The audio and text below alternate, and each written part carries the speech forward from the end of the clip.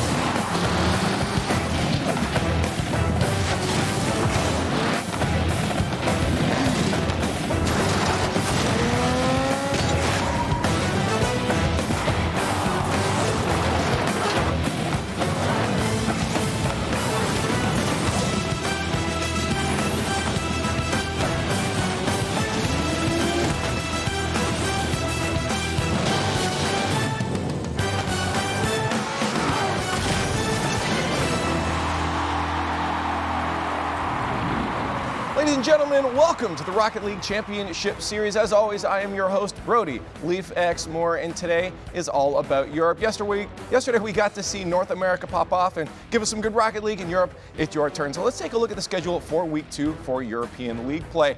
We still have all those newcomers looking for their first wins. Maybe they can grab them today, but of course, our special match of the day is going to be match number 5, Reciprocity versus Mousesports. That is going to be fun. You know what else is fun? Worlds. Worlds is always a blast, and tickets for it go on sale next week, February 22nd. We're headed to the Curtis Caldwell Center in Dallas, Texas, April 24th to 26th. I better see you there. It is always a good time. But what is also a good time is our friends at the desk, this pre-show. Let's get it underway with the Chiefs, Gibbs, and Wave Punk. How you guys doing? You guys ready for some European League play? I'm always ready for European League play. It's always a lot of fun. So, I'll leave it at that. Okay. So I won't go on longer. Well, I just want to see a big upset. That's what I want to see. We saw it yesterday with North America. I need to see another one today. I'm excited. Let's get into Europe stuff. Let's go. Cool. Well, let's start talking about it. Let's look back, of course, at last week first. It's always good just to recap in case anybody did miss it. We're going to talk about that Veloce versus Barça match. If you guys wanted to start breaking this down right now, how's it looking for these teams? I mean, Veloce was one of those questions of like, are they going to, finally run out of luck, it seemed. With all their matches, they had everything go in their favor. I liked how Barça played, especially with Flakes. I know James wasn't a big fan of the Scarab last week, but I actually liked it. I think he did a great job setting up a lot of great opportunities, a lot of great ground control. Devo and Ronicky were there to follow up on a lot of the chances, so I actually liked Barça. What James said was he thinks Flakes objectively played worse because he was on Scarab, and I do not care at all. We had a guy make a cockroach cosplay on a car and play it in an actual professional match and won with it. To me, that's the best thing that's ever happened in the RLCS. And the best part for Barcelona was Game 5. They did great there where they finally won on Champions Field. I loved it. I just love that you've already aged like 40 years. I'm so rusty, yeah. You yelled so much yesterday. Look at that car. I had a fight. Which is uglier, the car or Gibbs' voice right now? I'm still going with the car. I'm not gonna lie. I like it. The cockroach is literally the only topper in the game. I literally traded trade away or like trade up every time. I don't want it in my inventory. I don't want to look at it. Let's actually talk about the gameplay now instead of the aesthetics of it. Flakes seems to be the actual difference and a good difference for these guys right now, right? They're looking a lot better. The question is, is this enough to be able to take down those top guys like RV and Reciprocity when they come across them?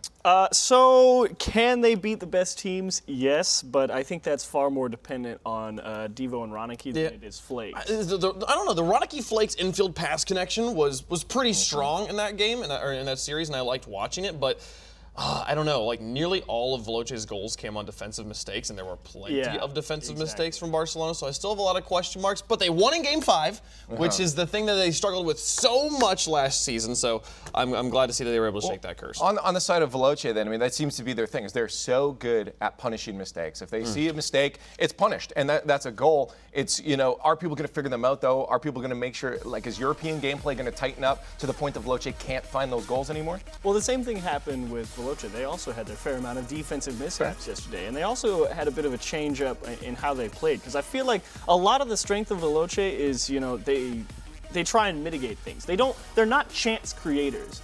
They're people who just buckle down, and then eventually one of your touches is going to be suboptimal like that, and Cassio's going to punish you.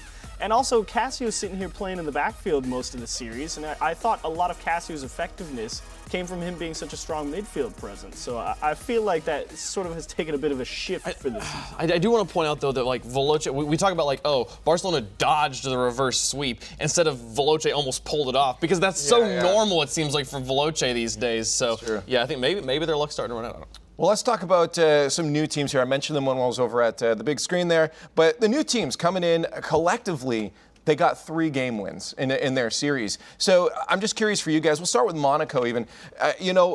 What's going on with these teams? What are they going to need to really drive in and get some series wins here? So the thing about Monaco, I actually loved everything about Monaco. There were some minor things that need to be tweaked and improved upon, but overall, I thought Monaco has a great ceiling that they can reach eventually come this season. What's that base, that they have that is going to give them that potential? So one, you've got great setup potential in Extra and Tigre. They're both great chance setuppers. Extra especially did a nice job putting the ball in the back of the net last week. But the thing about it, Ignite, I don't think he played up to as well as he can, because I felt a lot of his pathing around the field was a little subpar and a lot of missed opportunities on boost. I mean, isn't that just the case right now with Ignite for the last year or so, though? Like, we know he's good enough to win some of the biggest events in the world. Well, it's like, it's not because, it was mostly like the tiny little things that he was in position a lot of times, but he just didn't path very well, so he was short on boost a lot of the time. And that's a small tweak to make. I feel like other than that, like the worst part about them was the passes were a little off the mark. So my problem was their defense. #1 defense in rival series. Big mistakes for Monaco throughout that series. That cost them Game 3, that cost them Game 4, and they were really bad mistakes. So that was my issue. They played well until they made those mistakes. Really bad mistakes when you play 2 of the most precise players in all of Rocket League, Cooksier and Scrub, and play 1-goal games, and then you miss one clear off the wall. But they gifted them so many goals in that Game 3. They could have won this series. They're going to have to find a way to take down these teams. Like, I am pretty high on Monaco because they should be able to fix those mistakes. Yeah, I think everyone sees the potential. Yeah, I'm just a little right. Yeah. Well, we have a few other teams to talk about. Let's get to them. Endpoint. How do you guys feel they played? The RV, of course, that's not an easy start to your week, right? Like, you're kind of just thrown right into the fire here. But they were able to manage to get a game off of RV. Do we see again potential from these guys like we see from Monaco? I feel like is this better or worse than we felt with Flight going up against NRG in week number 1? Like it's I don't know. The sweep is almost like just get it out of the way. I feel like just like not have this like chance of hope. I don't know. Like, how do you guys feel? So my problem too with them, the #1 offense from the rival series, and they put up 1.2 goals per game. They need to score more goals. And it was against in theory, game to vitality, losing a big defensive piece with Scrub Killer, and they still were able to lock him out. So I'm a little hesitant as well. We'll talk about that in a second, but I do also want to use a few seconds here to talk about Singularity as well. Again, with 3 teams coming in here, and Singularity is our last one. How, out of the 3 here, where's Singularity fitting compared to these? kind of got put through the Buzzsaw. They scored 3 goals in 4 games. They did manage to win one 1-goal game, but it was not good. Well, they got Vitality today, so we'll see if they can improve Yeah. here against the better team. Well, speaking of Vitality, there was a big move that happened obviously over the offseason there, where Scrubkilla was taken off the team and moved over to Mousesports, and then in his place, Alpha was moved up because RV really wanted that full French team to make sure that those comms in game, they could just not think about the comms, they could just do the comms, but think about the gameplay. So let's talk about those moves and how they've panned out in that first week. Are we liking this move? I feel like Scrubkilla to anywhere is just a good one, but how about Alpha onto RV? Were those shoes filled properly? Were they filled properly? I mean, Alpha himself said in a tweet, he didn't think he played particularly well. So I think there's a lot of room for growth for Alpha. I think it's very possible that he just had an off week because we know he's very capable. So I think Alpha to Vitality is still great. I mean, you have Alpha having to fill in the shoes of Scrub, and there's not many players where Alpha's the one filling the shoes instead of like just replacing, just throwing their shoes out and putting his shoes in. So I mean, maybe there is there's the week 1 expectations of I've got to prove this was the right move, but I think when he gets comfortable, I'm terrified of this Vitality team. Some people don't think that the French connection is that important. I think it's actually huge. I don't think it matters. I know you don't. I don't know what you're thinking about because not having to say, okay, I want to do this. How do I say that in English? How much this just frees up all 3 of these players to play so well. So maybe, but K-Dub's been to every grand final since the past 3 years. I don't think it matters that much for his French connection there, personally. Okay, well let's talk about the Scrub then. Scrub moving on to Mouse. I feel like unanimously most people have said this is a really good move. This was a roster move in favor of Mouse. In favor of Mouse, absolutely. I think you do gain a lot of benefits. I mean, I think there's a lot of potential on offense, and you've got potentially one of the best defenses since you've got both Scrub and Coach in the same place. He does everything for his team. He had the most saves, 14 saves. He plays so well on both sides of the ball. He is such a good player, one of the best in the world. Easy pickup for Mouse. Yeah, it's obviously an improvement for Mouse and just objective raw talent. But does he fit well with the other players? I do have questions of is he enough to carry on the offense? Because I'm not gonna lie, every season with Cookser, it's like, is this the season he's washed up yet? Because it's just he's and not that he's ever really given me a reason to think he's going to, but it has to happen eventually, right? You're just sitting there. I don't know. I mean, you have players like Garrett as well in North America that are just so consistent. I feel like Cookser is kind of one of those guys alongside your K-Dubs and Violent Pandas that are just always consistent and kind of never really let you down. But Garrett's been delaying every single season. Cookser has missed quite a few. I mean, that's fair, but he blamed his teammates. But now he can't blame his teammates, right? Well, he can maybe blame one of them. All right, anyways, we're going to get to something we did. We did this yesterday as well in North America, but some very, very early predictions. We're going to try to get some predictions that are way out there and probably way too soon for us to even be trying to assess this. So let's look at the board here. I'll throw mine out there first. We looked at last season, and I don't know. I believe in them, and I think EU will finally be good again. They fell bad. Well, Weeks 1 through 4, they Weeks were 1 rough. through 4 were pretty rough. They stepped it up. They definitely pulled back together. So what was NA good last year when the big 3 died and Cloud9 at G2 on promotion relegation? You make an excellent. But no, that's why they're good because everyone else got good. But I believe in them. This is the positive thing. I believe in them that it's going to be some great Rocket League for you. And achieves. I think AS Monaco are going to make land. I think they're going to pull a triple trouble and they're going to wind up taking away a land spot off of someone. It's bold, but I also can believe that. That one's more believable than yesterday. But I think it's believable, but definitely very bold. I mean, they really have to ramp up quick. I feel well because you got to think about who they have to potentially knock off. There's Dignitas, Vitality, Mousesports, Reciprocity. They have to take away a spot from one of those 4 teams. Those are the 4 expected teams, so they got to bounce one of those out. I think they pull it off. Yeah. Speaking of expected teams, Violent Panda wins MVP. Is it okay? Are you saying MVP of Europe? Yes, of Europe, not the world. Okay. So, we all talk about Astral, we all talk about Yukio at the World Championship, but Violent Panda, he's the glue on this team, and I feel like the huge front runners are like a Shawset or a Scrubkilla, but Violent Panda. Both of you guys seem in disbelief right now. So you think one of the theoretically one of the best players on one of the teams projected to do well is going to win MVP, and you said something yesterday. Okay. Hang on, wait. Go ahead. We have a clip. Hang on. I asked production to Rizzo's look this a bit up. of an unsung hero on this roster. Yeah, unsung heroes don't win MVP. Unsung Yes, heroes he is don't not. win Who's MVP. the least sung player in all of Europe? So the one thing I loved is that my voice sounded much better yesterday. Unsung heroes don't win MVP, and he's like, Violent Panda's gonna win MVP. Violent Panda. What is that? Is not an unsung hero. What are you talking about? He is not the unsung hero on that team at all. Violent Panda, that Game 5 performance. I swear, we make 2 solo plays to win that Game 5. Violent Panda is the real deal. I swear we make half of our salary just being like, guys, don't forget Violent Panda's on this team too. He's That's what I'm really saying. good. It will change this season. I That's why I think it's bold. can see both sides. Like I agree. Like, but they're like there are times where it's just like we have to keep talking about it. Like we have to keep reminding people, right? So it's like he is kind of unsung because most people just tend to let him fade into the background. I can see it, but I'm still Exactly. with these guys. Like, I see what you're saying, but I think it changes this. Okay, Wave Punk. Hypocrite. We're gonna Gibbs. You're probably just wrong again. But so Wave Punk, we're gonna move to you.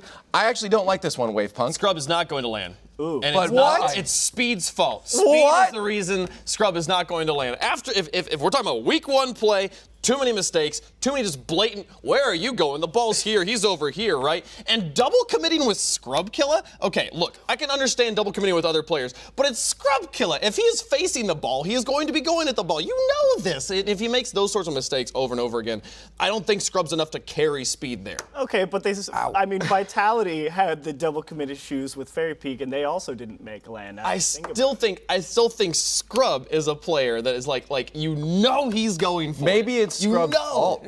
No, it can't be Scrub's It can't be Scrub's fault. Not when he's in front.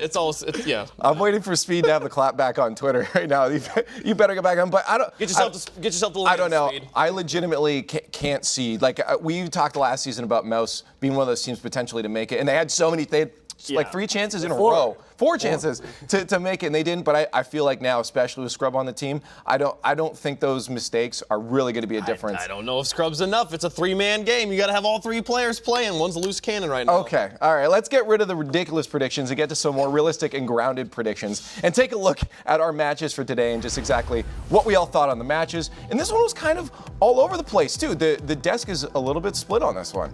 Yeah, so I think Wave and I, we both picked TSM to win their match versus Veloce, and I think that's perfectly reasonable. Well, Gibbs, I thought you were done picking Veloce to win things. One more. More. This is it. Your last chance. I didn't hate the Metza Magnus combo. I thought it was still pretty good. I said it last week. I liked, how they looked. They're very willing to just lock down, and against a team like Veloce, who I feel doesn't create a lot of chances, I think TSM can weather it. That is definitely a coin flip game. They took the new European MVP to Game 5 last week. I thought that was pretty good stuff there. So. Yeah. And then that match of the day, Mouse Wreck, that one looks really good. Yeah. It could go either way. Was I the only one? No. Okay, Cheese is with me on the Mouse one here. Why are you backing this one up still? Is it that belief from last season with the addition of Scrub now? Yeah, so I still pick Mousesports because I think there's a lot of offensive potential in there. I think Scrub Killer put on a fantastic performance last series, opening the door, and I think Cookseer and Speed are good enough, despite what you think. They went to 3 overtimes with the team that just got promoted. And they won them. Oh, they barely. I don't know. I think Reciprocity stays too. They were so clean, Reciprocity, last week. Well, it's like the reason I can't didn't argue. pick Reciprocity is just like you have Chaussette, very hot or cold. You're not sure if you're going to get much out of him. I think Fruity is prone to tilting sometimes. If he has a bad start, think? it don't goes know poorly anymore. for the rest of it. I don't He know. used to be. It happened at LAN. He played It happens terribly. at lands, but I don't know. Like in league play, I think he's pretty solid. And Farrell is shooting well. When Farrell shoots Farrell well, was this is shooting like the well. best team in the world. So I think as long as they keep that one up, as long as we're going off of week 1, I like Reciprocity. So the Endpoint FCB, we'll actually talk about that match in a few minutes, but we all just rolling on FCB except Wave Punk. You believe in Endpoint on this one? I liked Endpoint, and I did not like Barcelona last week. I think there were too many mistakes. I think that Veloce was not even pressuring those mistakes. Like we talked about it. They were just like, we're just going to sit here and just play. They were a pool save away from a sweep there and had to go all the way to Game 5. So I don't know. Barcelona did not impress me in week 1. I thought Endpoint looked pretty solid. They had a nice showing. I'm excited to see them build on that momentum and maybe get a win here. I think everyone's believing in Dig right now, but in just a few seconds we got an interview with Extra coming up. But you're the only one that had Monaco. Yeah. So talk to me why you think they're, because Dig's looking really good right now, and it's hard for me to believe Monaco can take him down. Well, I think you say Dig's looking really good. At the same time, though, I feel like they played TSM last week. And the fact that TSM is this team that just sits on their own half, really, and just tries to counterattack and play solid defense, the fact that they was that close against a team like TSM, I think AS Monaco's offense has a little bit more in the tank, and they end up taking it over Dignitas. Interesting. Is that believable? Is that a believable statement? I mean, I don't think Violent Panda can be MVP if they drop to Monaco here in week 2. So Very true. we'll see what Okay, as I mentioned, I did have an interview. I had a chance to sit down with Extra, so let's take a listen. Making his debut into RLCS, and now his debut onto camera. It's Extra from AS Monaco. How you doing, buddy? I'm good. What about you? I'm doing fantastic. Great first showing. I'll talk about a specific goal in just a second here, but I want to hear, how you feeling? How's the first week? How's RLCS for you, man? I was thinking I was gonna be like more stressed than I was, but I was feeling very comfortable at the first match, so I just want to play the next week. Yeah, that's true. I do want to look on last week, though. You know, how do you feel now? You've got a game out. Of course, obviously didn't go in your favor, but how do you feel now getting a match out of the way? How's the play style? Do you feel like you're in the right spot? How's just the play feeling?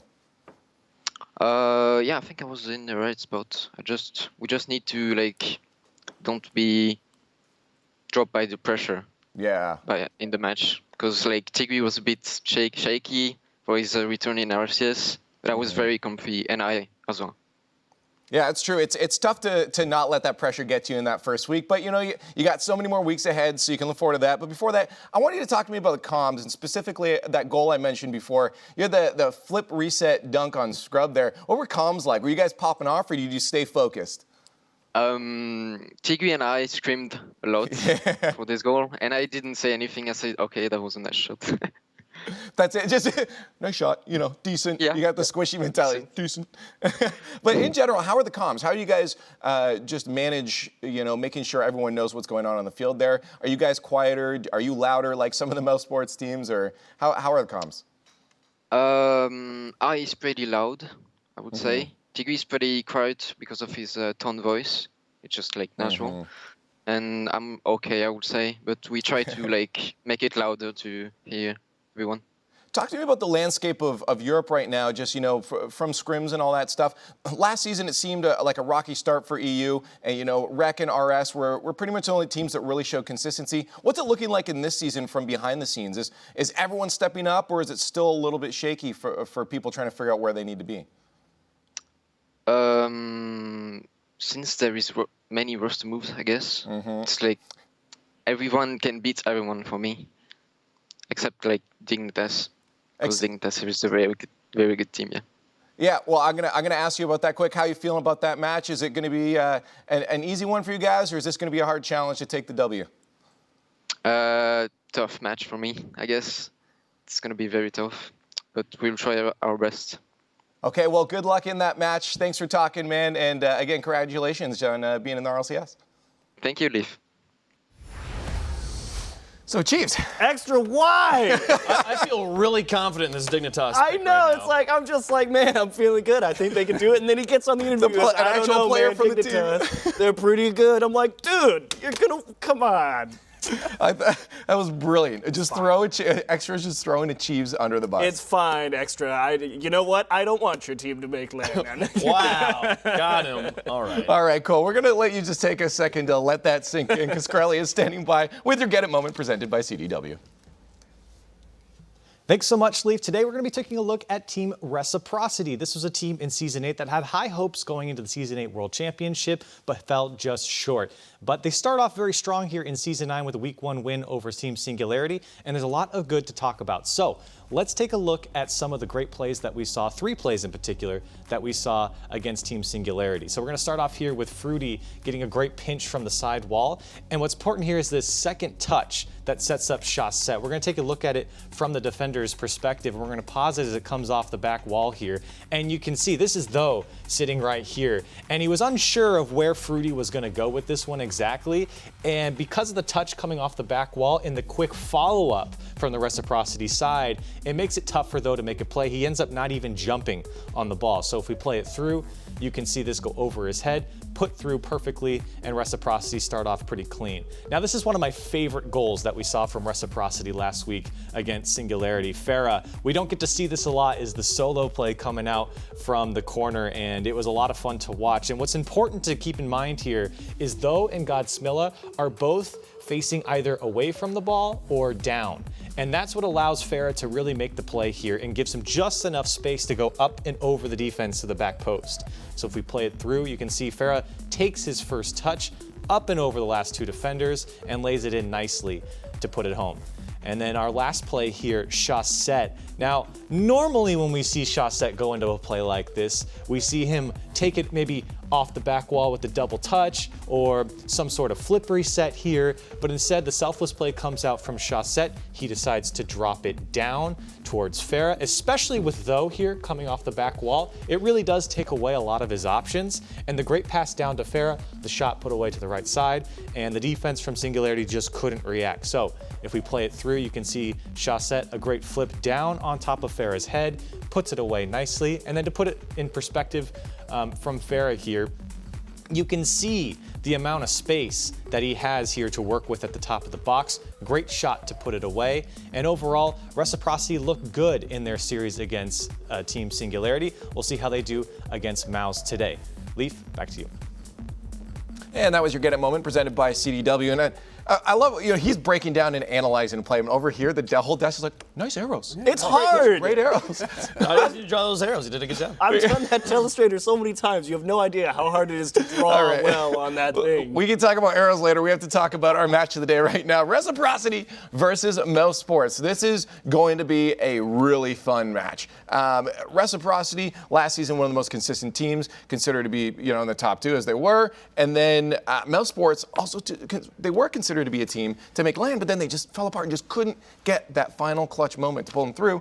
Are they going to be able to do that and take down one of the top from last season? I think yes. I think Mousesports definitely has it in them to take down a team like Reciprocity. I mean, I am fully aware that Reciprocity took #1 in Europe last season. I know how good they can be, but the thing is they're not that team every day, day in, day out. And I think you think the Mouse is like, you think that today's just randomly not going to be one of the days for Reciprocity or something? Like, what? Yeah, actually, I literally do. It's like I don't think Reciprocity ever like shows up unless it's like they're at live events, and even then they still tank. It's live events is either all or nothing with it. Exactly. Sure. This is the first real test for Mouse with this roster. Last week was a warm-up game. Now you've got one of the big dogs you got to take on here. Prove me wrong, Speed. This is your opportunity. We'll see. Well, here's the thing too is they started off good. They're already in a good spot, and I feel like that mentality is going to carry through. Again, they got a scrub killer now, and you talked about how scrub is never going to be a problem. It's a cool new shiny toy, but you need the rest of the toys to play along with it. Toy Story taught me this over and over again.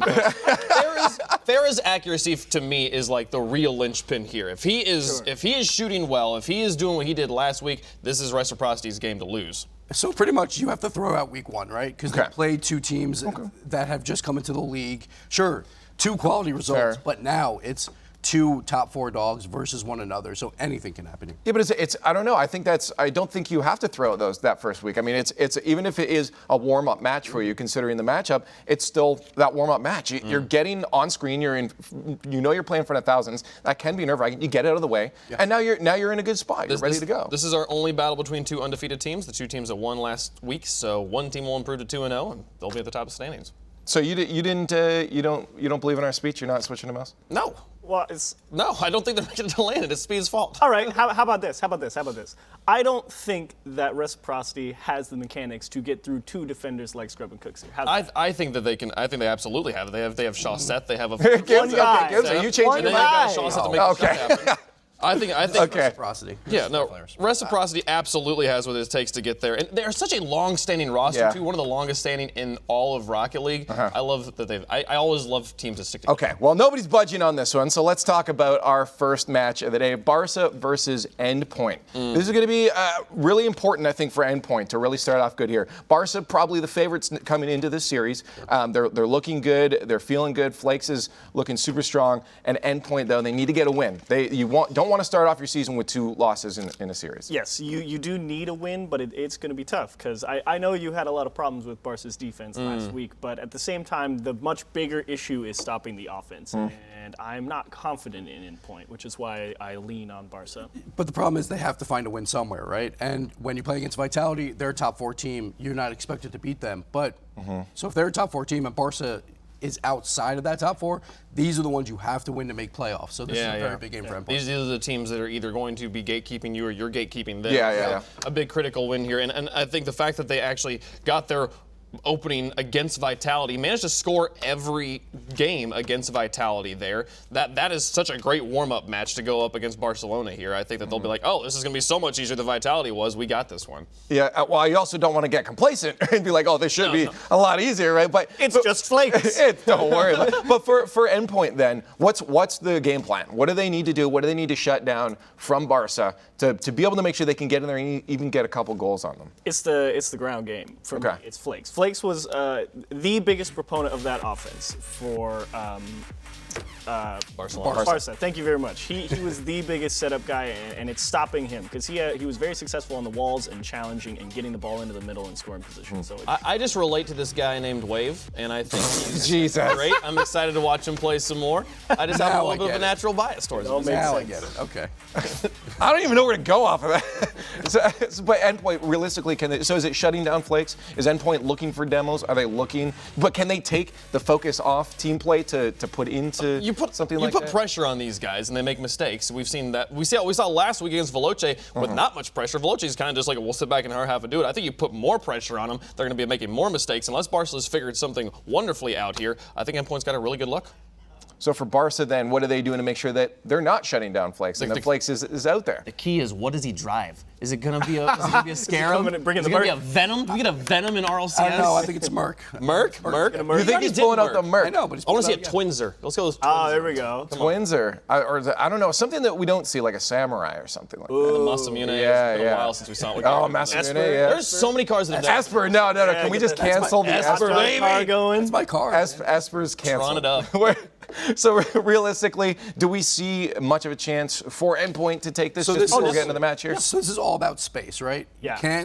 You cannot give Flakes any space because once he has space, he'll find those options available from his teammates and capitalize. So Endpoint has to be in their face every single time. Once he's got the You Final heard it from Frontier, Gibbs. it's bad. All right, get online and let us know what is Flakes going to be driving today on Twitter at RL Esports, hashtag RLCS9, because it is about time to get week 2 of the European League play underway.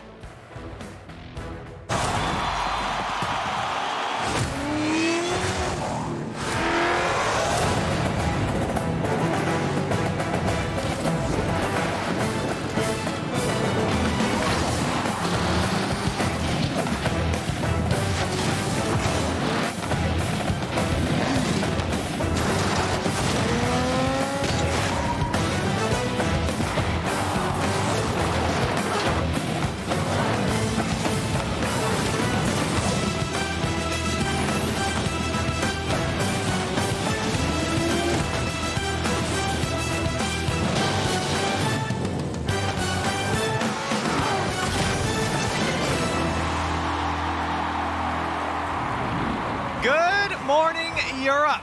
We've got Endpoint and Barcelona. You're making me laugh already, man. Get Endpoint and Barcelona underway here in game number 1. I wasn't even expecting that.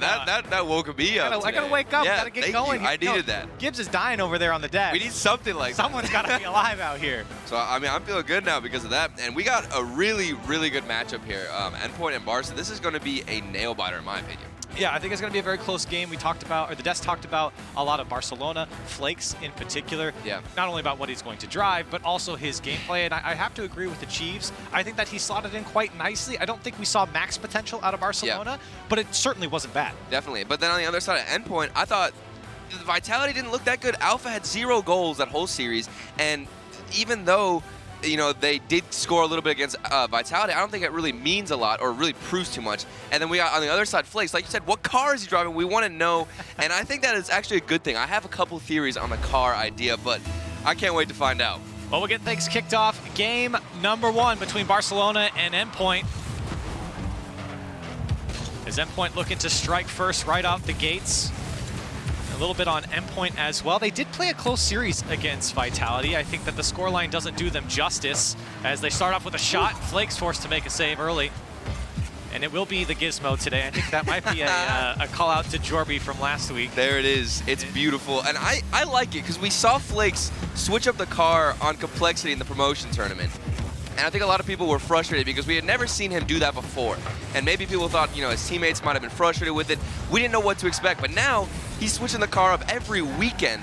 And I think it actually might add to his mentality. Maybe he takes it a little bit less seriously.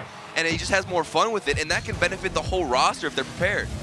Well, Barcelona has an opportunity there, up and over the net, and you're right, the Gizmo did have a heyday back early on in the season, or in Rocket League. Yeah. Here's Devo, and can't get there first, and Endpoint had opportunity. Both teams have had opportunity early here. Here's Flakes on the dribble. He's got 3 to go. Gets past 2. Over the last defender. Flakes starts it off for Barcelona. The Gizmo, Flakes, just making it look so easy. 2 people commit on Endpoint, and then he's got the solid shot on net.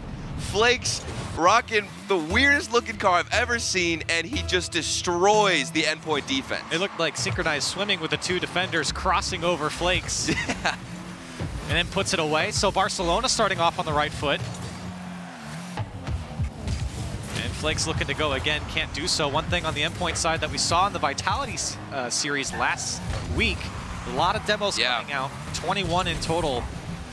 And I actually think it's going to be easier to demo this Barca squad because they're a lot more grounded than Vitality. You know, Flakes, we just saw him go for dribbles there. They're going to stay on the ground, go for these controlled defensive transitions, and I think that you're going to be able to catch more defenders on the defensive side because they're going to be more stationary. And oh, Devo, big miss off the back wall, and Virtuoso's going to put it away. Devo, maybe even he's considering using the Gizmo. I mean, just, you got to be hitting those off the backboard. A big miss. And Virtuoso, he's got an open net. And so the response comes through from Endpoint. And with 3 minutes and 11 seconds left, we got a tie game. Here's Ranaki with full boost off the ceiling. As he flips under the ball, gets the shot on target. It goes in for Ranaki. I thought the save was going to come through for Endpoint. And in the end, it's Barcelona. And Ranaki set himself up perfectly. Look at the delay. He flips all the way down, saving that last flip he saved off the ceiling. And like you said, maybe a save could have came out on the defensive side, but Ranaki, an instant response for Barca. And that flip really does throw off a defender. And it's so dangerous. Yeah. Those first few seconds coming off the ceiling are so crucial, but speaking of seconds, it's how Endpoint respond back. And now we've just got a shootout. Flakes looking for some kind of a pinch off the backboard. Nachito, that direct pass across the net was everything. He didn't have it centered towards the goal at all. It was directly 90 degrees out. Makes it easier for his opponent, or excuse me, teammate, to beat out the opponent. And now we've got a tie game. So quick goals back to back. Yeah. And like you said, a tie game. Here's Ranaki from his own corner, and that one comes straight out to Nachito. Relating Wave was looking for some bumps. 2 go on the Barcelona side. Endpoint hunting here as Devo does clear it away. Endpoint to keep this one on. Here's Nachito. And double commits coming out from Barcelona, but they are making the save. And here's Devo. He can't get the touch. That demo might have thrown him off just a little bit to catch up to that ball. Ranaki for Barcelona will pay the price. Here's Flakes. Does get the touch on target. Demo tried to go there. Now Virtuoso, he's been deadly on the ball. We saw it over Ferry Peak against Vitality last week. Yeah.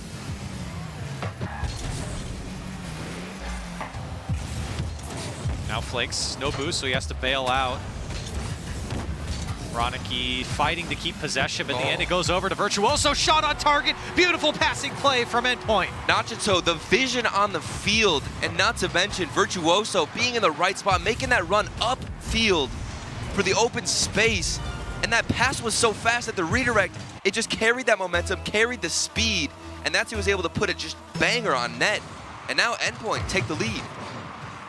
So Endpoint coming out and looking strong here in game 1. I don't think Barcelona's looking half bad either, but Endpoint really doing a great job of converting their chances and quality chances as well, which I think is important. Yeah. One thing I noticed in the Vitality series for Endpoint was that, maybe the shooting wasn't the best, but all their team efforts, their vision on the field like we just saw there, and the demos, they just always get everybody involved. Rarely do we see solo plays from them, and I think that's a great sign. It has a lot of potential for Endpoint to just be a better roster as a team. Oh, Flakes tried to just finesse that one over the last defender. Good defense here from Endpoint, stopping Barcelona on every attack. Devo, this ball bouncing towards the backboard. Virtuoso picks it up. Ronicky win. Flakes with full boost, dealing with this one. It drops down to Nachito, so an extended stay here for Barcelona. An opportunity is coming. And you can just see the starvation. Nachito, Virtuoso, barely any boost in the tank, and now Devo. How did Nachito get that save? Barely any boost. He has 12 right now. Still, this one might catch out Relating Wave. It goes up and over his head, and Devo puts it away to tie it up. All of this possession for Barca just suffocating everything Endpoint had to offer, and eventually an open net is going to present itself, because you could see for a second at Endpoint, they just could not find a way to rotate out. And a tough break there for Relating Wave, as that challenge did go over his head, and Barcelona finally were able to break down Endpoint. Here's Ronicky.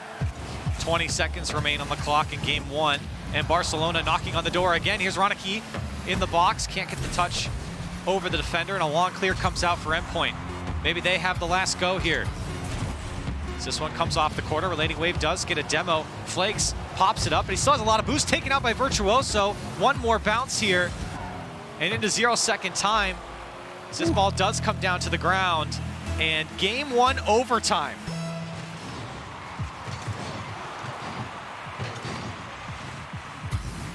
Barcelona looking to break out from their own end, but Nacho comes flying through, and Endpoint looking to clamp down. Off the kickoff, it's Devo to break out for Barcelona. Oh, good patience there from Nachito, doing that little backflip to keep possession, but now Flakes has got an open shot. Virtuoso, strong defense at Endpoint. They looked a little bit shaky for the final minute, I'd say, but they're kind of getting it back together. And Endpoint now looking to break out from their own end. Good shape here from Barcelona. All three players tracking that ball and having support. A shot from Devo, turned away by Virtuoso. Barcelona, late in this game, have done a great job of suffocating the defense, and Virtuoso couldn't get there. The shot was on target, turned away by Relating Wave, and Endpoint struggling to deal with this ball as Flakes goes for a double tap in the corner. And Barcelona are just waiting for this ball to fall back into their hands every single time. And they had a chance. There was a team bump from Endpoint there in the defensive half, and Barca still just didn't find a shot, a solid opportunity. Endpoint barely hang on to this one. A minute 20 into overtime, coming up on a minute and a half now. Here's Devo. Gets one more, maybe another, as he puts it over Relating Wave, and everyone from Endpoint waiting for it to come down. Tough challenge for Virtuoso, does make it in the end. And Endpoint now really struggling to break out from their side. The entirety of overtime has felt like it's been on this blue side.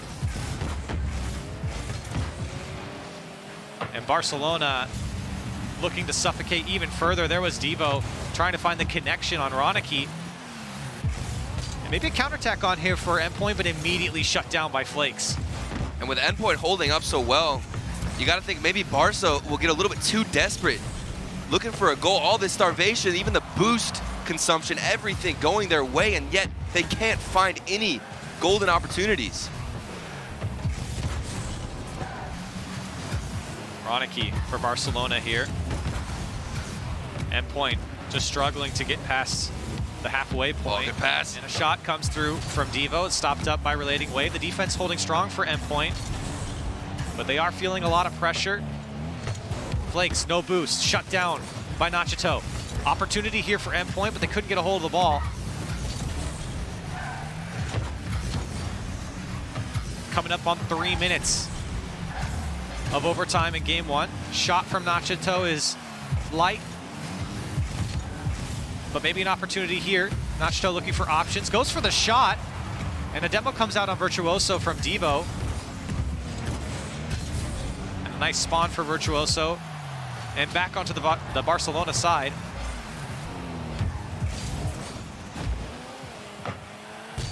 Here's Virtuoso on the dribble, looking for space, couldn't find it.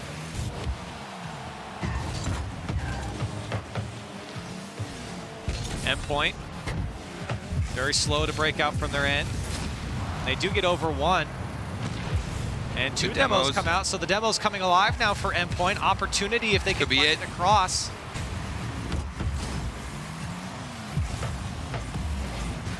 Now Barcelona feeling a little bit of the pressure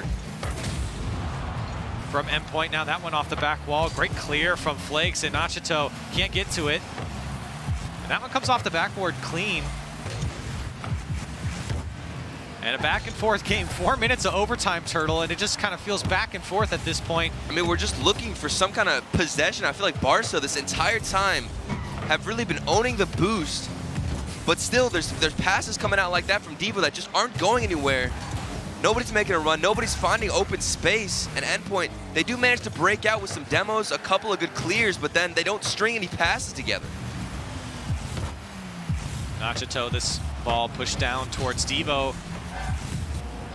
Barça unconcerned with Endpoint right now, but maybe they should be, as that one came down in front of Ronicky and that ball played away for Barça. Here's Flakes. Dangerous balls, it's high flying above the net. Devo gets there first but can't put it on target. No boost for Relating Wave, and we are seeing that. The suffocation, we've talked about it quite a bit. Lots of boosts going in favor of Barça at the moment. And yet Endpoint able to stay alive. Now 11 shots, or excuse me, 11 saves for Endpoint. And we're over 5 minutes of overtime. Oh, that could be it. Opportunity as Virtuoso does make the save. This one's gonna go high for Flakes. Follow up from Devo does go in the end. 5 minutes and 16 seconds of overtime. And we were waiting for that initial hit from Ronicky on target. Flakes, he doesn't even put it in the upper corner. He just tosses it out to Devo. Finally, we get some open opportunity, an open shot for Barça, who had possession almost that entire overtime. Wow. The patient game. I honestly thought that with how much, you know, Barça was getting desperate for goals, it just felt like Endpoint. At what point were they just gonna finally break out and surprise Barça? But somehow it was just starved. And give credit to Barça. They did a great job of controlling the final third. Endpoint, they were boost starved. Yeah. They were struggling to stay with the play because Barça was just putting on quite a bit of shots and just pressure in general. And for Barça, it did look like for them a quality game one after 5 minutes to put it away. And we talked about the suffocation on the Endpoint side. As a team, what do you say to each other to now kind of negate that going into game two? Because especially through halfway in regular time in game one, it felt like Barcelona really got a hold on the Endpoint side. I mean, I love the demos coming out from Endpoint to try and relieve some pressure, but then at the same time, you have to have better hits off the backboard. I thought that Endpoint, sometimes they'd be missing, and a lot of that does come down to boost starvation, but eventually, you know, you're going to have boost and you can go for that good clear. If you're not getting solid, you know, huge clears and you're not using each other to get the ball out, then it's just going to allow for Barça to have easy possession. They're going to control the midfield, and if you're Endpoint looking around right now, you need to be using each other to get those clears so that you can have time and space to go for your own boost instead of getting starved the whole game. And that was how overtime felt for Endpoint. Probably most of that 5 minutes was being starved on their end, but it wasn't all bad for Endpoint, especially in regular time. They looked quite good going back and forth with Barcelona. Yeah. So let's see if they could get a game two win, or does Barça build on their series lead here? And if you pay attention to Flakes, he's been taking a lot of the boost. Sometimes he'll opt, even right there we saw it, to just go for the mid boost instead of try and get the ball. He just knows if he can starve out the enemy team, take all their boost, somehow a mistake will present itself. Endpoint trying to set up something early here in the first 30 seconds. But again, not a lot of boost to work with. Here's Flakes from the ceiling, shot down on target, to go from Endpoint, and a pinch clear comes out. and they'll be happy to see it. Nachito looking for that back wall. It does go wide. And Endpoint couldn't muster up much. Now this is dangerous as 2 go and they can't get the touch. Devo tried to put it on target. It's just high. And Virtuoso uses all of his boost to take it away. Here's Relating Wave, looking for the air dribble. Up over 1, double. Backboard, can't get it. Follow-up is there, but it's blocked by Ronicky. And so Endpoint, their best look so far. The first minute or so. Here's Nachito. Endpoint looking to clamp down now. Can they find some extended pressure on the Barça half? There's a shot down from Relating Wave, and now Devo on the dribble for Barça. Can't get it over Virtuoso. And if you look at how both these teams are carrying the ball on their defensive side, you can notice Barça really opting for this dribble game. Flakes catching the ball in the corner, going for the 50, and then he can follow up a second challenge, making it even easier for his teammates to get out of the field, get some boost, and stall. If you're Endpoint, I'd be trying to adapt that game plan and give your team some space. 2 minutes coming up and have gone. Still a tie game, scoreless between these two teams in game 2. Virtuoso from the ceiling, just trying to salvage that one. Nachito to the Barça corner. And Endpoint have regained a bit of control in the midfield to make sure Barça can't just lock them down. Here's Flakes, second touch off the back walls there, and Flakes puts it away. And this is what I'm talking about for Barça. Look at Devo, the classic dribble out. He gets a solid flick. He gives Flakes time to get in position for the pass, and then a great double touch off the backboard. Again, using the gizmo. I keep needing to re-look at some of these goals I'm seeing Flakes get, because it's so weird to see him with that car. And another one, Devo, right off the kickoff. And Barça gonna be happy to see it.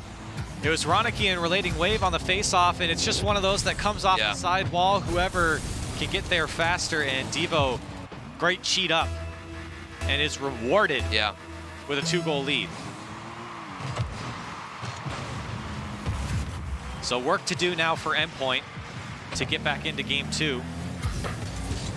Relating Wave does find Nachito. The bump was attempted on Ronicky. As this ball is thrown back to the Barça side.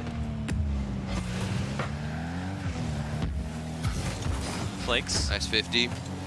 Does get the challenge, and Ronicky beats out Relating Wave there. Now Flakes, big flick. It actually got a piece of Virtuoso and a demo, so a chance here for Barça if they can get back a hold of it, and a great challenge from Virtuoso. Now Nachito, quick. Not a lot of boost there, but had to go.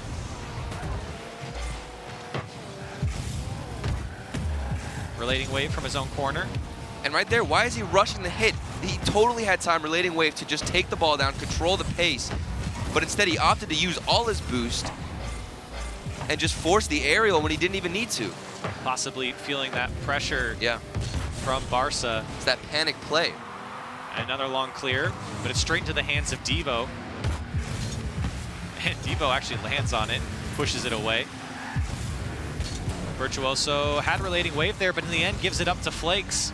Coming up on a minute left, a chance now for Barça. Flakes, this one comes down. Ronicky, tough angle for him.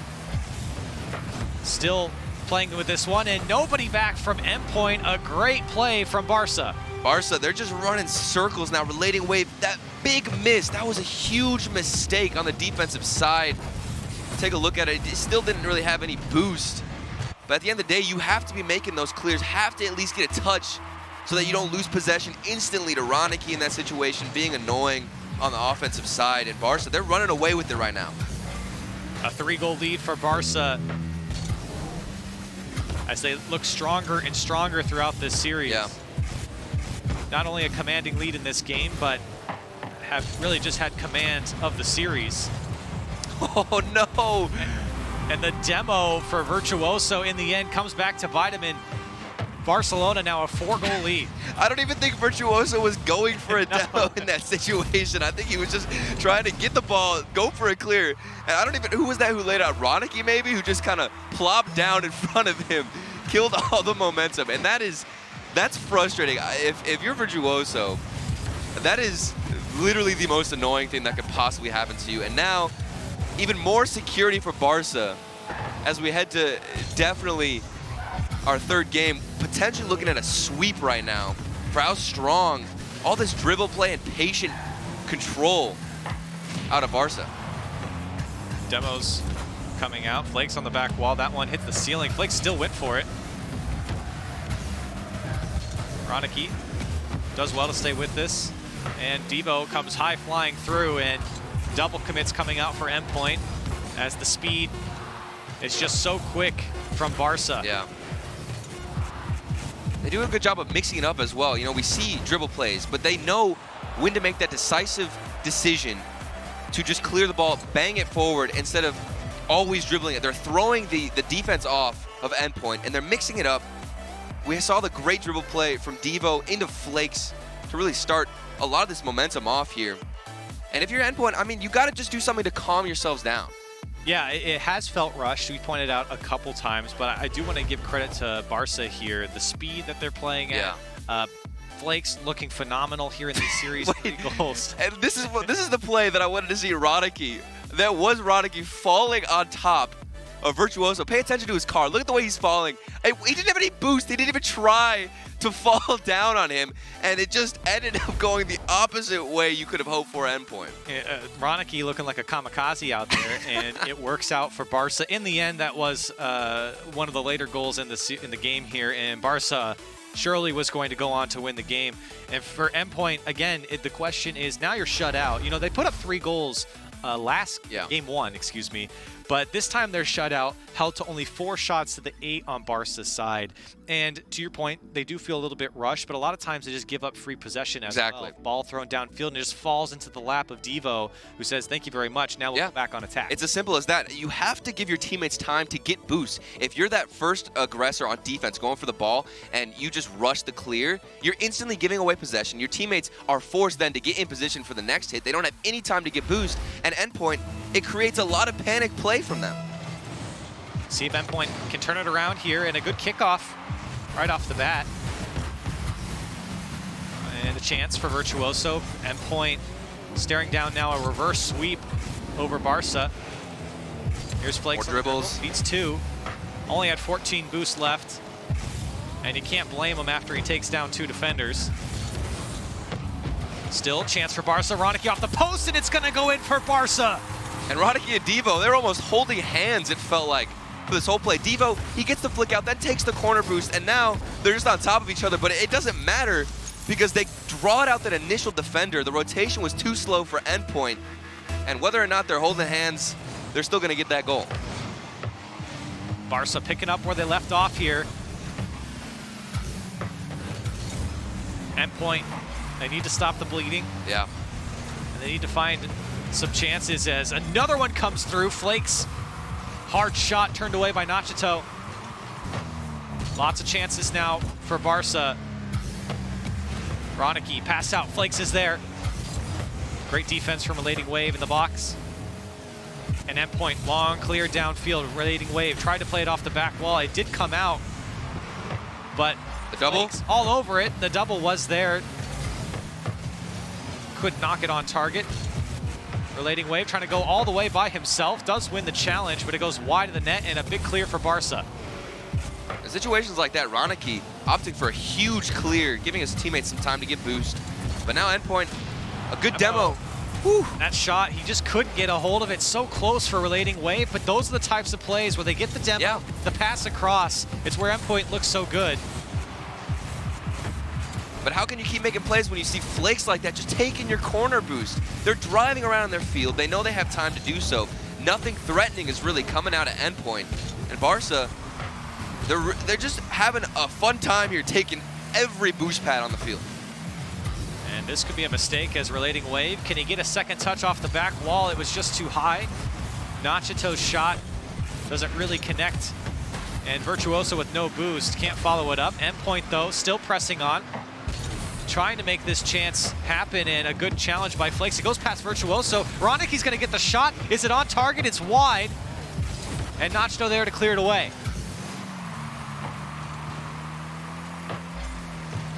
Relating Wave meets Devo to the ball.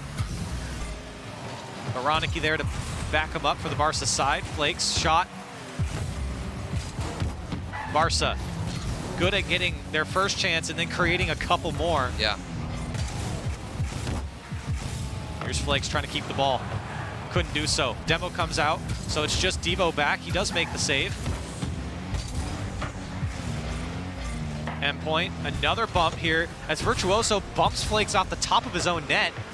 He's still just bullying him across the field. Flakes still ends up with the ball and then gets the demo, leaves it for Ronicky. Flakes gets another one. Ronicky, can he drop it down? No, it's Devo to put it home, but a good save on the post. Barcelona still hunting, and Flakes made a lot out of nothing there. Demo still coming out, and it comes back to Ronicky. That one's too high. Barcelona won't let the chance die, and Endpoint barely hanging on.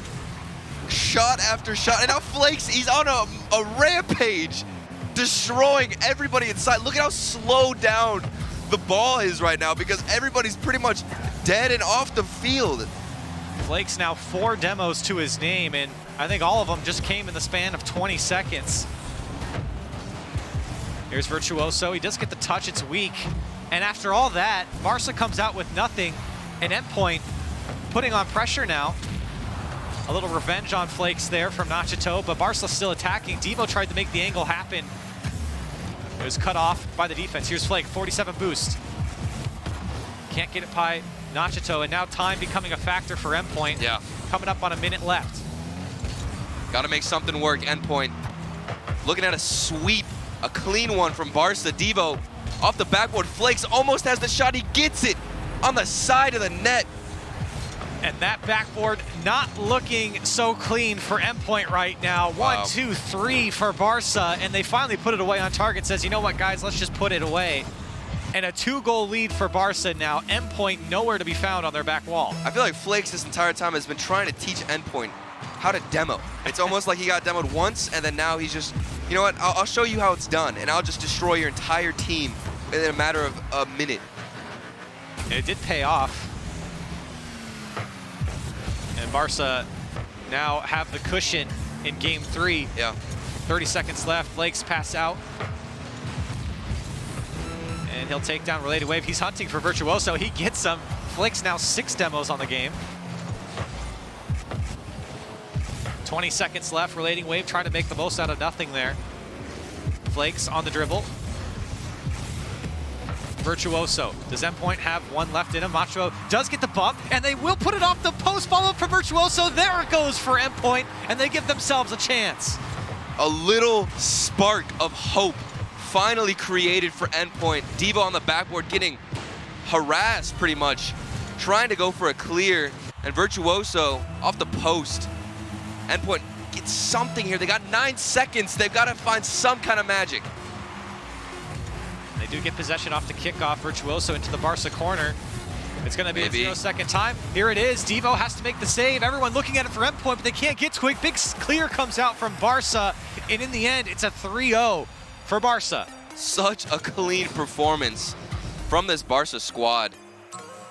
Like I said before, it's controlling it right after you get that instant clear from Endpoint. If a challenge comes out, we saw Devo multiple times, Flakes as well, always controlling it, and then it was the mechanical ability to get that flick over the first defender who's challenging you once you control the ball, and they can continue to go forward, whether it's get a challenge after they get that first flick or even beat out the other defender. They always have a game plan and can always move the ball down the field with dribbles. I feel like for Barça, this was a game plan that was executed to the fullest. Yeah. It made Endpoint feel uncomfortable throughout this game, and take away the 6 demos that Flakes had alone in that game. They were also physical, and they controlled even the final third. And just because you control a game doesn't mean that you blow them out here. But you look on paper, it's a 2-1 win for game 3. But Barça was steering that entire game. And there was no panic play the entire time. Endpoint never forced Barça in a weird situation where they'd kind of freak out. Meanwhile, on the other side, Endpoint the entire time didn't have any boost. We saw multiple double commits,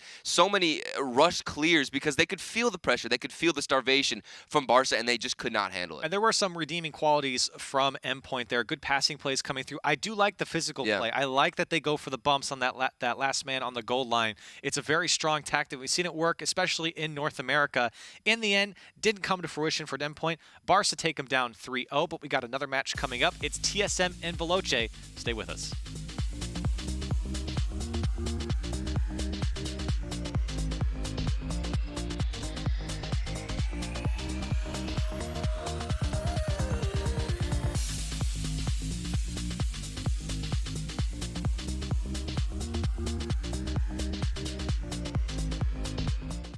CDW, we get you want happy, productive employees. That's why we've made our office pet-friendly. Maybe a little too pet-friendly. Well, you know, CDW can design a mobility solution with light, powerful devices from Lenovo to make your people more productive in or out of the office. Anyone have any questions before we go? It's great. I really need to get out of here. Snake people are freaking me out. Hey, Cheryl, do you have a sec? For workplace productivity, you need Lenovo and IT orchestration by CDW. People who get it.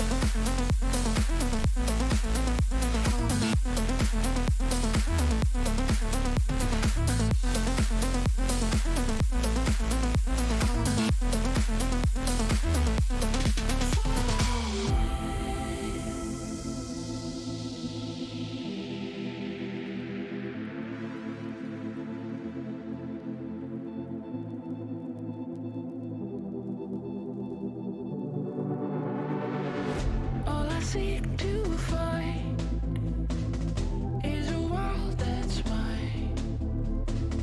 Need a place to hide. Will you free my mind? Following the lights of a world that's blind. In your eyes I see there's a place for me.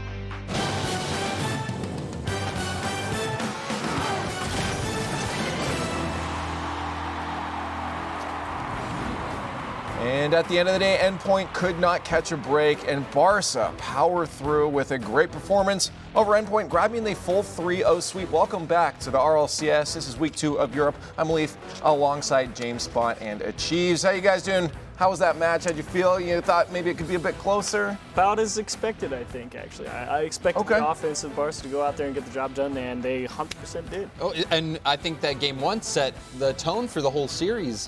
Endpoint, they were playing defense. I was impressed with how calm they were on defense, and they were staying in the game despite not having any possession whatsoever. But in the end, it was the Barcelona offense led by Flakes that was just too much for Endpoint to handle. And they picked apart that backboard the entire time. It was insane how many balls got up there. Right here, this play going right off the backboard, feeding Devo, Flakes. I mean, there was even the play from Devo where he flicks it up to Flakes for the double tap. I thought that was a lovely play. It started out with the Flakes dribble. I was not a fan of Scarab Flakes at all. Did not like Scarab Flakes. But Gizmo Flakes, that's another story. It's bringing me back to the Gambit days.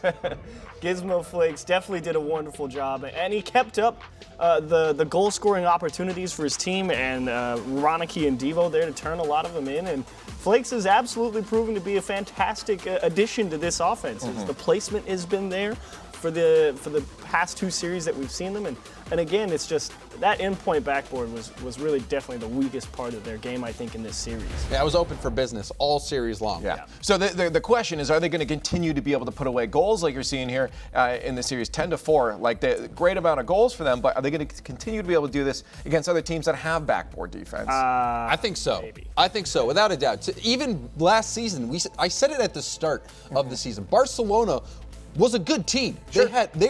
You can't deny the talent that these guys have. Absolutely. They have the offensive ability. Ronicky was the golden striker. True. Bluey was just behind him. And now they bring on Flakes and Ronicky. The only thing that held them back was mistakes in critical moments. And so far this season, we saw even last week in those game 5s, they stepped up. It seems like a different story. So watch out for this Barcelona team. Well, we're going to get to watch out for them next week when they play again, because right now we have to move on to our next match. It's Veloce versus TSM. TSM was a big question moving into this season.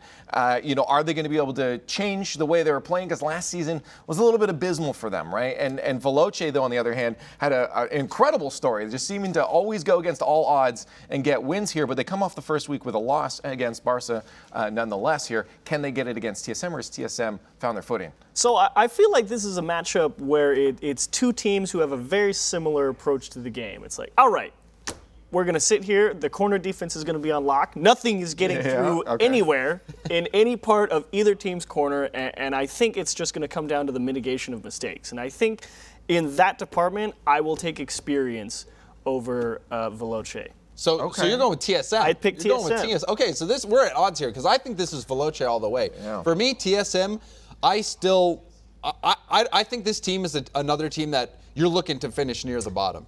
And Veloce is a team that made it to the World Championship. Sure. They almost reverse swept Barcelona last week.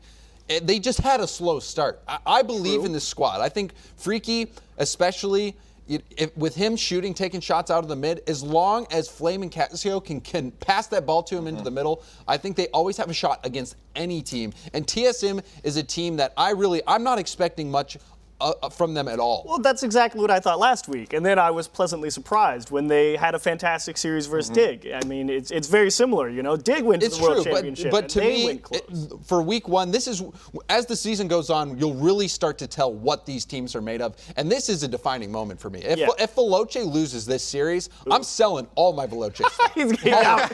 He's getting rid of it. No more. Yeah, because it's only going down further from there. Well, I think that's the thing, is that, it's people always had the question mark, but you have to start believing in Veloce now, and I think I am with James on this one, that they play a very safe, consistent game, and they're going to punish those mistakes from TSM. As you said, it will be mitigation mistakes, but I feel like Veloce should have this one. But let me know what you guys think as well online on Twitter at RL Esports, #RLCS9. Will Veloce overcome TSM, or will TSM get a win? We'll find out right now. Well, the desk is ready to sell But for me, I think that this is going to be an incredibly close series between these two teams. Say what you want about Veloce. They always seem to have very close series that they can pull out. They did very well last season. On the TSM side, give me your thoughts on this team after week 1. Personally, it felt like it wasn't, the dust was very down about TSM in week 1, and I think they surprised by the way they looked, even though they lost their series, but it was much better than expected. I feel like TSM has had a lot of weight lifted off their shoulders with the release of Alpha. You know, Alpha's a great player, but I think he created a big shadow for Remco and Metza to kind of just fall into. They didn't really want to push up. They didn't have a lot of responsibility because they saw Alpha doing all the work, and now they've been put more into the limelight.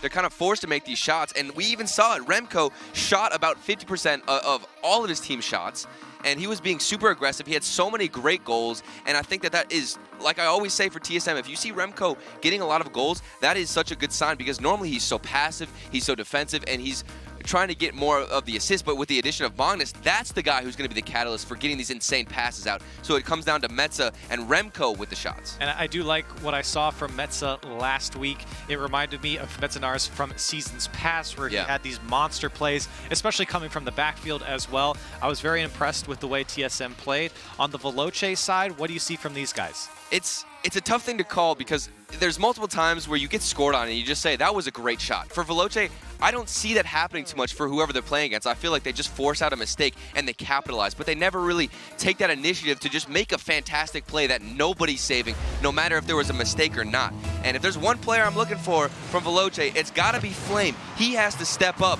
and be that star power and that star player for the team. We'll see if they can do it as a big miss comes out from TSM right off the bat.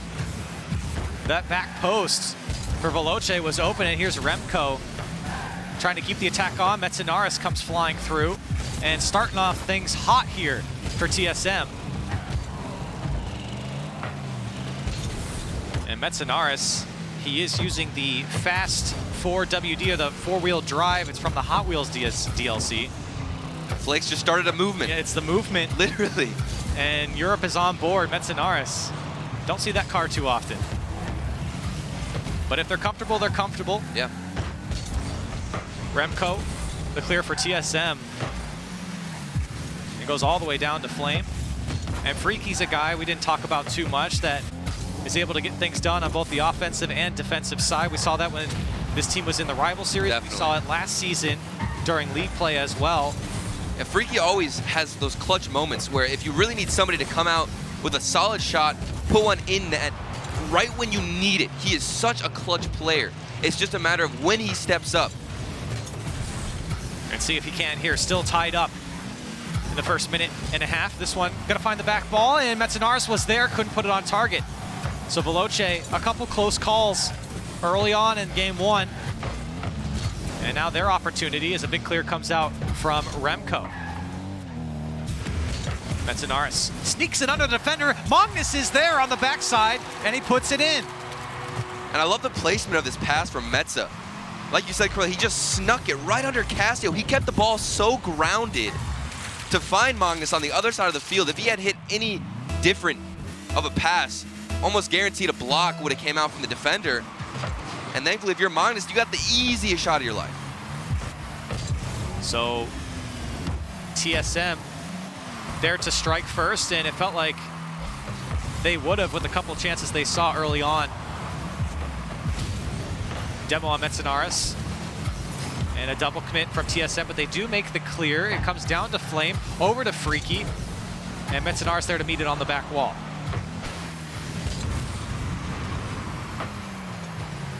Flame to keep this one out for Veloce. And like you said, Turlo, has been the criticisms of Veloce is that they struggle to really create their own chances. Yeah. They just take advantage of sloppy mistakes on their opposition. And that's not a horrible thing. Their punishing game is always on point. It's just sometimes you're going up against a team that is just unbreakable, and you need to hit some crazy mechanical shots, something to give you the edge. And for Veloce, we rarely see that. We'll see if they can step up here against TSM. Metzanaris picks this one up, does a little pop shot off the back wall, and nobody there from TSM 2 all the way back. Here's Flame. He's just gonna throw it up, and a miss there from Magnus. In the end, he's bailed out by Metza.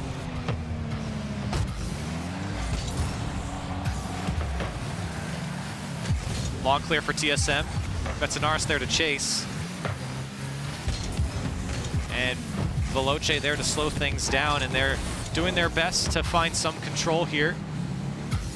All good Time and patience. space here for Metzenaris. Does pick up a canister on his way towards the net, but in the end, Veloce there to shut it down.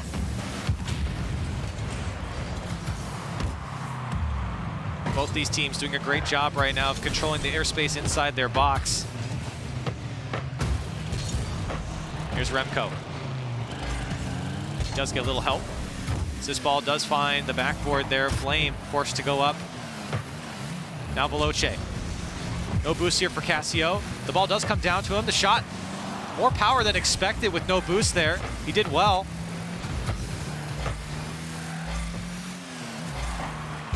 Flame. Remco to pick this one up, looking for support from Metzenaris. Metzenaris does push it through Freaky. But Veloce end up with the ball. Final minute. Really just a stalemate. After that first goal from TSM, we haven't seen much movement on either side of the pitch, really. Remco putting off the back wall. You're right, it's been a bit of a dogfight to find possession and control in this game. It doesn't feel like anyone has the upper hand at the moment. Here's a shot from Freaky, turned away by Metza. Follow-up from Flame, another weak one. And now TSM trying to find the counterattack. Remco to the midfield. Here's Magnus. TSM looking to put something together. Freaky there to take it out. Now Remco. Time ticking down for Veloce. Do they have one more chance left in them in game one? Here's Flame on the dunk. Cassio, it's his turn to go, and it does come down to a miss from Metzenaris. Magnus there to clean it up. TSM going to try and clear this one away with 2 seconds left. It's Freaky. It's got to get the touch. We're into 0-second time now, and Veloce, it's got to go the length of the field. It's going to drop down for TSM as they take game one. And a slower paced match here.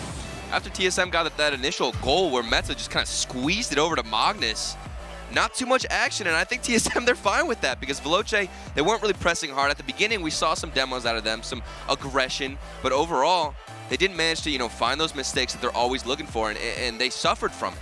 And you take a look at the stats on the TSM side, and you see 9 saves coming out from them. But a lot of those shots that I remember from Veloce were very weak, just kind of lobbed towards the net, not really threatening at any point. Free clears. And a lot of clears came out for TSM because of it.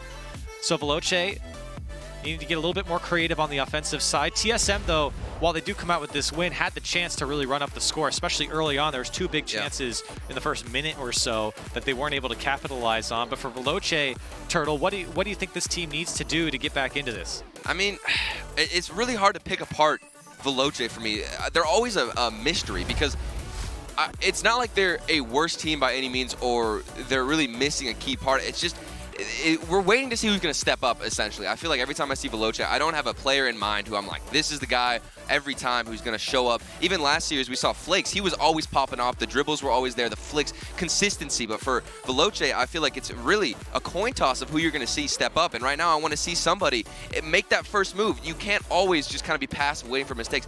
Make that first move. Force a mistake if you have to. But overall, if you can get a mechanical shot or a crazy pass, look for those. I think for me on the Veloce side, it's Freaky. He was MVP contention last season.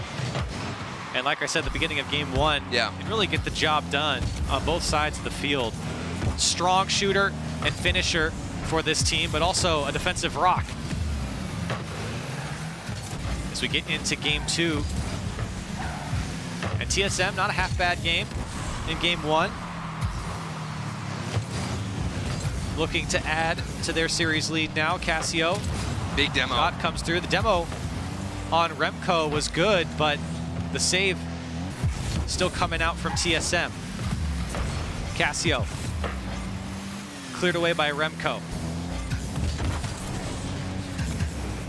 And now Freaky to follow suit for Veloce, and Remco trying to push this one on. He does off the back wall. Cassio's got to deal with it. Magnus was in his face, and now TSM, it's their time to strike. Another one coming off the back wall. Freaky, it's a weak clear. In the end, he keeps possession here. And Magnus tried to find the back wall there. It was over to Flame. And now Freaky, the far side, cleared away by Remco. Veloce, here's a chance. Cassio, it was weak towards the back wall, and Metzenaris there to eat it up.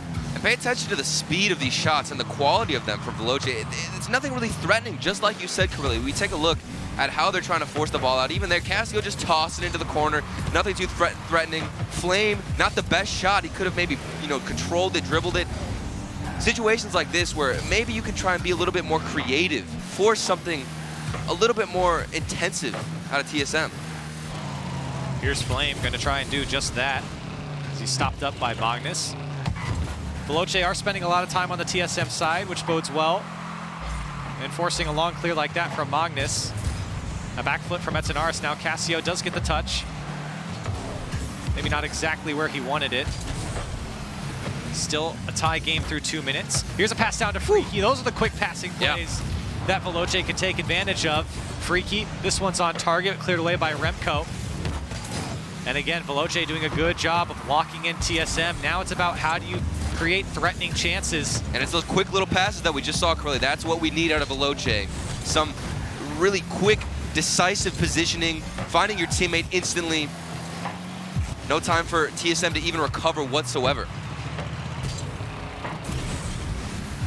Veloce now spending some time on their defensive half. TSM looking to press on. Big clear from Freaky here, but TSM does not want to let this go. It's the first look they've had out of their half in a while. But a demo on the TSM side will slow things up. Metzinaris. Tough touch here from Flame as this one goes off the back wall. TSM looking to strike, saved away by Freaky. That's to keep it going for TSM. Good communication from Flame and Freaky there. Lots of time for Remco. Look at all this space too. Veloce being so passive, letting Remco have that hit, and he just kind of gave away possession, but still being a lot more passive on the defensive side if you're Veloce. And Remco now on the defensive side. Veloce finding themselves in the attacking third once again. And a good clear from TSM. Again, back and forth game here. It doesn't feel like anyone has the upper hand again. While Veloce have spent more time in the TSM half, it hasn't felt like TSM has been tested too hard. There's a pass over to Freaky and a tough shot towards Remco. Remco, great transition by himself here, but with no boost, it's going to leave him a little bit stranded. Definitely benefits off the Veloce side not knowing that as they gave him a little bit of space. Here's a touch from Magnus. Can he do it himself? Flip reset. He gets the fake under the defender. Follow-up from Remco's there. TSM looking to strike as another one goes off the back wall. Can Metzinaris do it himself? Saved away by Freaky. And Veloce's defense holds strong. Flame follows up his own touch. Freaky now the third man. Cassio shot on target, back post, down off the crossbar and in, and Veloce finally break the defense of TSM. And they do it with an incredible shot. Cassio right in the corner.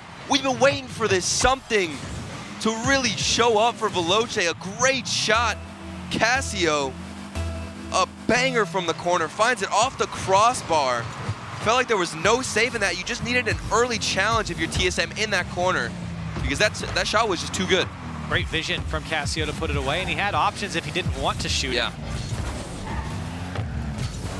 And now Veloce, 10 seconds left, trying to hold on to this lead and tie up the series. Metzinaris, is he gonna do it himself? Get some help from Freaky. And this is the last chance for TSM. Magnus there to keep it up. He's got boost. Maybe. The flick. Tried to get over Cassio, couldn't do so. And TSM double commit leaves Magnus in a tough spot. And that's going to go over to Flame, who's looking to kill it, and he will. Veloce tie up the series in another very close game. And they do it in the best way possible. Just a nice, solid shot from Cassio.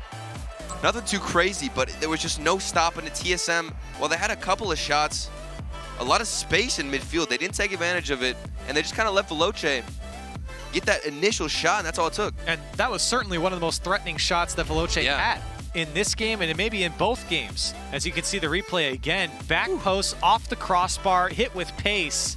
It's tough to save that as the last defender. Take a look at it one more time.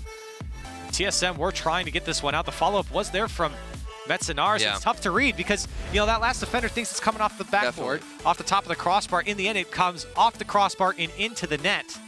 So Veloce get one there, and give credit to Cassio. Great shot. And if you're Metza there as well, you want to control it a lot better in the corner. Just kind of gave away possession, didn't let himself have a follow whatsoever.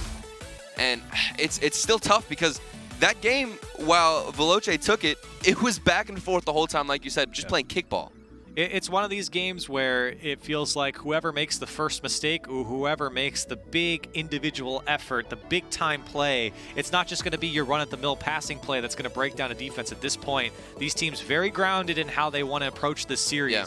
And so far, 1-0, 1-0, and we're on to game 3. Yeah, and just looking at the series in general, both these teams looking for their first win in the season right now. This is huge. Building momentum early on in RLCS League play, so important. Get your confidence levels up.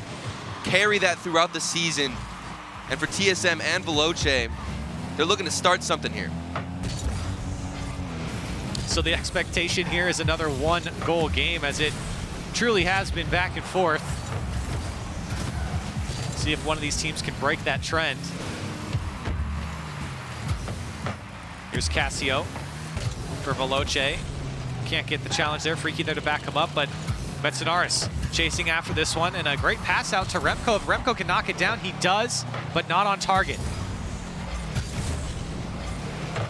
Magnus clears this one from his own goal line. We can see the patient clear from Magnus. Well, he just stayed in net the whole time and banged it. Good patience from him. Solid defense. And we'll see if TSM might be able to bounce back. Maybe they'll be the ones actually, like you said, Corelli, getting that individual effort, but I guess it's Cassio from the corner.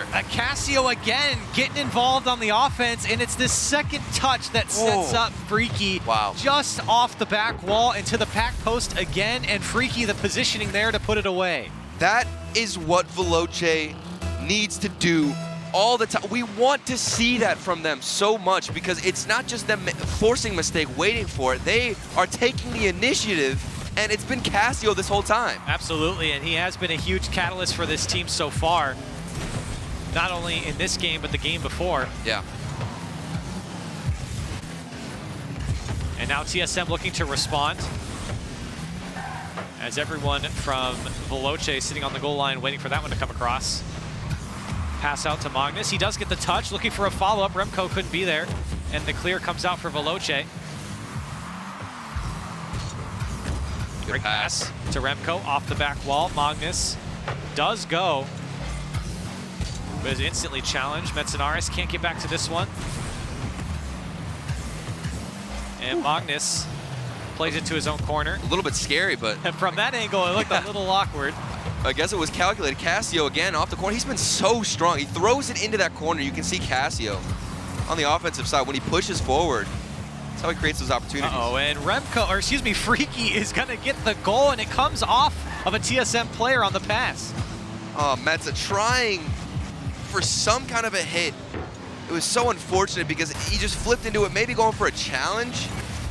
And yet Veloce, all that space is right for them. Yeah, Metzenaars was trying to cut off the pass there, but in the end doesn't get enough power on it. And just helps out Veloce. And now a 2-goal lead. Here's Freaky looking for that backboard. He does get it, but Magnus there to clear it away.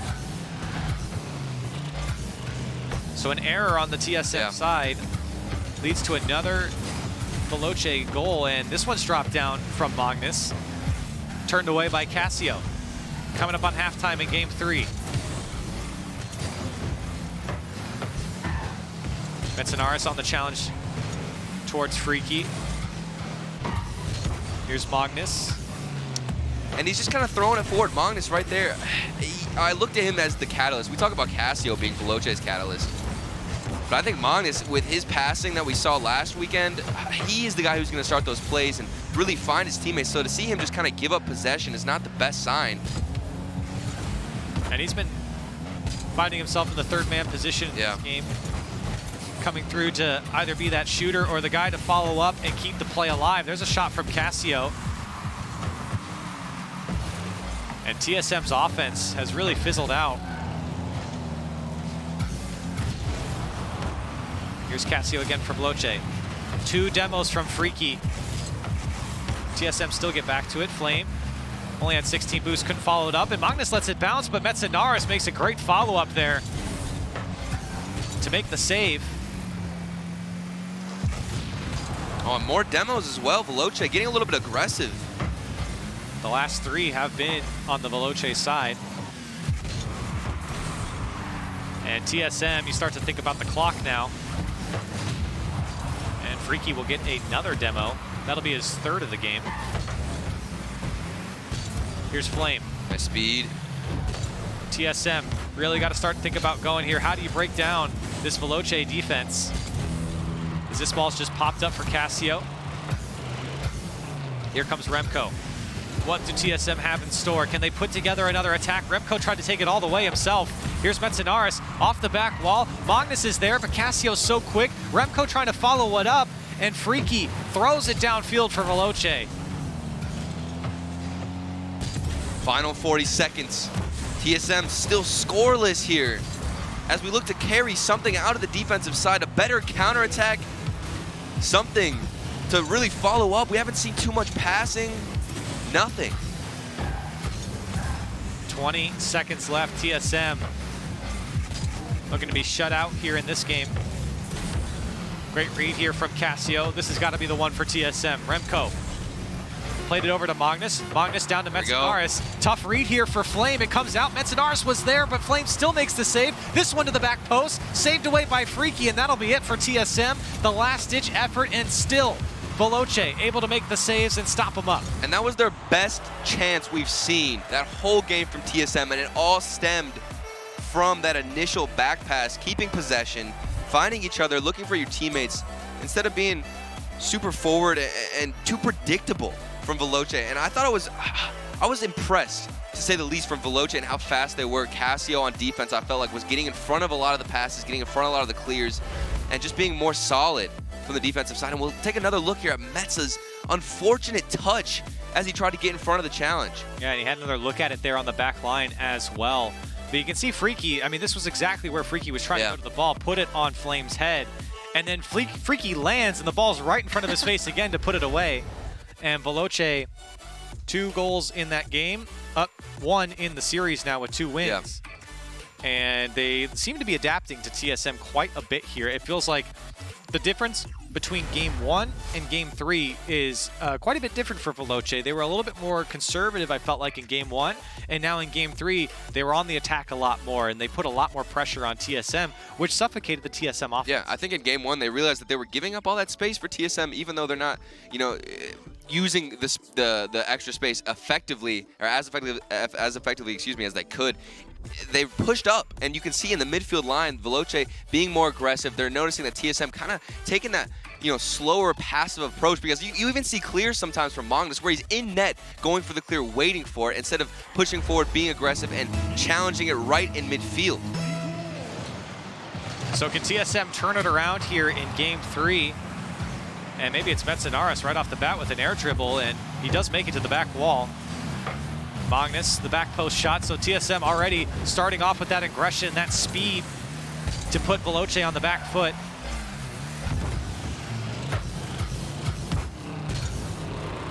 Here's Magnus for TSM. And TSM really struggled late in that last game to put things together. Their best looks were really at the end of that game in the last 20 seconds or so. Remco off the ceiling down to double and Magnus. Opportunity here for Flame. He just couldn't catch up to it. And TSM there to bail themselves out.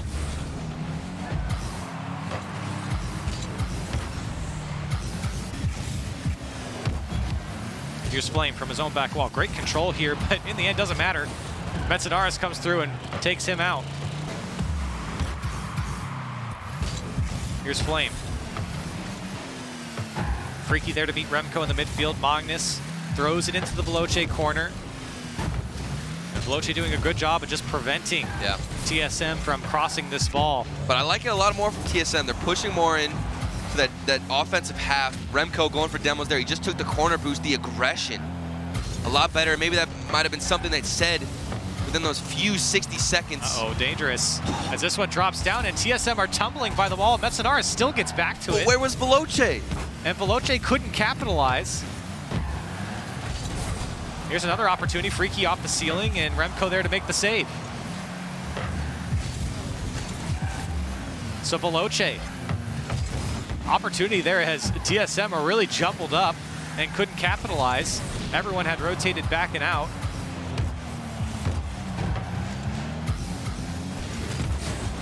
Cassio. Now Magnus picks this one up into an air dribble. Flame there to meet him, and he pushes it to his own corner.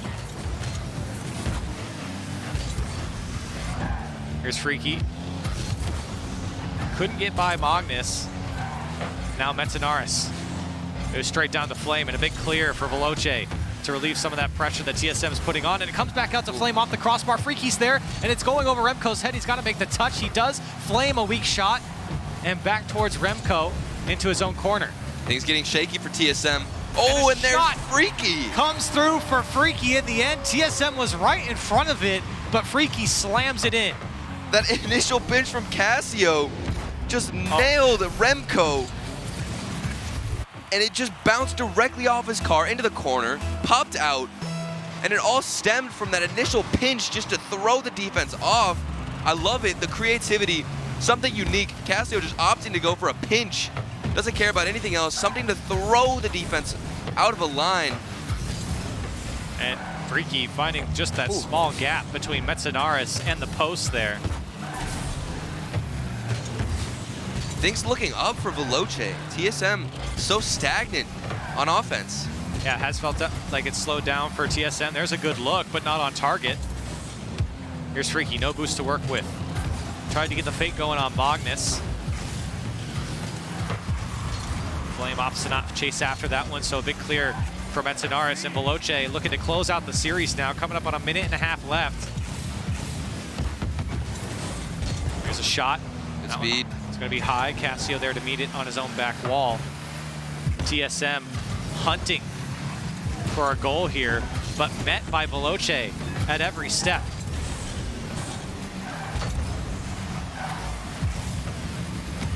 Cassio couldn't get that one by the defender, and TSM now back to the Veloce corner. Freaky. And now Flame, met by Remco, and he drops it down for Magnus. Great pass from Remco there. And we only see that as TSM gets to the final minute. Now we're starting to see more passes come out. They're starting to rush, but it's their final minute. They've had the whole game and still come up with nothing.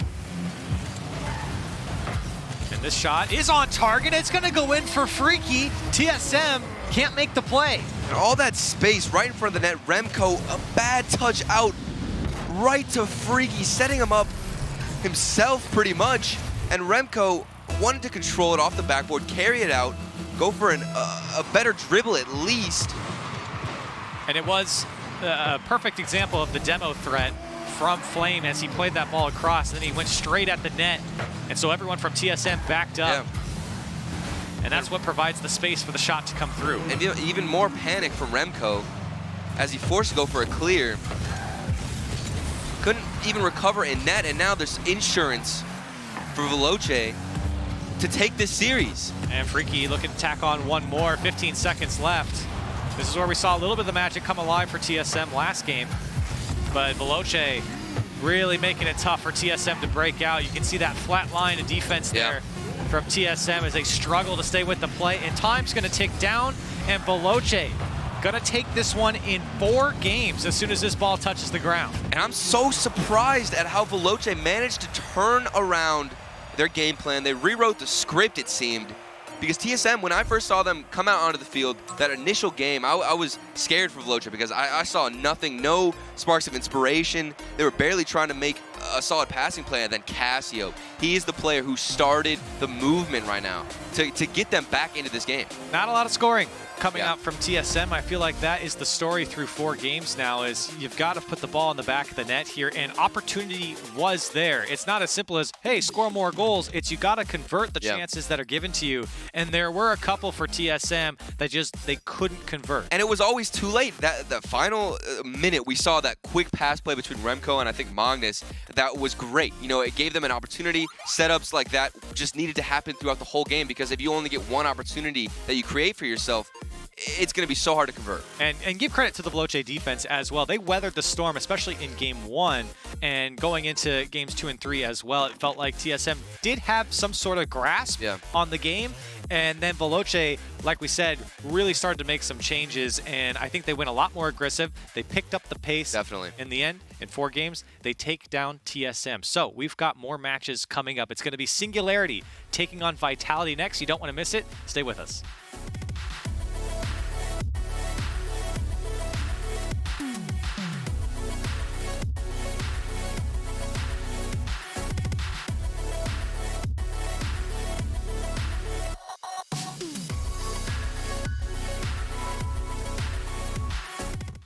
At CDW, we get you want happy, productive employees. That's why we've made our office pet-friendly. Maybe a little too pet-friendly. Well, you know, CDW can design a mobility solution with light, powerful devices from Lenovo to make your people more productive in or out of the office. Anyone have any questions before we go? It's great. I really need to get out of here. Snake people are freaking me out. Hey, Cheryl, give a sec. For workplace productivity, you need Lenovo and IT orchestration by CDW. People who get it. 誰もが旅をする。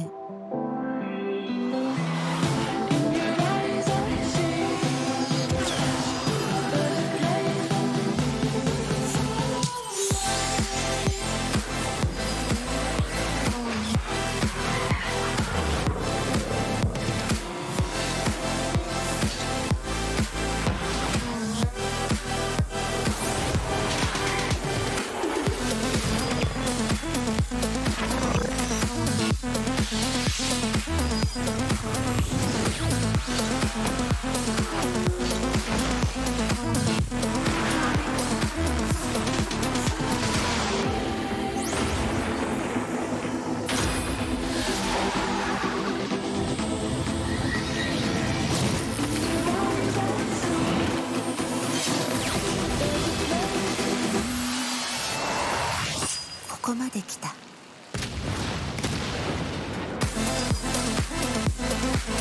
なたはどこまで行く？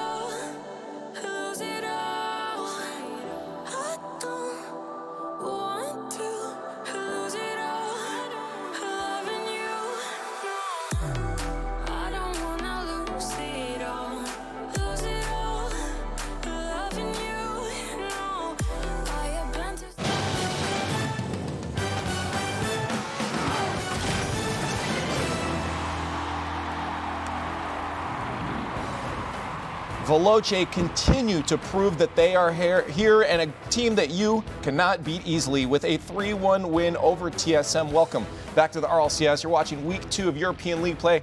I am Leaf alongside Turtle and Jorby. And guys, that was a long drawn out match there, but Veloce continued to prove that they punish mistakes. And then when TSM made them, there's a goal for Veloce. Yeah, I mean, it was definitely a slower match. I was midway through, I was kind of trying to see if they were still filling each other out, because it felt like the play styles that they were trying to implement hadn't been, set just yet. And so it took a couple of games, but Veloce were the team, who really decided to make that first step towards building an established play style, and that was being aggressive, going for demos, and Casio popping off. And after that first game, I actually felt like TSM, they were playing relatively mistake-free, and then things kind of fell apart after that. You saw a couple of double commits in game number 2, and then that shot by Casio was really nice. Casio had a lot of great passes over to Freaky as well. Veloce continued to be this force that just will punish every single error that they are given. And it's one of those things from TSM where I felt like something about them wasn't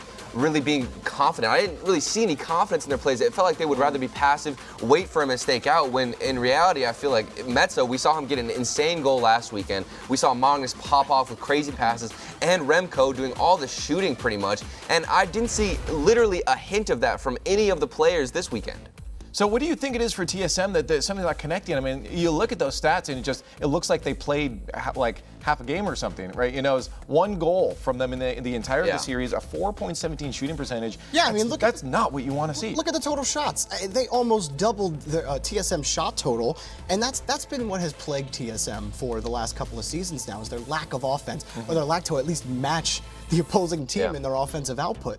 And TSM, when they're put on those long defensive stands, they eventually lead to mistakes, and then Veloce just punish every single time. When Veloce are able to just take shots and have control of the pitch and just constantly roll back midfield, right into TSM's back wall, they're going to win the game. Yeah, definitely. I was going to ask you guys about that match, but we actually have an expert on it. Someone who's on the field. Freaky from Veloce is here to talk to me about that match. How did that feel, man?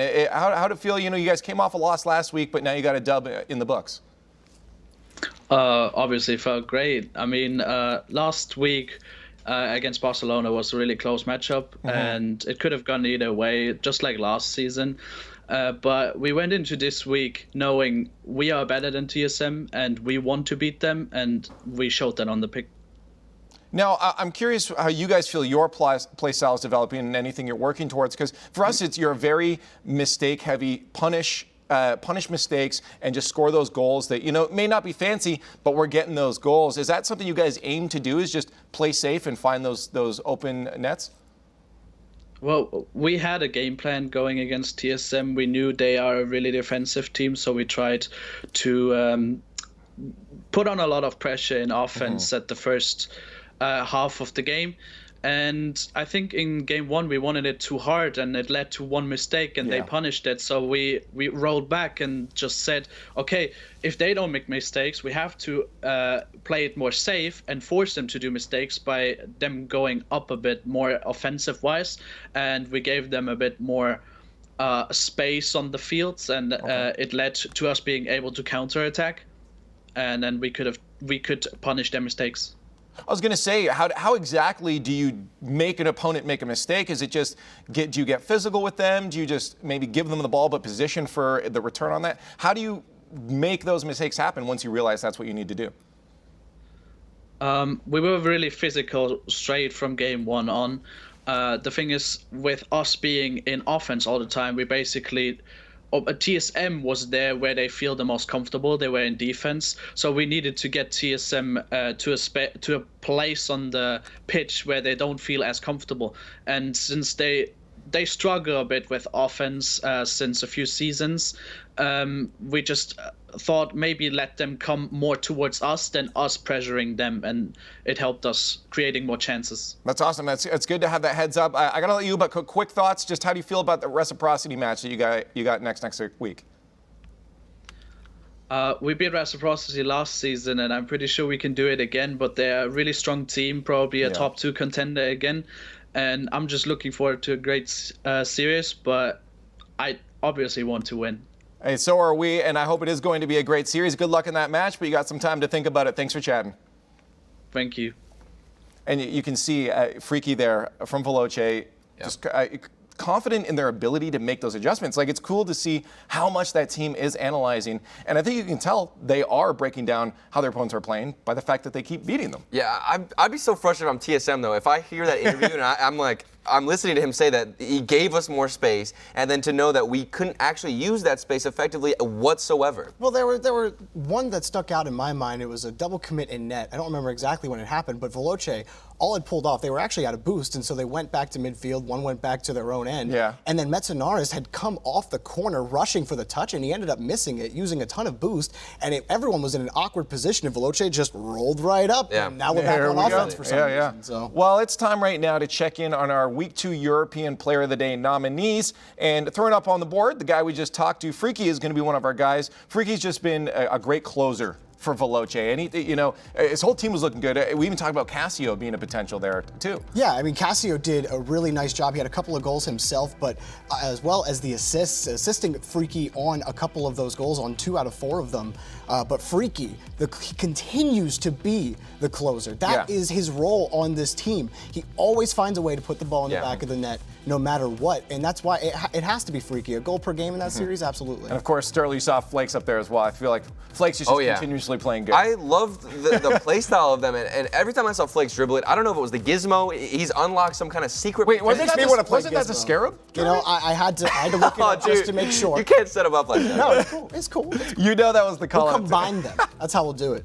That was really fun though, watching Flex. You know, he just seems to be a guy that is just so good on offense, and his ball placement on net is just phenomenal every single time. And he just keeps a level head the entire series. I feel like he's the team captain. You know, I look at somebody like Reciprocity. I see Farah, saying, okay, this is what the other team is doing. He's analyzing the game all the time. Freaky is that same aspect and adds that level of gameplay to Veloce. He's always analyzing the field. He knows that TSM is more defensive. He just talked about the game plans. The commander. Exactly.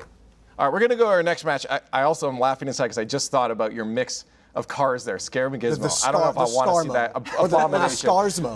Let's talk about our next match. It's Renault Vitality versus Singularity. Now, this one is on paper right off the bat. I feel like most people are going to be on the side of RV in this. They are for sure going to be their previous world champions. Yeah. They're still looking good. They just brought Alpha onto the team, who got the MVP a few seasons ago. This is a strong, solid-looking team where Singularity is still trying to get a win in this league play, but also just make a statement that, hey, we can play. Do you think this is going to be the time they can make that statement? To me, it was all about Alpha and how he was implemented in, and I didn't see too much confidence from him. Even Alpha himself tweeted that he wasn't, too happy about his performance. He felt a little bit off. And if K-Dop can come out again the same way he did with Ferry, they were the dynamic duo. But if that's not there and Alpha's still playing a little bit rough, it's going to be shaky for them. I think that Alpha, he kind of found himself in a different role, one that he's not necessarily comfortable with. He averaged close to an assist per game last week in that series, and was more of, kind of handing passes to K-Dop, who was the goal scorer last week. That might be Alpha's role on this team. I don't know. When a player goes to a new team, it's not, oh, well, he's the goal scorer on that team, so now he's the striker on this team. It doesn't necessarily work that way. You have 2 new players that you're trying to fit in with, and we all know K-Dop can be that striker as well. That might be how this continues to go. It's going to be on Alpha to grow as a player and try to adapt. But for Singularity, though, I mean, Godsmill, though, Noli, all these guys, when I watch them individually play, it's just like, they all look really good, right? But there's just something, I don't know if they can get that connectedness to beat a team like RV. If there is something, what are they going to do? I was watching the series again, Vitality and Endpoint, and I feel like if you swapped Endpoint with Singularity has a much stronger defense, and their mechanics are a lot better, in my opinion, whenever you compare the teams. I don't know if I agree with that. I think Endpoint's only flaw is that they have poor pitch control, and they find themselves in a lot of low, no boost situations, which eventually they lose the battle of attrition. Yeah. So I'm saying Singularity, they feel just slower to the ball. Their positioning wasn't that good last week, so I'd like to see that shored up. It's going to be tough against them. But I do agree they have the mechanics, so we'll see if that happens right now. Will RV stomp through this one, or will Singularity make a statement? Let us know your thoughts online on Twitter at RL Esports, hashtag RLCS9. But it's now time for our 3rd match of Week 2. Singularity taking on the grand finalists, Vitality, the kings of Europe right now. Leaf was saying he thinks Europe's good again. These guys have been good for a very, very long time, and they are now all speaking their native tongue. Is that going to be enough to get them to the finals? We'll find out. Is it going to be enough? I mean, sure, why not? If you are KDOP and you play in so many grand finals, clearly you're good at the game, so why not make an adjustment that you think is a definite improvement, no matter how small it may seem? You're telling me KDOP wasn't fully comfortable this whole time? Man, and who knows? What's it look like now? We'll see. But Alpha was left some room to impress in week 1. He was disappointed with his own performance. Yeah, we'll continue to watch him as this season progresses. It's the longest season of RLCS in history. We've got Vitality in the orange, Singularity in the blue. Best of 5 to get a win here in league play. Fairy Peak with 2 underneath him. Puts it into the corner. Slow play from the newcomers. Alpha and KDOP both bite a little bit. Alpha passed 1. Godsmilla gives space. And then looks to take the ball as Alpha tried to ground himself. Though and Noli both up. Fairy Peak not able to get all of it. And Godsmilla now airborne to put it back in the midfield. KDOP's there and gets challenged by Noli. Though, last man in the back. Neutral against Fairy Peak and Alpha's out to pick it up. Misses it off the wall. KDOP will play this ball by himself, but misses it in the air. And though we'll keep this one in the corner. It's been all Singularity on offense. All Singularity so far, but definitely not really putting the strong offensive chances together. And finally, right there with KDOP winning that challenge, Vitality earn a little bit of field position. See if they can maintain it here. Fairy Peak to put it high. Godsmilla across to KDOP. Now looking to set up Alpha in the midfield. Gives it back to KDOP. Looks for the shot, but puts it into the corner instead. Now the follow-up off the post, and Fairy Peak can't find the way around, though. KDOP will look to keep this pressure on, using that ceiling. The shot towards the goal. Noli makes the save. Alpha tries to stop it up, and Fairy Peak's rotating out, so no immediate pressure. Singularity will have a moment to breathe. Transition this one back to the midfield. Oh, nice aggression from Alpha there to keep possession here, and though it's really his only option there to try and get the ball going back the other way. Fairy Peak a little hesitant, so Singularity will break out, but do they stay there? That's an aggressive push from Noli. Alpha setting up KDOP, though with a response, finds Noli on the wall. He'll try to keep this one, passes back into though, sends the shot to the far side, and Fairy Peak barely makes it there in time to get it away. Still 0-0, so we're approaching halftime in game number 1. In general, Singularity sort of having trouble maintaining their offensive presence. A lot of the small pads just going well over in Vitality's way.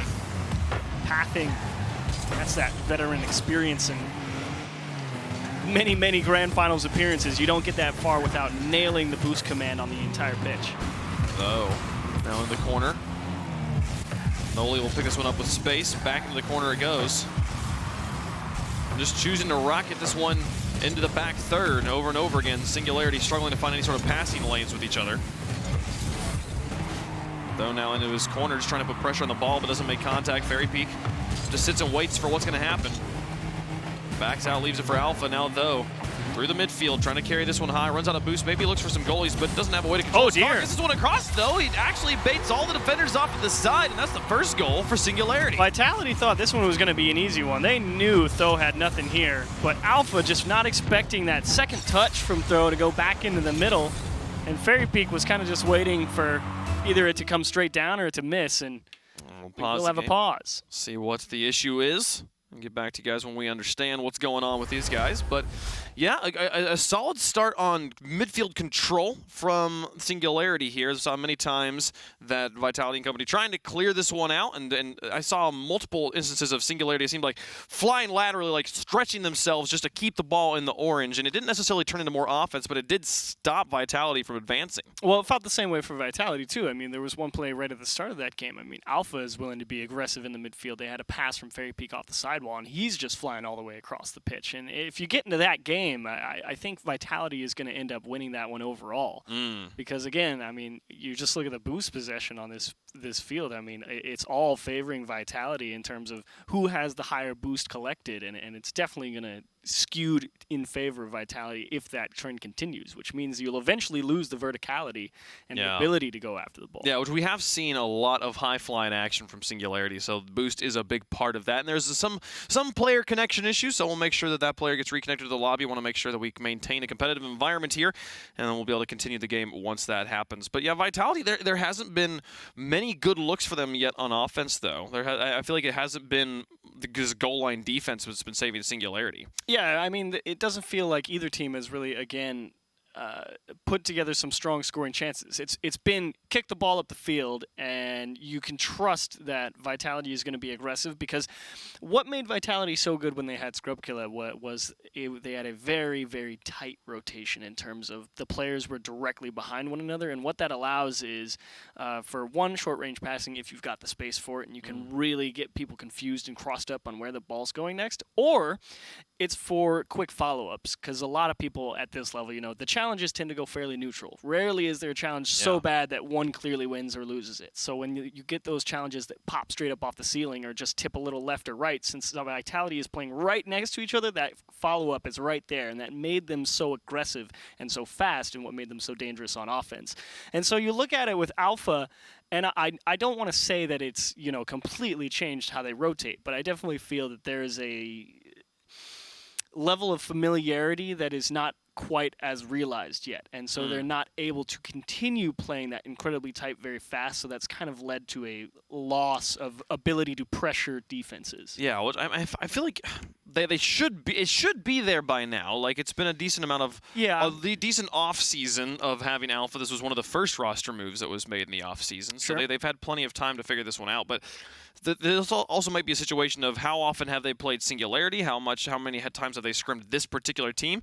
We don't have that information for us, but I did like watching Fairy Peak over in the corner. There was a moment where there was a Doe challenged. He flew up high, completely misses the ball. Noli's underneath him, and instead of Fairy Peak just moving in and challenging that ball and just saying like, "Oh, here's a free touch for me," he still was patient. He's like, "I want to watch what Noli does. I'm still getting a read on this team. This is still game one." And that's actually a pretty decent move. I mean, to be honest, because you see teams that are like TSM's very good at that. They're one of the teams that's very willing to just let you bring the ball over at them and just see what are you capable of doing. Because to be fair, Vitality generally tends to have pretty solid defense. And if they can, because a lot of, challenges and understanding what people can do is understanding car language and seeing which trajectory the ball's at, how fast you're judging the car, and what angle the car is at, and what they can do with it. And a lot of the pros at this level are kind of just looking at that and be like, okay, that either goes into the corner or off the backboard. You don't have anything else. And that's why the flip reset is such an effective tool, because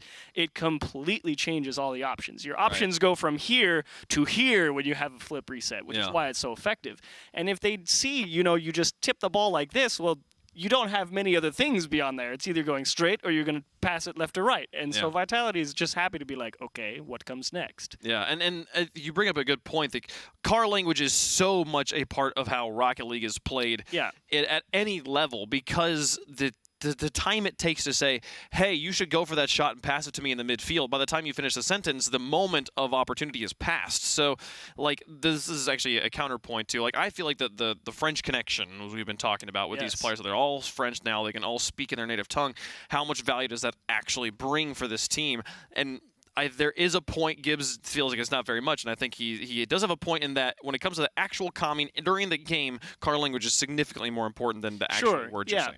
Yeah, car language in terms of the actual words, yes. But there is a certain argument to be made for just comfortability at the same time, and which is completely reasonable because, I mean, you brought up a great point while we were just having that discussion off screen. I mean, it's just, you don't have to actively think about what you're about to say. You just know what you want to say and how to say it. Yeah. And that way more of your attention can be focused on, reading what's happening in the game. And thus you can jump over those hurdles slightly easier. So there is definitely value to be had in having all those communications be on the same wavelength, so to speak. Okay, cool. Well, the lobby is being remade, so we will be getting into that game shortly. The clock will start at 2:15. Okay. So we will play from the spot where we left off. Does the goal count? Has been reported to me the goal does not count. So Noted. We'll be Okay. starting at 0-0 with less than half a game to play. So that'll be interesting. We'll see how we haven't played really just like a shortened game of Rocket League. How do these players adjust as they do? And if we get more information on what led to that decision, we'll let you know. But yeah, so Vitality going to be playing kind of a short game here. Sorry, though. We thought it was a great pass, but thought it was. It turns out it doesn't count. So too bad. We'll get them all up there. But yeah, no, for Vitality, I do think the French connection, the playing. We need to come up with other ways to refer to this because I feel like that's going to become the big three, the French connection. But that's going to be their nickname. They're not Vitality. They're the French Connection. They're Renault Vitality, the French connection. They're a bit like, excuse me, we are a French organization. Most of our players are French.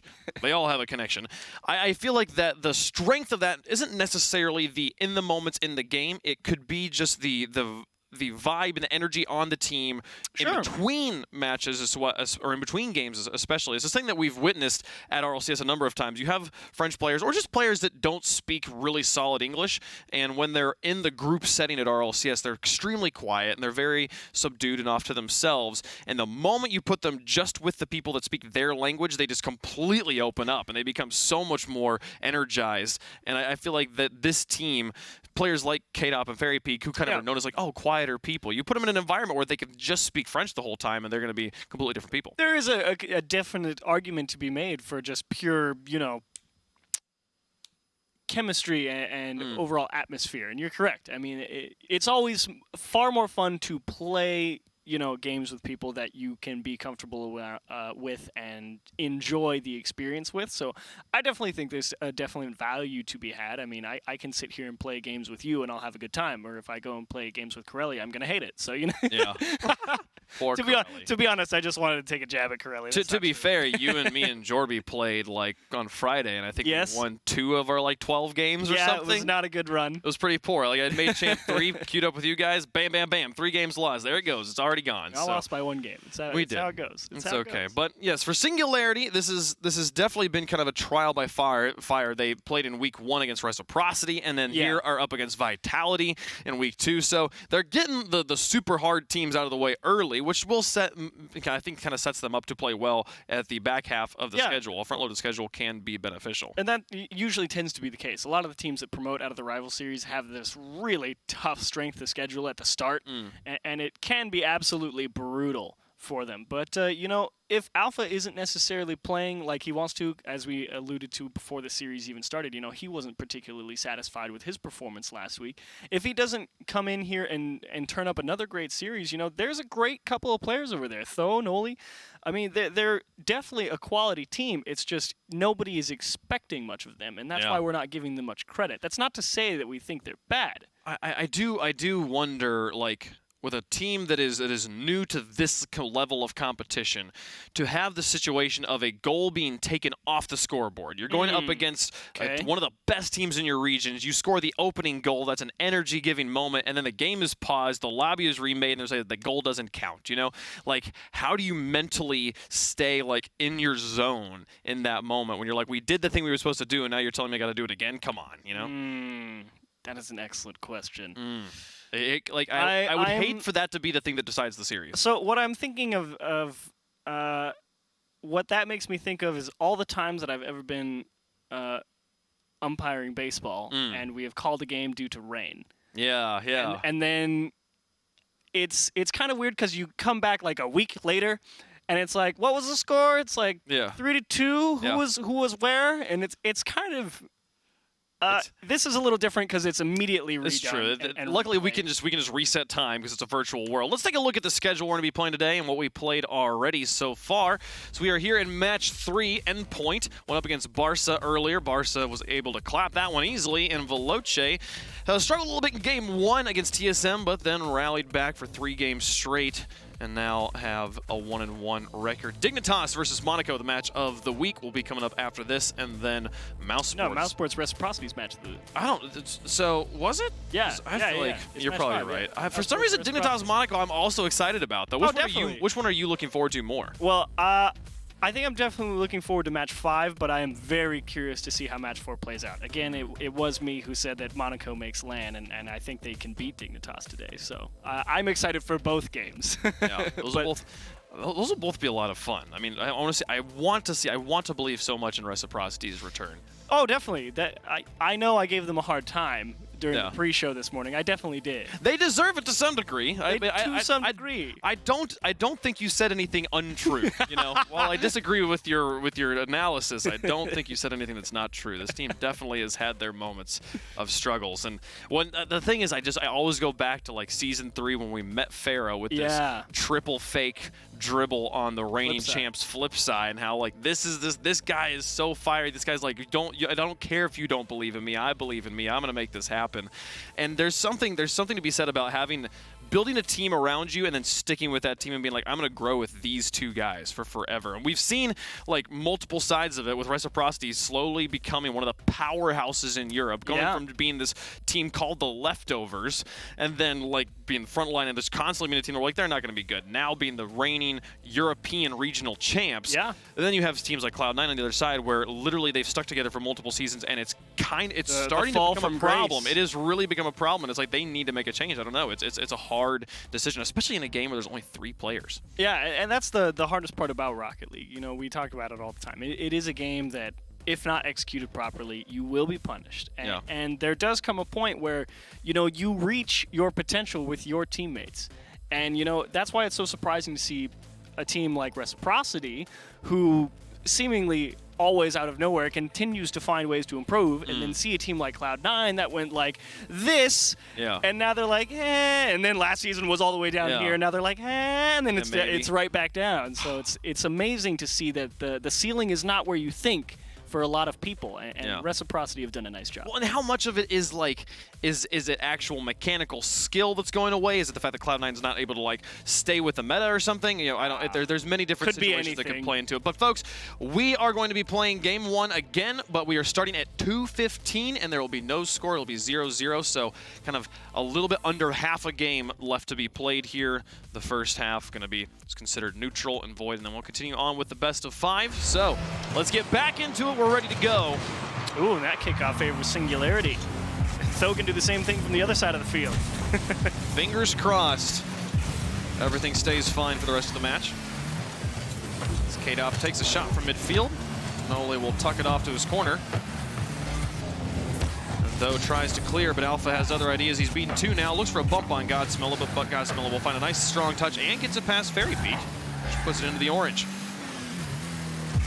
Fairy Peak with a miss in the midfield. So more space. Singularity happy to advance. Tho thought that ball was coming on the wall, goes in the midfield, so he's not in the best position to make contact, but they'll still control it. Singularity, they had so much offensive pressure, or just offensive position control in the first half of this game, and they seem to continue a lot of that here on the restart. Now that was a nice idea from Kadoff. That was your first real look at a solid pass across the box and see what comes from it, as Fairy Peak is going to just try and take this away from Noli. Fairy Peak into the corner. Alpha's up, finds a block. As Kadoff got a shot, he's going in for it already. Takes it towards the goal. Godsmilla and Tho both block it. Noli is the only one near the ball. No follow-up there. The 1-2-3 from Vitality. There, the defense holds. Here comes Fairy Peak with more pressure into the final minute of game 1. Kadoff sends it high. Noli out to the outside. Fairy Peak's there onto the wall. Does he have his follow-up off the wall? No. Godsmilla will be there first, and now Tho into the Vitality corner. Tho really trying to wreak havoc on that back line as he just rotates through Godsmilla, trying to do the same. Tho out to Godsmilla. He rotates out. Alpha puts it in the midfield. Fairy Peak's airborne, but Noli's already there. This one towards the back wall. Kadoff's got it away.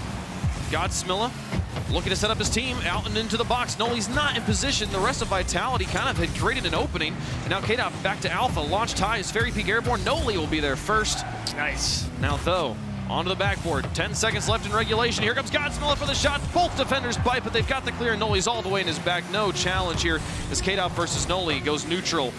Pass back up. K-Dop looks for Fairy Peak, but gets bumped. Though gets there first. And we'll go to overtime in game 1. One goal will determine this shortened game. That was it for Singularity 2. It got Vitality stuck in the midfield. Fairy Peak can end it. And Noli, great diving stop. Noli got there first. What could have been the end. Looking for bumps on Though and net. Fairy Peak gets it past one, but no one's there for the shot, even if he got it past Though. Now Alpha sends it high. He's out of boost, needs to rotate out. Noli looking to connect with Though in midfield. Fairy Peak comes in. K-Dop's got a full tank. Noli's up first, but he misses. Now K-Dop's in for the shot. Oh, still blocked by Though on the goal line. Alpha to the outside. Fairy Peak's nowhere to be seen. Though just made the sickest save, I thought, as soon as his teammate missed it, because he started rotating forward. And the reaction time to be like, he missed it and get back there and make that stop was just insane. Great save. Kept them alive in this game. They scored one goal earlier, got taken off the board. They score one right now, they win the game. Be a great way to completely get all your energy back as Though sends one towards the net. Fairy Peak's got it. K-Dop sitting behind, waiting for this touch.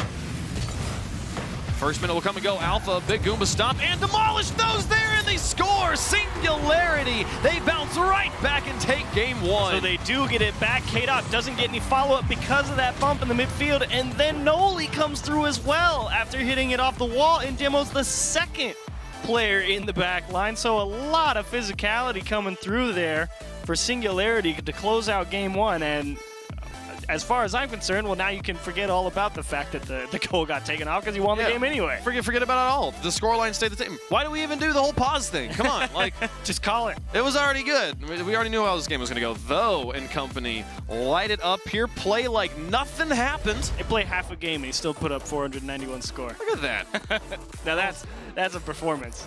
Okay, he got 3 saves and 3 shots, Though in particular with a highlight performance, scoring the goal and also getting a game-continuing save in overtime. That should have been the end. I agreed with you. The moment that miss happened and K-Dop got a free touch, that was going to be the game, but the defense held. Especially because it's a guy coming from K-Dop, someone who I, for a long time, have considered the golden standard of striking the ball in uncontested scenarios. I will take him, 9 out of 10 times against anybody in the goals. So real nice job from Though to get back there and make that stop. That was a big one. Yeah, for sure. And I mean, this Singularity. This is a team that Turtle is really hot on. He thinks that these guys are great. And Turtle casted our rival series last season in addition to the RLCS, which is, there's been very few casters in the history that have ever gotten to like very actively cast both leagues at the same time. And there's kind of always been this thought in my mind as someone who's never been a part of the rival series broadcast that rival series, you kind of get into this like, you don't realize just how much better the RLCS teams are than the rival series teams because you're just watching the rival series teams, Sure. And it's kind of like watching college football and how like, anybody in college, like the best college team could take on the best pro team, not realizing just how much of a discrepancy there is. Well, unfortunately, I'm not the greatest test of that because every time I came for the promotion tournament when I worked on the rival series, they tended to win. Well, the funny thing was they would tend to promote, but then still really struggle the next season. Sure. But Turtle, as a former professional player, a former land boy, and someone who has casted both leagues, considered this team extremely strong. And they take a game off the grand finalists. They're starting off well here, too. They've definitely got the tools to fight against this Vitality roster, but do they find the ways to stop Vitality? You know that the offense is there for Singularity. The question is the defense, and so far it's held up well. A pass up to K-Dop. Looks for the shot, just sends the banger, but it's just too high. First minute coming close to an end here. K-Dop again, the pass into Alpha. Nobody's up in time. That ball will get past Noli. He nearly own goals. K-Dop, though, doesn't get the shot on the touch from Noli. Now Noli bumped. Fairy Peak looking to set up Alpha. Finds the pass out, but Godsmiller cuts off the passing lane. Here comes K-Dop. Shut down again. My goodness, the offense, it looked like they had all the pieces they needed, and the defense just slightly outsmarted them, and the shot is wide once more. Vitality keep putting it together, but just falling apart at the last moment. Vitality was just outspeeding them. Big circle, and actually 2 players pulled out on the goal line. Godsmiller gets one more tap, and Noli will not have a chance at it. That is a great effort from Singularity, and as Vitality trip all over themselves on defense, they somehow escape, but it's not pretty right now. Noli finds the pass to Godsmiller, who nearly finds the shot. It's just wide. Here's this follow from Though, also wide on the other side. Singularity with a golden opportunity to take the lead in game 2. Gotta score that. You had him right where you want him, and there's again that physicality. They pull out 2 players. K-Dop, excellent ball control on the wall there. That first touch so important because the man behind him is the contingency plan, got taken out of the play. The slow and cautious game 1 has completely broken out into a brawl. Game 2. Approaching halftime, still scoreless, but this game has not been without its fireworks. K-Dop keeps this one in the midfield, though, with a response and keeps it neutral against Fairy Peak. And now up against K-Dop, though, beats him. Fairy Peak demolished. That might actually spell some good stuff here. Oh, Alpha gonna put it down, and Noli gets the block again. K-Dop up and still off the post. The accuracy from Vitality, it's a difficult shot, but it's K-Dop. You expect him to be able to hit it. And now on the far side, Godsmilla putting pressure on the net. K-Dop in the goal, actually came out for boost, managed to get back in time to make the save. We're across halftime. Godsmilla looks for one more goalie to open it up for Though, who sends the shot. A little bit of a slow one, though, and the defense will get it. And now the counterattack. Fairy Peak, K-Dop, here's up, here's the shot, and Noli's got the save. Godsmilla puts it to the corner, and Singularity hold on. The shots, again, the follow-ups from Vitality just not quite there. So, I mean, it's the same thing for Singularity. Though has had 2 beautiful looks at the goal. That second one just now, he shot it right down the middle. If he went to the right side, it was in, no question. And they have just tried so hard to break down this Vitality roster. They make them wait because they sweep across that goal line and get right in their face and make them hesitate, and that gives them a little bit of a shooting lane. But the accuracy or the execution has just been off, and finally, K-Dop, that's his 5th shot on target this game, it finally gets through. Finally, the infield pass will connect, and though just quite can't get there. They've literally been exactly pixel perfect up until this point in the game.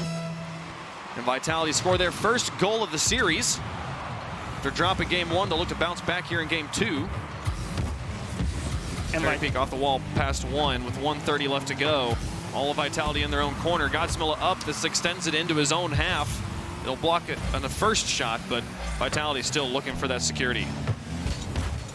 Nice. Skate up over the top of 2 and past Noli. The soft shot is just enough to catch the defenders off guard, and they're up by 2. K-Dop, as soon as he saw Alpha get that touch into the middle and follow it through, he immediately cut left. There was, because of the positioning of all the defenders, there was only one direction that ball was going.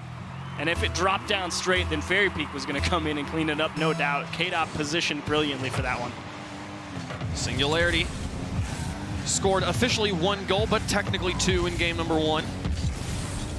They've yet to find one game 2. Godsmilla bumped off the ball. Alpha will keep it in the midfield. Final minute approaching. Singularity looking to tie it up. Off the wall, a miss. Alpha will put it into the corner. K-Dop's too far forward to advance. Godsmilla, though, misses, and Fairy Peak was respecting the touch. He's out of position, too. Now K-Dop looking to trap this, though, has him red and into the corner. 45 seconds on the clock. Noli out of his own half, shut down by Fairy Peak, and they are really killing any opportunity for Singularity. Drops it back down, and a shot from K-Dop blocked by Godsmilla. Noli tries to get it through, but final 30 seconds. They've got to score now, or game 1 will be out of, or game 2 will be out of reach. We'll tie the series. K-Dop with the pass out to Fairy Peak. Do they find the 3rd goal? It's open off the crossbar and out. You gotta hit those. But luckily for them, they already have a 2-goal lead. 14 seconds left. What was an exciting game does not look like it will result in any goals here for SNG unless they're able to put one in the final moment, but it won't affect the outcome. Vitality tie things back up. It's just those small cracks that finally wormed their way in between the bits of armor from Singularity and just wedged them apart slowly but surely. The start of this game, there was, how many is that? 17 shots. 17 shots for Vitality. And it's just, the start of this game, it was like Vitality came out there hard, so fast, trying to just beat Singularity to the ball. And you're right, they were doing a great job to hang in there. And in fact, they got their own couple of beautiful looks at the goal. And fortunately, Though, with the 2 shots, didn't convert either of them. And then at the end of the game, Vitality finally broke him down. This touch from Alpha, keeping control, forcing the defense back. K-Dop in the right position, throws the changeup behind the defense. And that was the 2nd goal. And that first one is just K-Dop just finally able to muscle one past. They finally he's just been taking these kind of loose pot shots. Like, I'm just going to fire as hard as I can, but not worry too much about the accuracy. And it was just off for so many of the shots. Only 9 saves on the 17 shots from Vitality, which means that they definitely were struggling with accuracy a little bit in that game. But man, yeah, I feel like Vitality is definitely starting to warm up here. Singularity is going to have their hands full in Game 3. I would agree, starting to warm up, but at the same time, that game could have easily been in overtime. It's just small degrees of variance were the difference maker for Singularity there. Unfortunately, they don't convert their chances back the other way because they did a great job. They have a great game plan. I mean, they're finding the holes on the backboard. They're getting guys in there to sweep across the goal line and push defenders out. You know, it's like I'm watching Season 3, but it's working. Well, Singularity, the series is now tied up. They managed to get, I believe, the first win off of Vitality of Season 9. They're going to have to find at least 2 more if they want to get the series win. Here comes Alpha with a shot behind the defenders, though, does it just in time, and though has been so fast on that goal line. And if he keeps winning challenges in the Vitality half like he did last game, it's going to keep all that aggression going and keep being a problem for this Vitality roster. Demolition on a Godsmill in net. The shot from K-Dub off the ground nearly finds the double tap off the post, but this one will go wide, though. Looks for the long clear. Godsmill is looking for the redirect, but it's just too high. Now Alpha back out. Fairy Peak's moving forward, but Godsmill is already airborne. K-Dop be the one to pick it up. Fairy Peak now on the ground, was able to turn in time, gets it off the backboard, a miss, but Godsmill will intercept before K-Dop can make the shot. Now Fairy Peak up once more. Alpha to the corner. Fairy Peak over the top of 1. Godsmill a long ways down the field. Wow, Godsmill got bumped and he was still able to throw a wrench into that attempt at a counterattack for Vitality. Though trying to come around, gets the demolition on the K-Dop, but Noli's not there for the shot. I love the setup from Singularity. Just not able to convert it. Here's Alpha. Through the air now onto the ground. Neutral play against Noli. Fairy Peak to set up K-Dop. Comes pretty far back.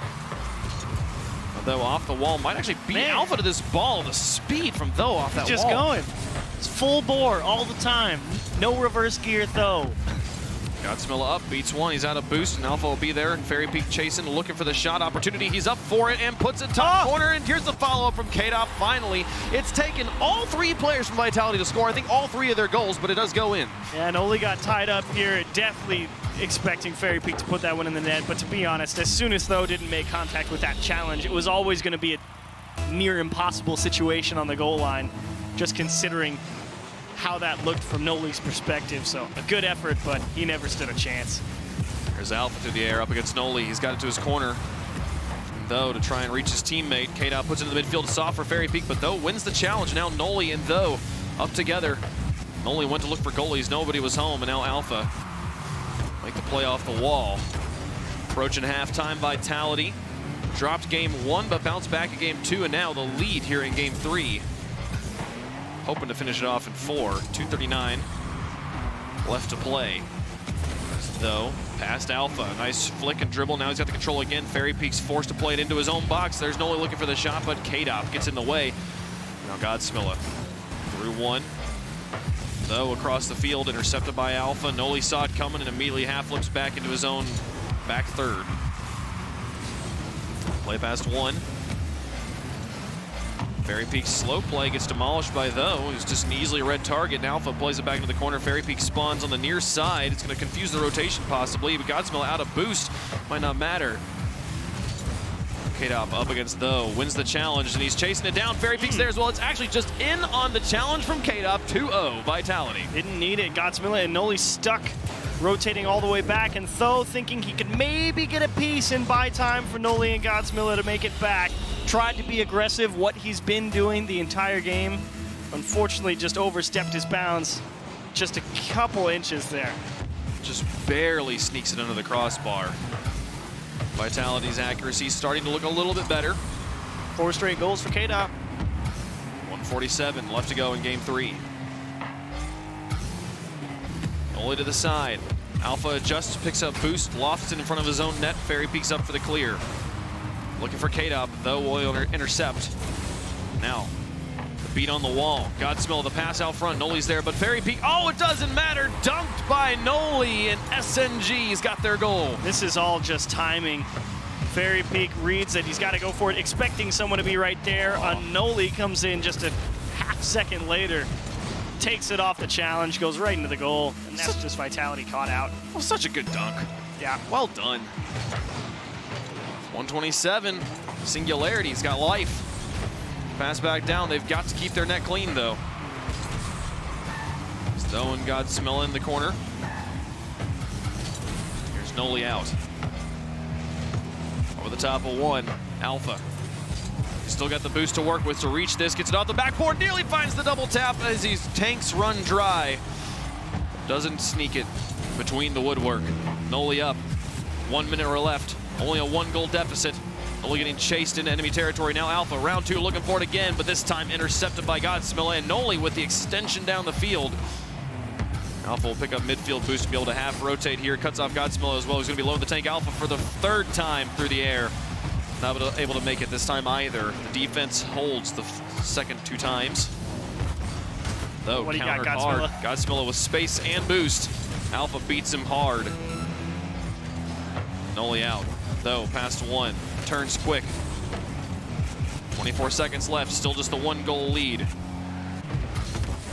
K-Dop up. Godsmill has got this one. Drops it back down, but K-Dop's there first. He's beaten 2. It's up to Though in the backfield. K-Dop's up to dunk him, and it's under the corner. Now Godsmill stretches. Got it past 2. Does the teammate have it? There's Noli. Back to Though. Looking for the pass. Plays it in. What a turnaround. Singularity tie it up. They got him going back the other way. Godsmill with a nice touch out into space. K-Dop needs boost, so he doesn't try and challenge. Leaves Alpha to deal with the one-on-one cross, and boy, did Though rip that one. You'd have to slow it down to like 1% to really see it, obviously, but there's a moment where Alpha turned his wheels back the other way because he wasn't 100% certain where the shot was going, and that was the moment he lost the save. 2 seconds left. It looks like overtime in Game 3, and Singularity have rallied back against Vitality. All the way back, and it has been a mighty struggle for them. K-Dop boost. There's Fairy Peak. Though gets the block again. He's been perfect on the goal line. Fairy Peak once more. Noli through the air, going for the slow carry. Tries to bait up K-Dop. He doesn't have any of it. He gets a block, but straight down. Loses control to Though. It's fallen dangerously, but Alpha manages to get it away. Now Noli trying to play it safe. So he's going to tuck it underneath. He sets it up, and Godsmill kills it. Overtimes are the name of the game for Singularity. They've won them both, and they've got match points. A wonderful bit of feathering and command from Noli to stick that ball to the wall and just give it that last second touch to beat the man coming out of the goal, and a beautiful comeback victory for Singularity. That is a way to do it. What a rally. Vitality now gonna have to play for Game 5 if they want to beat Singularity. Singularity making a statement. Reciprocity seems to have been the perfect warm-up match for them. And I'm still just so impressed with the fact that the hard kind of officiating situation of Game 1 has not fazed this team at all. And they have bounced back. They were down by 2 against Vitality with like a minute and a half left to go or so. I think they scored their first goal. They scored the second one with 9 seconds left, and then make it in overtime. 3 straight goals. Easy. What a play. Singularity, man. I'm loving this team right now. Can't wait to see if they're able to create the upset. I don't think anybody predicted SG to win this. Not even Turtle. Not even Turtle. Wow. And he loves them. And because if he picked him, that's the real Galaxy brain right there. That's the 900 IQ. That's like Corelli picking Sonics to beat SSG. There's some smart people here.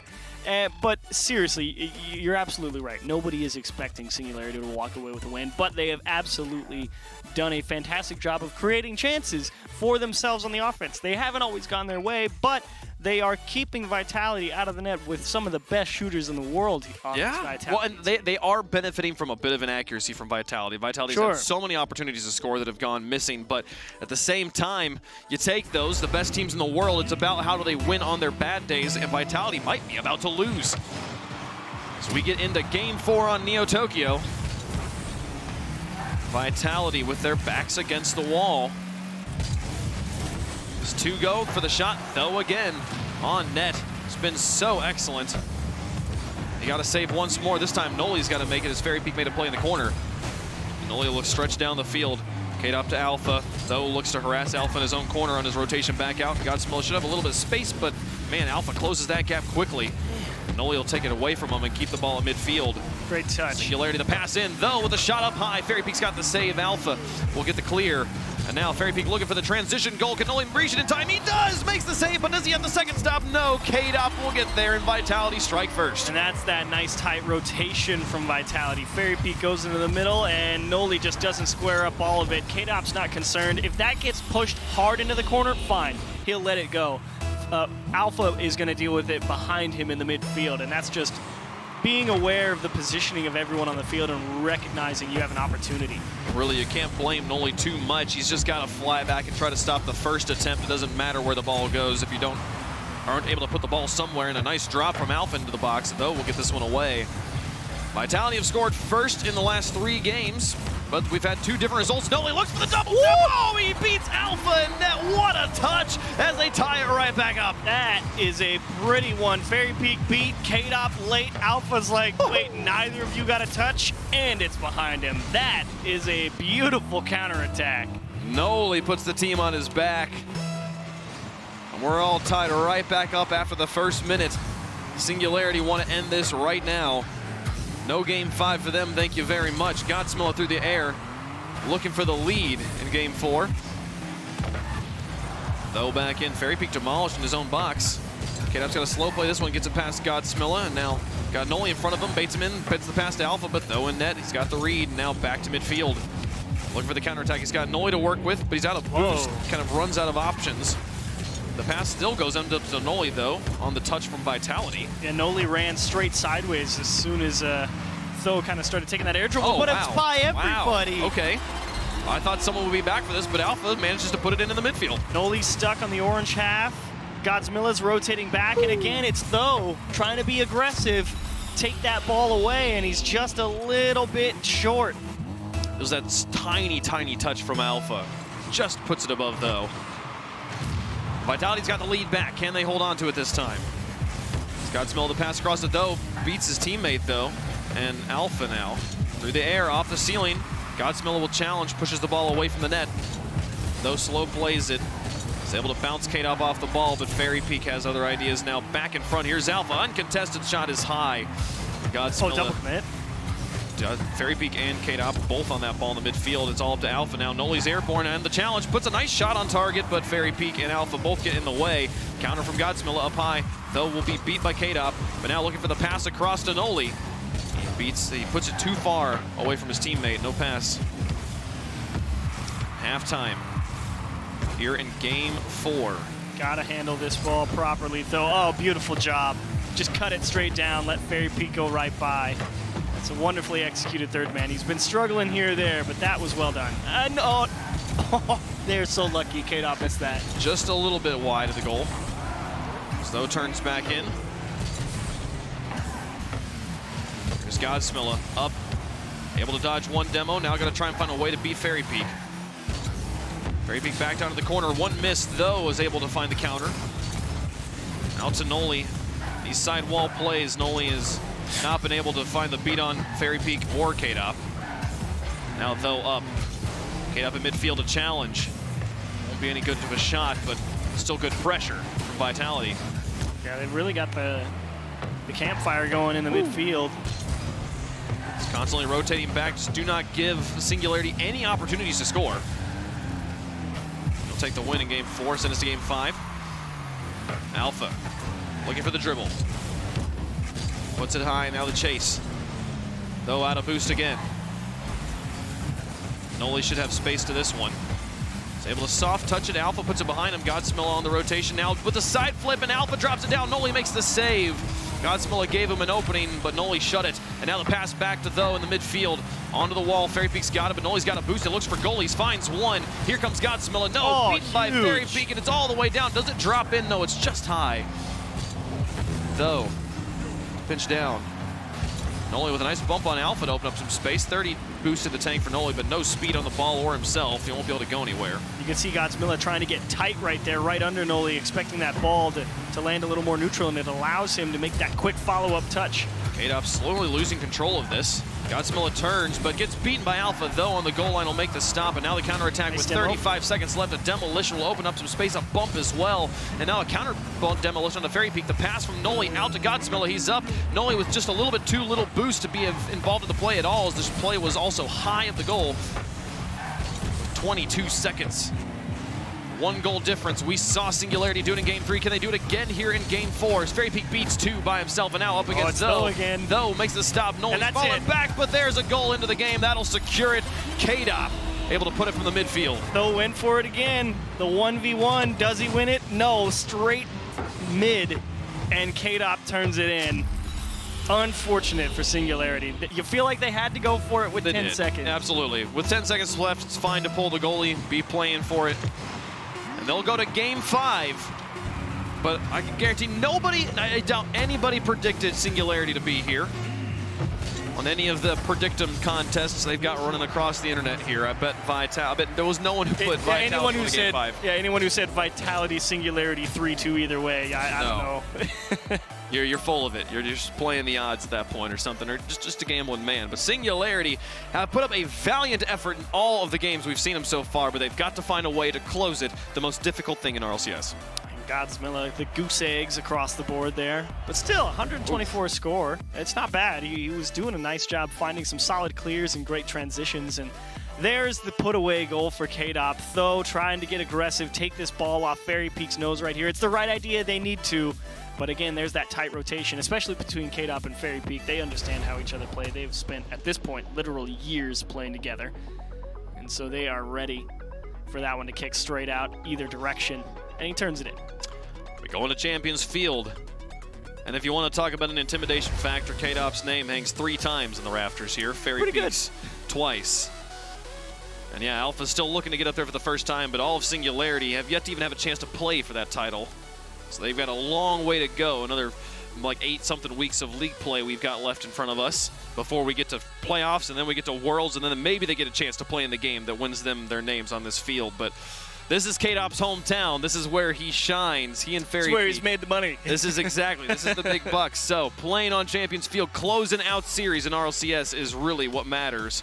So we'll see if Singularity is able to do it. This will be a great test and a great introduction to the RLCS if they're able to beat Vitality here. It's been some spotty offense at best for Singularity. A lot of great opportunities, but the finishing has been lacking every now and again.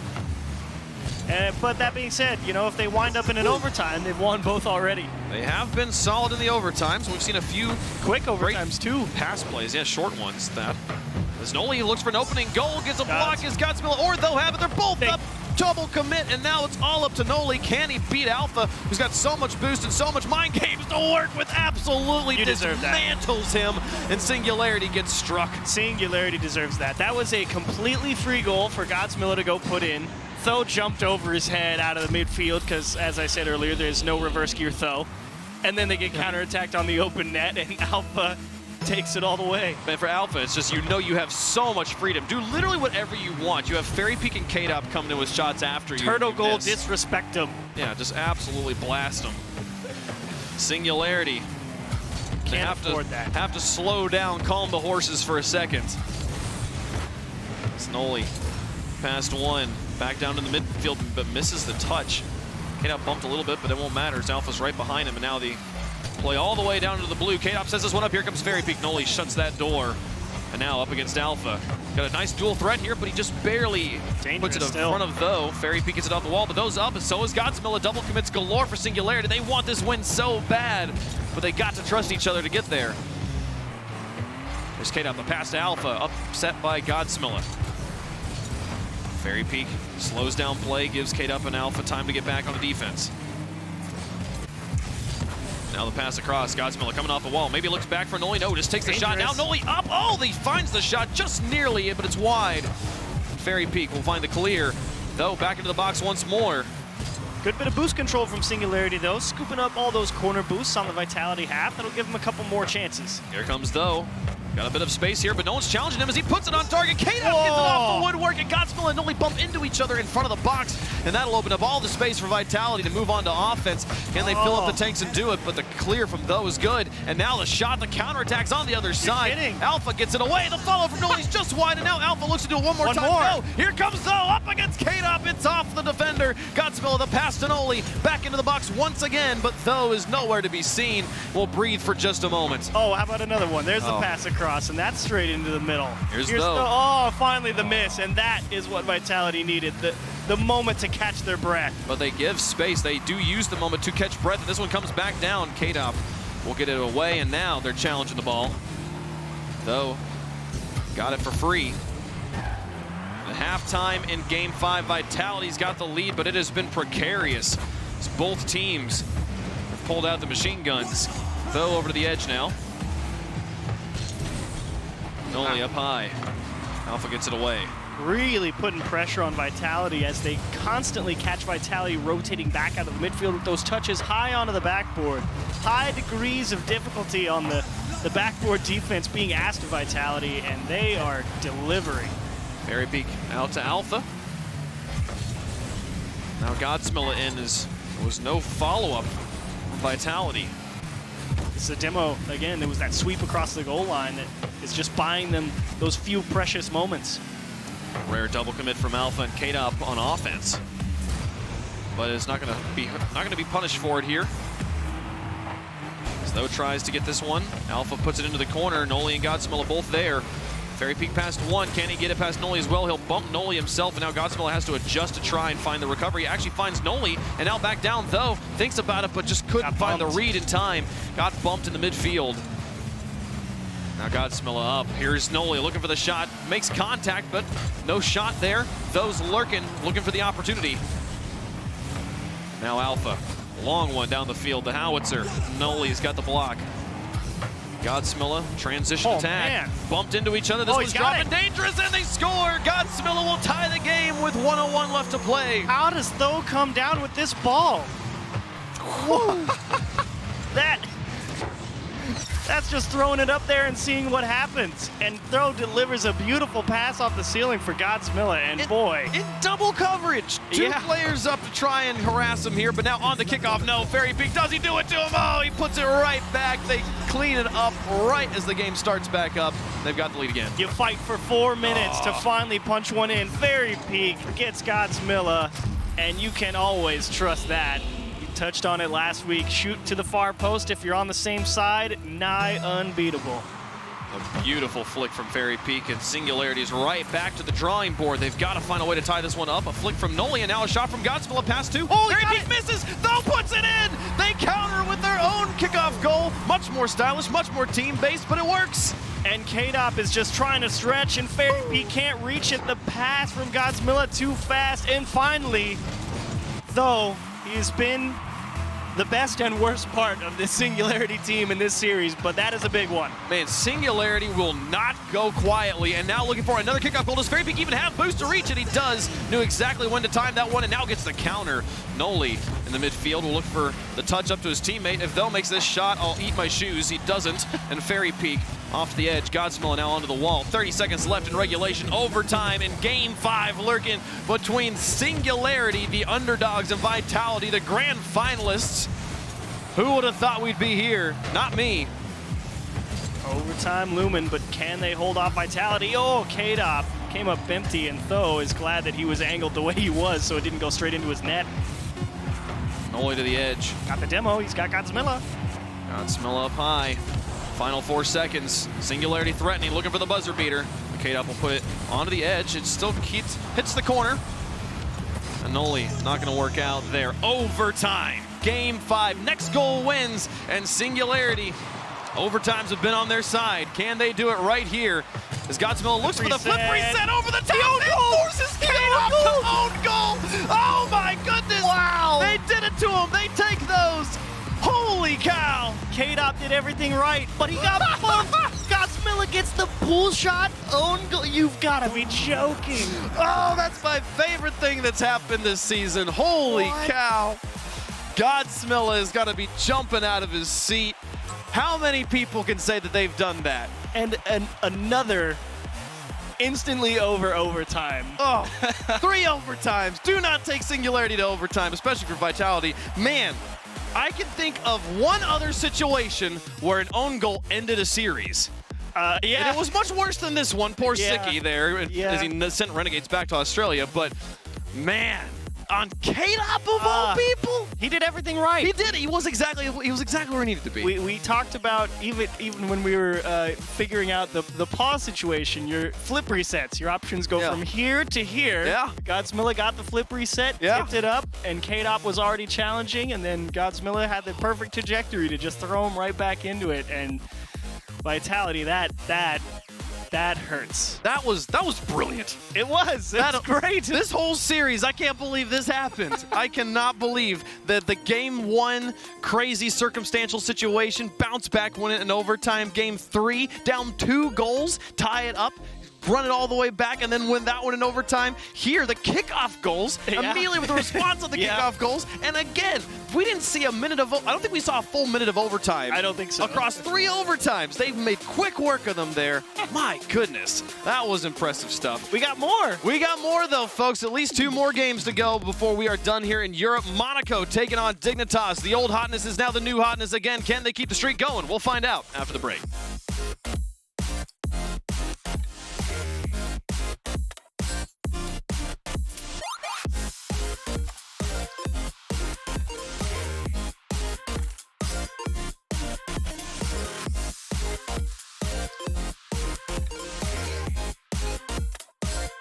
At CDW, we get you want happy, productive employees. That's why we've made our office pet friendly. Maybe a little too pet friendly. Well, you know, CDW can design a mobility solution with light, powerful devices from Lenovo to make your people more productive in or out of the office. Anyone have any questions before we go? It's great. I really need to get out of here. Snake people are freaking me out. Hey, Cheryl, do you have a sec? For workplace productivity, you need Lenovo and IT orchestration by CDW. People who get it.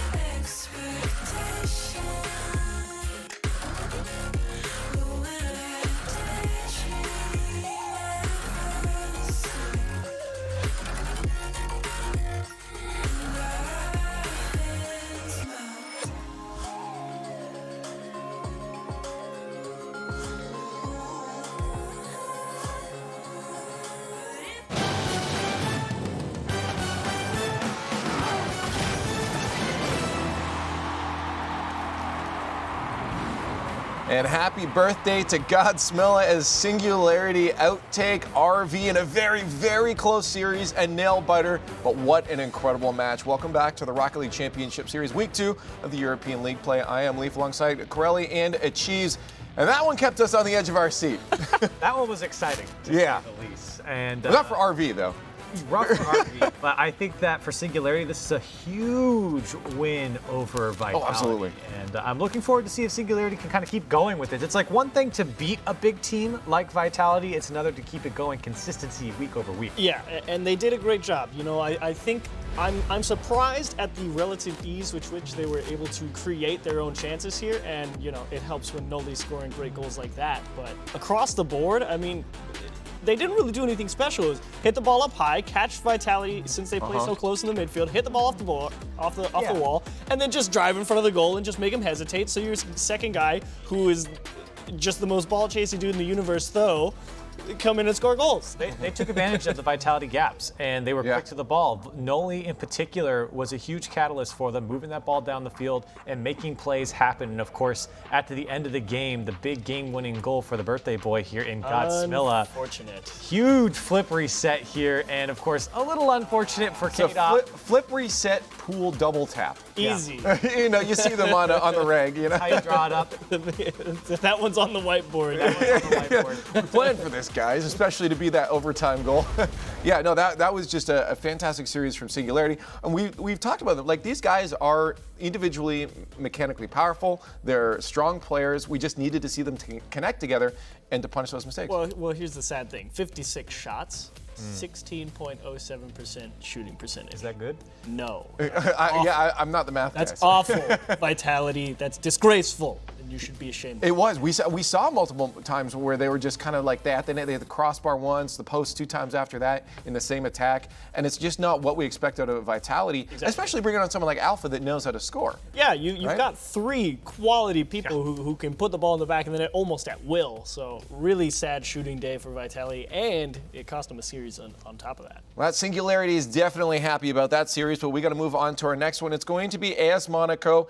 Sorry, I totally blanked it, but Dignitas. I don't know how I forgot about Dignitas. Right. But Dignitas versus AS Monaco. Dignitas has been on a huge upswing right now, but we were talking about Monaco too, looking like they have pieces in place. They just have to make sure that they're putting that puzzle together properly.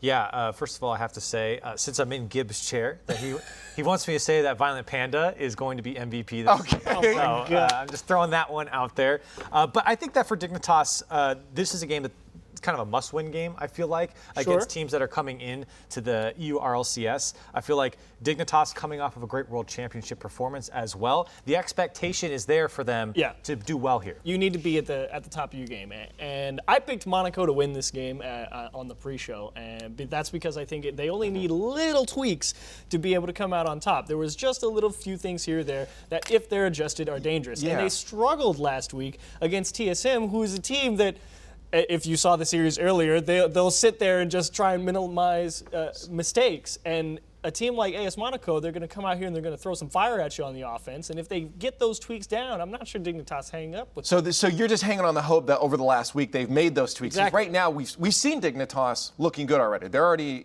getting that stride going, starting from last season. Whereas Monaco, we don't know yet if they're in that swing right now. Yeah. So it's hard to back it up until we can see that. Yeah, I'm picking based on upset potential. But the potential here. Yes. Yeah, an interesting thing to talk about with Dignitas is when you look at the European RLCS, you had 3 players before Astral to come in. Scrub, Fruity, and Yukio all never played in the rival series, and their sophomore years were very strong. Scrub with a World Championship, Fruity and Yukio top 5 at the World Championship. So what does Astral bring in his sophomore season with Dignitas? Because so far, players that have skipped the rival series in Europe have performed extremely well on the RLCS stage. He brings a lot, like really cool mechanical shot. Yeah, he's a fantastic player. But the question right now, is Monaco going to get the upset over Dignitas? We find out in just a second. Not until you join us online, though, on Twitter at RL Esports, hashtag RLCS9. But it's now time for Dignitas versus Monaco.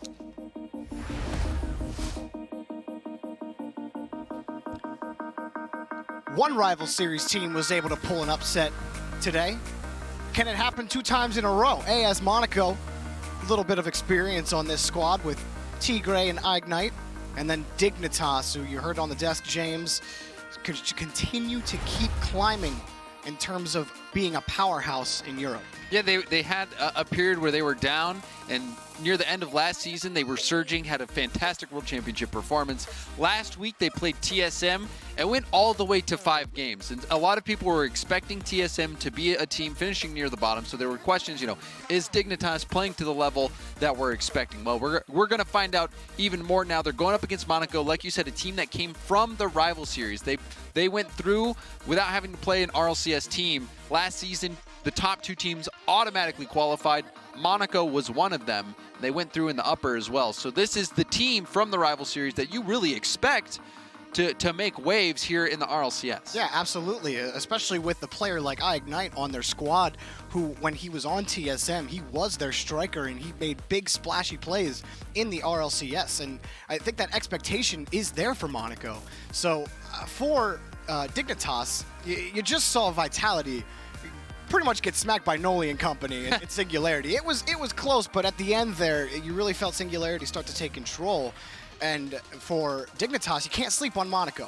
They are going to be a tough opponent, but Dignitas, one of the best passing teams in the RLCS, North America or Europe, and so I think it's going to be a tough task no matter what. And these last seasons, Jorby, there's few teams that I can put my faith in anymore. And if you're a viewer, it's been so crazy these past 2 seasons with teams playing well, teams underperforming that you expect to do well. To me, Dignitas is one of those teams that you can put your faith in when they're playing their game, and they have been lately. But Monaco, you cannot count them out, Jorby. The team that breezed through the rival series, and like you said, Ignite and Tigre, they've been here before, and Ignite has that major title, winning E-League on TSM. So this will be a fun one to watch. It does start with Dignitas. Possession, pass from Astral is blocked. And that's what Monaco are going to have to do. They're going to have to find these passing lanes and cut them off. For Dignitas, you've already seen just constant looks on the passing in the first 30 seconds, but it's a good turn away on the corner. Tigre also looking for his first goal of the season. Yukio confirming his own boosts. And just nothing yet for either team. Looking for an opening. Monaco haven't given Dignitas any. But Dignitas haven't really given Monaco an opening yet. Just trading back and forth. Read from Yukio almost found it, ran out of boost before he could get to the touch. Violent Panda's touch to Astral. Astral wanted Yukio, but he was waiting in midfield. I think he's still low on boost. Yeah, Yukio was on the retreat, but Dignitas mounting pressure. Good block from Yukio. Panda no boost there, won't be able to go for it, leaves it for Astral. Now Dignitas just slowly taking control in the orange half of the field. Astral's next man on this touch. Tigre ends up giving it up. Violent Panda in space, but he had to turn it away as Ignite hopped on right top of him. Panda was on low boost. He's still on low boost for such a long time. That was a good center, but without any boost, he couldn't do much with it. However, Dignitas have kept this ball locked in the Monaco half. Ignite can't get the clear either. Quick pass from Violent Panda over to Yukio. Yukio turns wide, has the shot, and the goal. Dignitas on the board. Panda gets this right over to Yukio, passing to space. Astral got it to Panda before that. Yukio with the lovely first touch sets himself up for that goal. You can see Dignitas brimming with confidence with how they're playing. Monaco, they're fighting to get out of their own half, and Dignitas just picked them apart. And maybe at this time last season, Yukio rushes that touch and doesn't get the most quality shot he can on net. There's one turned away by Extra, who had himself a very good week last week. It was all about Extra on Monaco, but so far, it's been a struggle in game 1. Still early. Consistent possession. We're not even halfway through, and now Monaco getting some looks. Extra leading the charge downfield. Oh, Violent Panda stays low, and the shot, Astral makes it, and almost finds his way through, but Tigre recovers. Wonderfully done by Tigre. Thought for sure it was going to be a goal off the fake from Astral. Extra didn't get the clear he was looking for, however, that's going to open a chance for Dignitas, but a good hit from Tigre. It's looking good for Monaco on this. not getting stuck in their own half as much, even getting a couple of shots on net. Extras was turned away. Ooh, the bouncer will send Extra back. It's a chance for Violent Panda. Steals the boost away. Just gets Extra caught on the wall, but Tigre will be able to catch it out, make Astral miss. So good ideas here from Monaco. Good dribbles. Ignite shot's gonna be wide off the posts. Love the stops. It's not just Astral doing it, it's the whole team on Dignitas. Monaco are wanting to play fast, and Dignitas are making them pay for it with these fakes, slowing the play down. Even they've been going supersonic for a bit. Even their first goal, Yukio just slowing it down with that first touch, and they've been getting so many chances. Almost 9 shots, sitting at 8 shots right now for Dignitas. Some quality shots as well. Monaco just looking for any kind of consistent possession in the offensive half. Tigre working with low boosts. Ignite had to retreat to go get boost Extra. Couldn't get the pass over to Ignite. It's a tee up for Tigre, but just too slow to get up to the ball from where he was. It's what you want to see, though, from Monaco. If you're rooting for them, starting to get some time in the attacking half, keeping Dignitas in their own half now, and it's a 1-goal game. We saw even in the Vitality game, things can change, and just like that, Ignite puts in the equalizer. A beautiful shot to the top corner off this pass from Tigre. Absolutely, and great vision from Tigre, recognizing he had the space. You had 2 players on Dignitas in net, and you had a wide open Ignite in midfield. Beautifully executed by Tigre, and you said it, James. A beautiful shot by Ignite. That was gorgeous. Ignite coming to the middle of the field. Tigre launches over a wonderful pass, but that placement and power, that just reminds you of the Ignite of old. Back when he first came onto the scene, after he was coming out of the rival series, he was recruited onto Weedem Girls. Yeah, he even has a major title win to his name as well. He's been a standout performer in the RLCS before. I believe it was on Envy way back in the day, actually. Or it was regardless. a little while ago now, for sure. When he first came onto the scene, though, that's what he was known for, was his speed and shooting. Oh, good challenge from Extra. Looks like Dignitas will be able to catch this. Violent Panda popped it up. Ignite will kill the ball, and we do have overtime in game 1. See if Ignite can break out any more of that shooting. They'll get some backup from Extra or Tigre. Dignitas started out this game so strong, dominating possession, but Monaco is starting to get their feet under them. Absolutely. Off the side, Tigre. Challenge will be for Ignite. Couldn't get there. A little bit of time for Violent Panda, and he utilized it. Now back over to the corner. He has Astral following behind. He'll pick up the next on the continuation. Violent Panda will let this roll back to give himself a little bit of space. Ignite closing the distance. Still, it doesn't matter. Dignitas, even if they're in a tight spot, always finding a pass. And a lot of times, it's their teammate finding open space for a pass.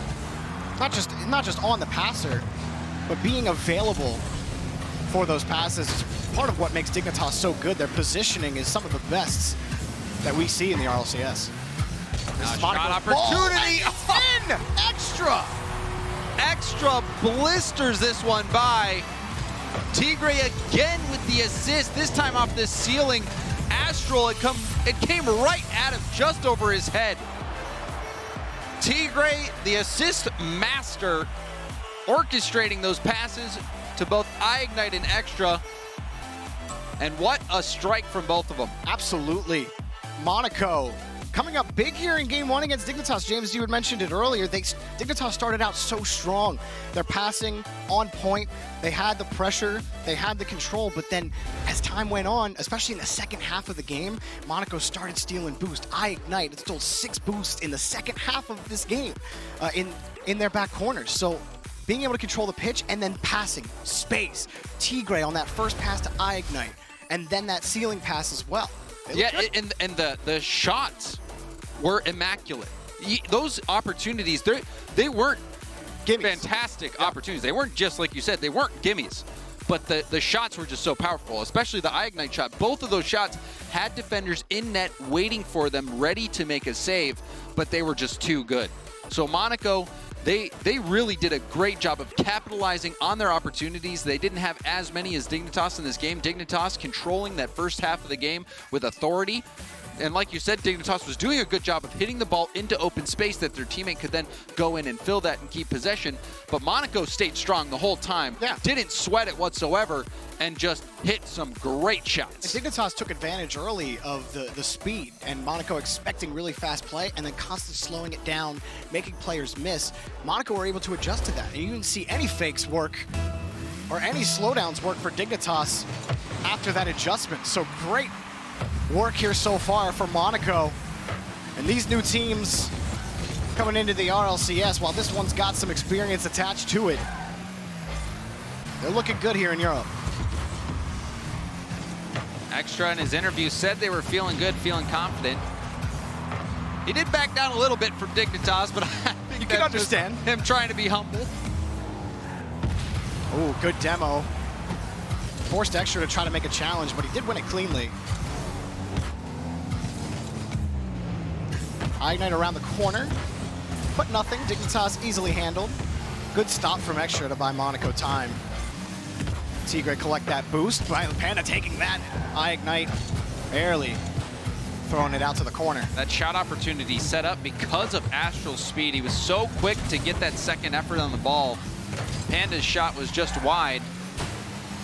But the speed from Astral, that will continue to generate opportunities for Dignitas. However, they do want to see him get more involved on the shooting end, as we know he's got some incredible mechanics that he can use to put on some pretty good shots. Dignitas are getting kind of stuck. They're finally back on the orange half. They're working with low boost totals. Violet Panda keeps it going. And Astral will start stealing the boost, so Dignitas have flipped the switch for offense, but still can't really find anything really eligible back downfield for Monaco. Very back and forth. Pot shot by Yukio. Just kind of ping pong. Ooh. Banged off the back wall. Tigre. His continuation blocked by Violent Panda. Now a chance, pass to Astral. Astral takes it on the dribble, pops it up over one. Ignite had the read, or out to the corner, but it's not over. He does get it by Violent Panda. Ignite doing big work for Monaco on a potentially dangerous situation. Making a huge read on the backboard and taking the ball downfield, buying time for his teammates. Like you said, Jorby, an impact play from Ignite on the defensive end. Monaco's defense has stood up to this towering attack from Dignitas. Tigre is also winning a lot of these 50s that he's getting behind. Ignite's just winning every touch right now. Violent Panda finally gets the ball back to the back wall. You've got to wonder, though, will all these demos we're starting to see come out from Dignitas help them out? Will it open up an opportunity? Or will they overextend and give Monaco a chance to counterattack if they try to commit too hard on the demos? We do see Tigre getting aggressive in response. Oh, and it did give Extra space, but he couldn't recover. It'll be Dignitas' ball. Stolen again by Tigre. Ignite will hop up at this. Reacting to Dignitas' touches, preventing any kind of passing situation, but they're kind of locking here in midfield. You see Tigre waiting. As soon as it's dropped down, he'll go and challenge. He'll steal the boost as well. Popped up off the backboard. Extra's there, and it's challenged. Broken up by Yukio. And that stop was huge from Yukio. Not only winning that challenge or getting a piece of the ball, but winning it downfield. After the demo as well, Dignitas was short-handed. So from both teams, we're seeing some excellent defense in key moments. It was a decent touch by Astral, but Yukio couldn't get back to it. Another win by Monaco on the touch. Astral slows it down, just could not get over Extra. Still locked 0-0. Despite this pressure from Monaco, light shot turned away by Yukio. Another demo for Tigre. Does it open up space for Ignite and Extra? No. Again, another clear. So many clears from Dignitas' defense, regardless of the amount of pressure that Monaco had put. That was Yukio again. Yukio, his defense this game, keeping Dignitas in it. Ooh, Violent Panda will have to rely on Yukio to get back to that touch. This gets away from Extra. gives Astral a chance at the challenge, and it's Dignitas on the attempt to carry out with Yukio. And he's gone. Astral, what does he have? Yukio had Panda on the outlet pass there. He decided to take it himself. Maybe feeling the passing lanes cut off. They're just trying to force a defender to miss or an attacker to miss. Sometimes it's trying to be unpredictable. You telegraph the pass so that they cheat over to that side, and if you take it yourself, sometimes you can surprise them, but Monaco was not surprised. They ended up demoing Yukio and getting possession of the ball back. And it's so locked down there. Their option coverage is so good, Monaco. Every single touch Dignitas are throwing, Monaco are there. This is the first pass that Dignitas have actually been able to complete in a while. They're not going to do anything with it because Yukio's out of boosts. Violent Panda. Oh. No, the shot. No, it's wide. Hang on. Tigre. Oh, man, that could have cost the Panda was in a position to get the touch on that ball. Perhaps he got a communication that he should leave it because you saw him actually boost away from it. Yeah. But it gave the shot opportunity to Monaco, so that could have been disaster. Great touch from Tigre, but out of boost, couldn't convert the double touch. Yukio just lost the ball for a second, and it allowed Extra to buy some time for Tigre. Up, Yukio. Does he have this off the back wall? Shot by Violent Panda's blocked by Tigre. Ignite will bail them out, but Yukio gets the midfield boost. Tigre first to the ball, has Extra shot blocked by Violent Panda. Up off the backboard, looking for no one as Yukio takes it away to the corner. Ignite saw him. Monaco retained possession. Monaco getting confident, getting ferocious. Panda left with just 9 boost after the save. And it's just another block by Yukio on the attempted shot. You have Tigre, 8 stolen boosts. Ignite, he's got 5, and only a couple for Extra, but they outmatch the stolen boost completely by Dignitas, who are sitting at a total of 6. Pass over to Yukio, shot blocked by Ignite. Here comes Violent Panda, and it's in! Dignitas, it doesn't matter. At the end, they win game 2. Astral, that was a lovely pass. Yukio, the shot forced Ignite to make the save. Extra was also in position to assist, but the rebound comes right out to Panda, and Dignitas get that win. That was a huge one. Instead of going down 0-2 in this series, they've tied it back up or even. But what a series it's been so far. Both teams playing fantastic defense. And that shot right there, that shot just forced the mistake. I mean, what do you do there? Yeah. You know, if you're trying to make that save, Extra, he was in position to maybe get a better hit, but there was no time to communicate. No. The shot was coming in, and that forced that save to come out. Defenders out of position, easy rebound goal for Panda. Yeah, absolutely. And then even on a couple of them, Yukio had a great save in net. It's not that AS Monaco weren't giving like really good chances at the net. Dignitas just did a fantastic job keeping it out of their net, even when they were well-placed shots. It was just good positioning on the goal. But this one very easily could have been 0-2 in favor of Monaco because of that one play at 0 seconds where Panda had boosted down. So I'll be interested to hear what was happening in that moment. But fortunately for Dignitas, they escape with their lives and end up getting that game winner. But also credit to Tigre. He's still looking for his first goal of the season, but he has been in the trenches, got both of the assists in game 1, and then also had a big save in the final moments of that game to keep Monaco in it. A lot of demos too. And demos, yes, responding to the aggression. So how this is going to shape up will be interesting because we've seen both teams kind of ebb and flow this game. Dignitas came out swinging, and then Monaco had control, and as you pointed out, was stealing all the boosts. It is a battle out here on the pitch. It's just one misplay that can be the difference. Pass to Ignite. Shot blocked right into Astral. Tigre too low. Astral still on the carry. Dignitas moving down the pitch. Double commit by Monaco will give Yukio plenty of space in the opposing corner. He's got Astral on the wing, and it's blocked again. Another double commit. So Violent Panda has a free look. He takes a shot. Ignite just gets up for the save, bangs it against the crossbar. The Monaco hang on after a couple of potentially dangerous double commits. They'll have to shore that up on defense. They have hope of continuing to keep Dignitas at 0. Ooh, taking this one out, blocked again. That's not good. Actually, that touch just saved Dignitas. Violet Panda, that slight touch forward. I wasn't sure who was it that dove on the play for Monaco. Here's Astral. Does he have it? No, blocked by Ignite. Violent Panda on the wing ends up not being able to make the touch. We're seeing chaos, Jorby. That pass from Astral, it was next level over to Panda. Yeah. However, Panda was on empty. He couldn't boost to it. Violent Panda. Back over to Yukio. Yukio off the backboard. Does he have the double touch? Oh, it's off the post. And Ignite will get the clear. That's where Yukio needed to put it. The rest of the net was covered. That was lovely. Another setup from Panda. Puts it over left, up in the air for Yukio to be able to go for that double tap. And now Panda scoring the first goal of Game 3. Oh, Astral threaded the needle on this pass. Had to fight Ignite for the ball, and he hits Violent Panda, who gets it right on the corner of the Dominus. What a shot by VP. Panda, we talk about his passing a lot, but he's the complete package. There's a reason Gibbs thinks he's gonna be MVP. And I don't know how bold of a prediction that was. Maybe it was too soon just because it's week 2. Everyone else thinks it's a bold prediction, apparently. But Panda, even on that play before, had that pass. Dignitas as a whole are just looking for those passes, looking for those lanes. And it's starting to pay off.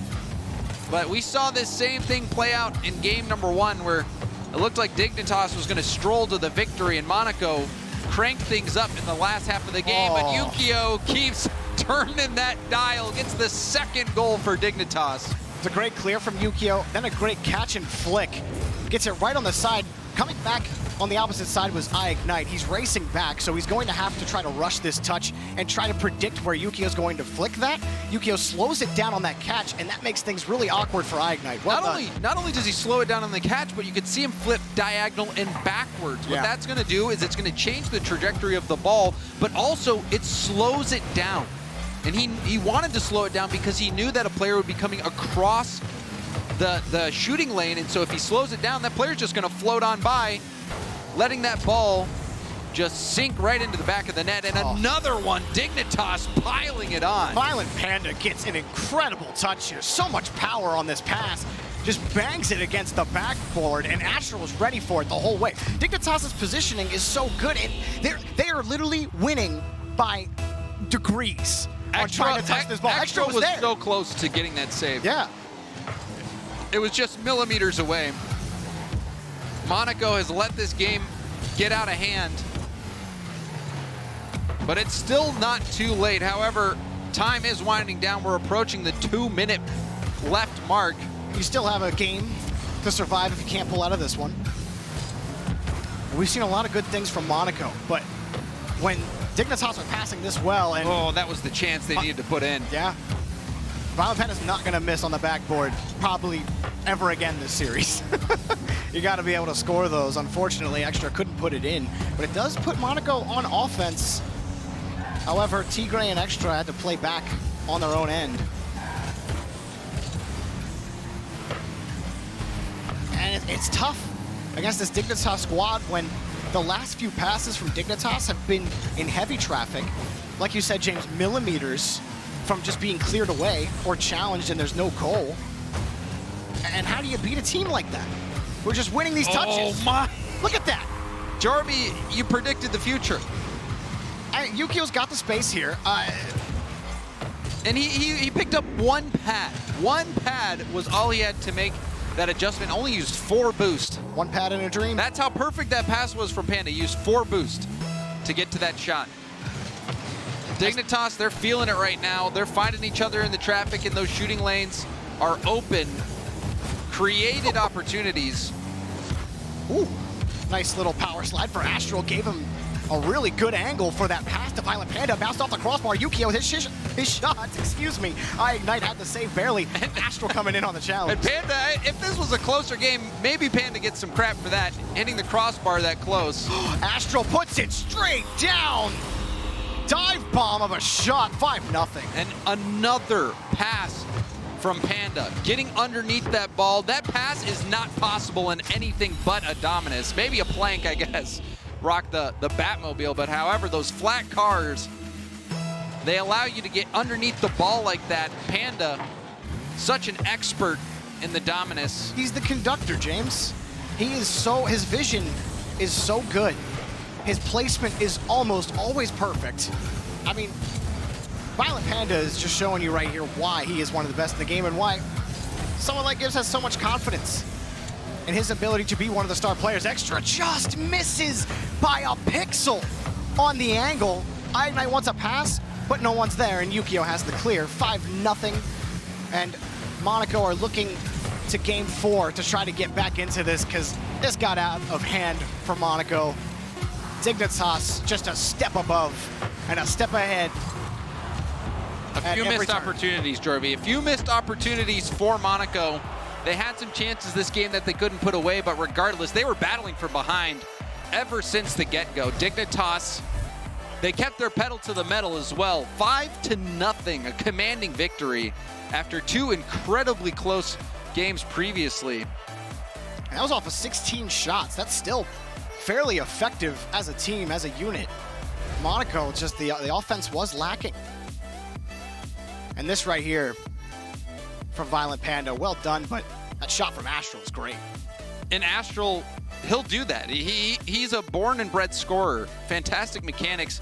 But Panda, you could see him even hesitating, slowing down, baiting in that defender.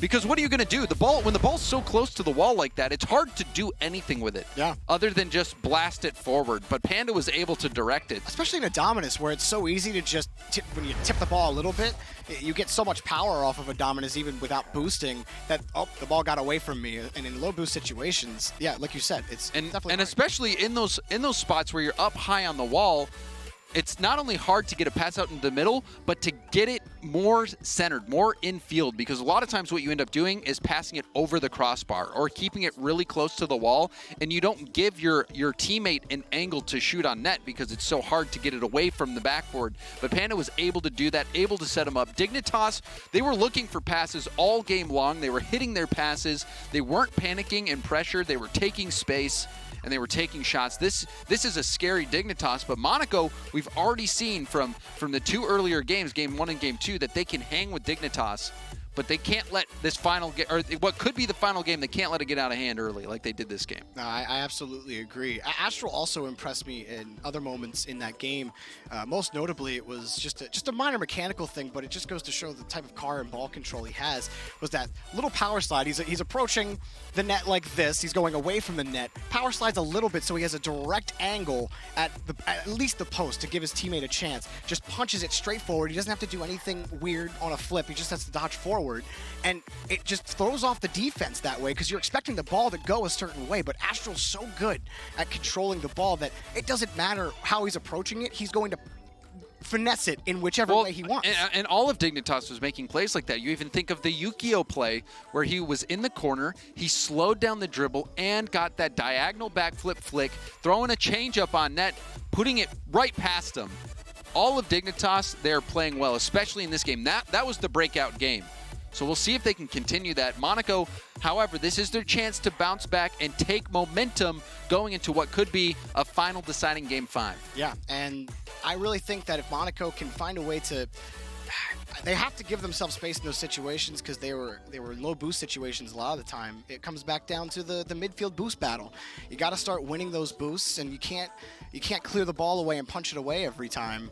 They have to be able to control like they did in game 1. That was a big and you had pointed that out in game 1 and game 2. When Monaco started to charge back, it was because they started attacking the corner boost of Dignitas. So they got to find a way to break out. They can't let Dignitas make these passes. You have to shut them down, whether that's going for demos. We saw Tigre getting aggressive in some of the previous games, but you got to wonder, how is Monaco going to shut down these passes from Dignitas, which are dismantling them at the moment? And I'm looking at Extra right now because Extra had a couple of opportunities that he missed. The read from off the backboard. Obviously, he's expecting the touch from Violent Panda. Violent Panda missed. He still was able to make good contact. He just missed the shot. And then later on, when the game was probably already out of hand, he had a potential redirect that he missed by a pixel. And Extra last week really impressed with his ability as a striker. They need to find some sort of return to that. If they can get Extra more involved in the offense, I think they will find more success. And we already saw him make a mark before with one of his shots that was a quality shot. They just need more of that. Yeah. And they need it right now. They fell last week 3-1 against Mouse, in danger of falling at the same scoreline to Dignitas, so they're going to have to kick it into high gear. They have to be careful because they do like to dive at some of these passes. They don't want Dignitas to play that passing game. However, sometimes diving can be a bad thing. Monaco, dive with conscience, if you will. Already, Violent Panda up on the kickoff of the save. Astral slowing it down, and there it is. Good Monaco. stop from Tigre, however. Yeah. But it's just those situations where you're expecting Dignitas to move down the field quickly, and they're just so aware of that. And they take advantage of that at every opportunity. Take their space. Yeah. And that's vision. It's such an underrated ability, especially it seems in today's meta where it's go, go, go, be so fast, get to the ball first. Taking your time can generate opportunities that you just don't think you get. And this one off the post. Astral doing it all. This is beautiful. Astral hits the post, comes back down. That was a perfect read. He reads this off the post. It bounces. He's on the wall. He doesn't miss a beat. As soon as his tires touch that wall, they're off again. And he's making that read. Unbelievable from Astral. And that post can feel unpredictable when it's bouncing on the inside of the post. It's not always clear where exactly it's going to bounce, especially from Astral's angle. Bouncing straight back up into him, but he had enough space to adjust at the last second and make that read. Just, that's the type of player Astral is. Even on defense, Ignite was trying to go for a breakaway opportunity. He was trying to get control of his car, but Astral boosts back and actually makes it where Ignite lands on his car and can't stay with the play. Astral, his speed is something else. Now, 7 unanswered goals for Dignitas in the last 3 games. Monaco were scoreless in the last game. Dignitas took over in the game before that. Now they pick up the first goal here. Panda low on boost, but he at least makes that touch. This is the defining moment in the series for Monaco. They're looking to tie this up. All the momentum has been in favor of Dignitas. They're going to have to dig deep right here, stabilize, and make a play. You know, Dignitas on their own end again, a couple of times trying to clear with no boost. Violent Panda already downfield, shot blocked. Panda had options there as well, Jorby. He could have slowed it down like Yukio did, gone for a dribble, opting to take a quick shot, maybe hope for a rebound. However, Tigre making a quality defensive stop, keeping Monaco within 1. It was a good idea from Panda. Yukio just a little too far back. He gets back in time to make this next touch. Ignite can't win the 50. Tigre can't win the 50. The Violent Panda carries it over 1. On the air dribble. Extra takes it away. Astral forced back. And Monaco can move down the pitch, but the rest of Monaco waiting in midfield. Tigre, he has Ignite on the wing, looking for him. He's got his man, but Ignite can't do anything useful with that touch. There is a great pass to Yukio with a great soft touch to the net. Astral setting this play up, letting the ball bounce, and then that flick to Yukio, who was ready and waiting. Poor Tigre never had a chance. The delay by Astral, as soon as he knew he had extra baited, that's when the flick happened. And he was staying right behind the ball. He was trying not to show his hand whatsoever, because in that situation, with Astral, he could go for an air dribble play. He could perhaps try to pop it up to himself, go for a double tap. He could go for a flick, or he could go for the pass. He had so many options, and he did not have any tells in his car. He was sitting right behind the ball, and at the last second, got that flick pass to Yukio, who was ready for it. A thing of beauty from Dignitas. And we were wondering, and Corelli was asking on the desk before this game, how Astral would perform over the course of this season, in his sophomore season as a player who skipped the rival series and came straight to the RLCS. And he continues to be a linchpin in this Dignitas roster. Critical to their success, as all these players are, but Violent Panda, good pass to Astral, off the backboard. Does he have the double tap? No, but Yukio will keep the play Trying alive. to be fancy, but Panda had 2 defenders beat. If Astral can get over that ball and drop it down, that's another goal. Even Panda back passing, pass to Astral, back to Yukio, but Panda at his back. Dignitas keeping the possession. And you know, it's their positioning for passing. It's like, okay, I know that there's space here. That's a good win. Freebie. It's open. Extra will win this goal, and it's not quite over for Monaco yet. Well done by Extra to hop onto this free ball. Tigre actually was the one who got up and challenged it. Yukio wanted to set himself up for a double tap or maybe go for a pass back down, but Tigre breaking up that play. Tigre has been making plays on defense, and this one keeping the series hopes alive for Monaco. But we're approaching just 30 seconds left. It's now or never for Monaco.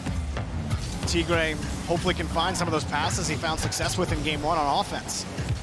Violent Panda making life difficult for Extra. Now having to chase this down. Yukio gets a look, wins the 50.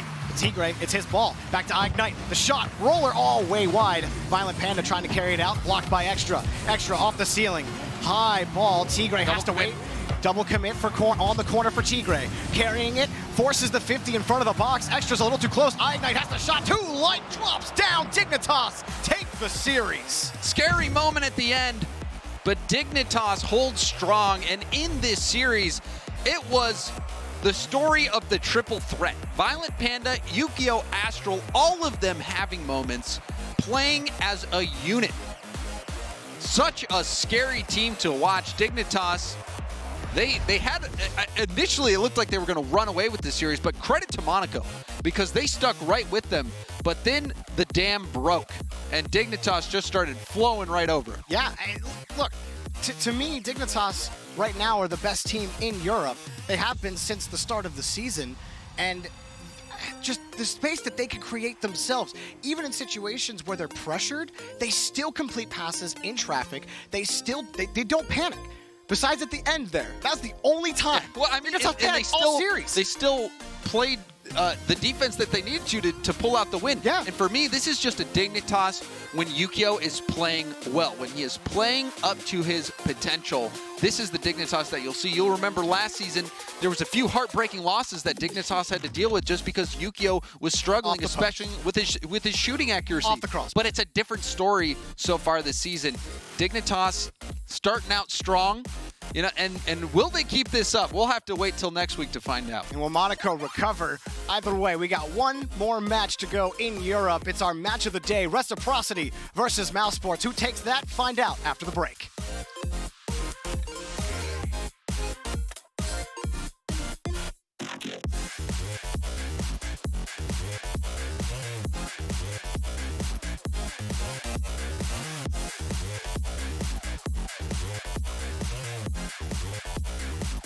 At CDW, we get you want happy, productive employees. That's why we've made our office pet-friendly.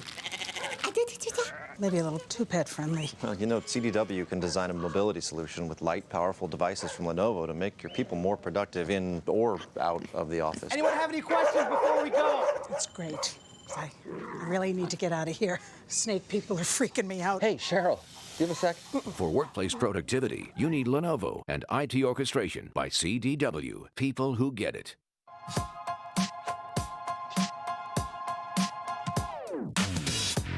I think I need therapy. When my feet gets the best of me, I can't seem to understand how you do this to me. You've been running in circles inside my head. Wasn't looking for love, but baby, I found you instead. I didn't know I was on casualty until you stopped my heart and you made me see.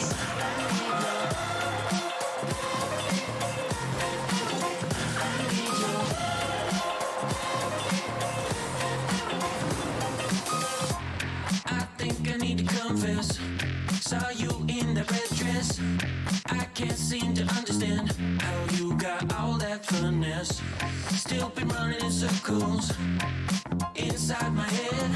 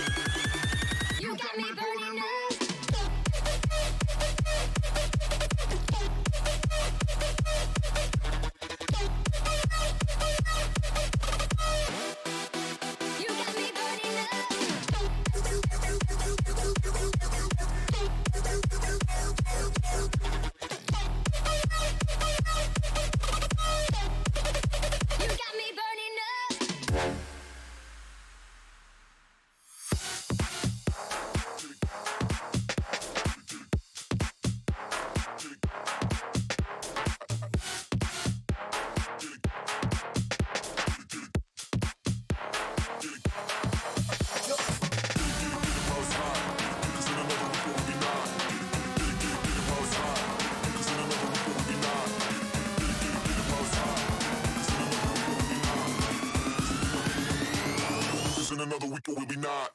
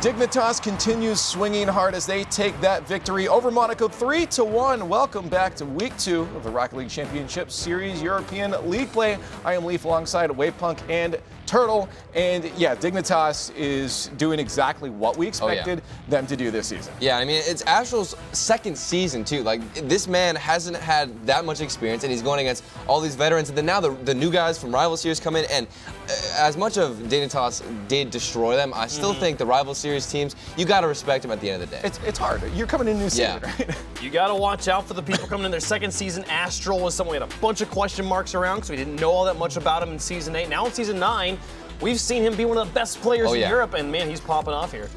I think what really works for these guys is like they're so many times infield passing can be disrupted. So many teams are so used to that, but for some reason they keep connecting with each other. And I'm telling you that Dignitas has my favorite possession game out of any teams. I love the way that they move the ball down the field. I think Yukio has completely stepped up this season. We saw it at the World Championship. Something was in him. I don't know if it was his haircut, the Super Saiyan activation. Super Saiyan, yeah. Literally, something is piercing through him, and it is amazing to watch and see everything, you know, come into fruition.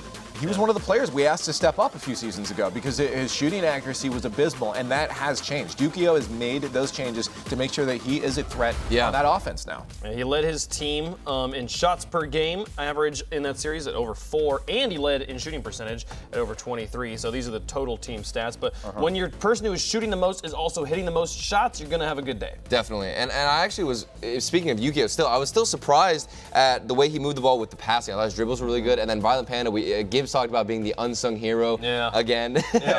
He's always just doing so well. And the way that he communicates to his team and the leadership, it's all there for Dignitas. Well, on that note, how we feeling about VP and talks for MVP? What you think? I feel like Astral's still kind of maybe overshadowing him a bit. I don't know. Like, they're all flashy. They all look good. Fun. They're all good. I think that if Yukio continues to play and improve as the season goes on, I can see it given to him just for the improved performance and his mechanics in general. As surrogate Gibbs, yes, I think he's doing great. I love him, and he's a great pick. There it is. That was a beautiful impression. Clip that one. But anyways, we're going to move on to the Player of the Day nominees, and while we're in the talks of MVPs here.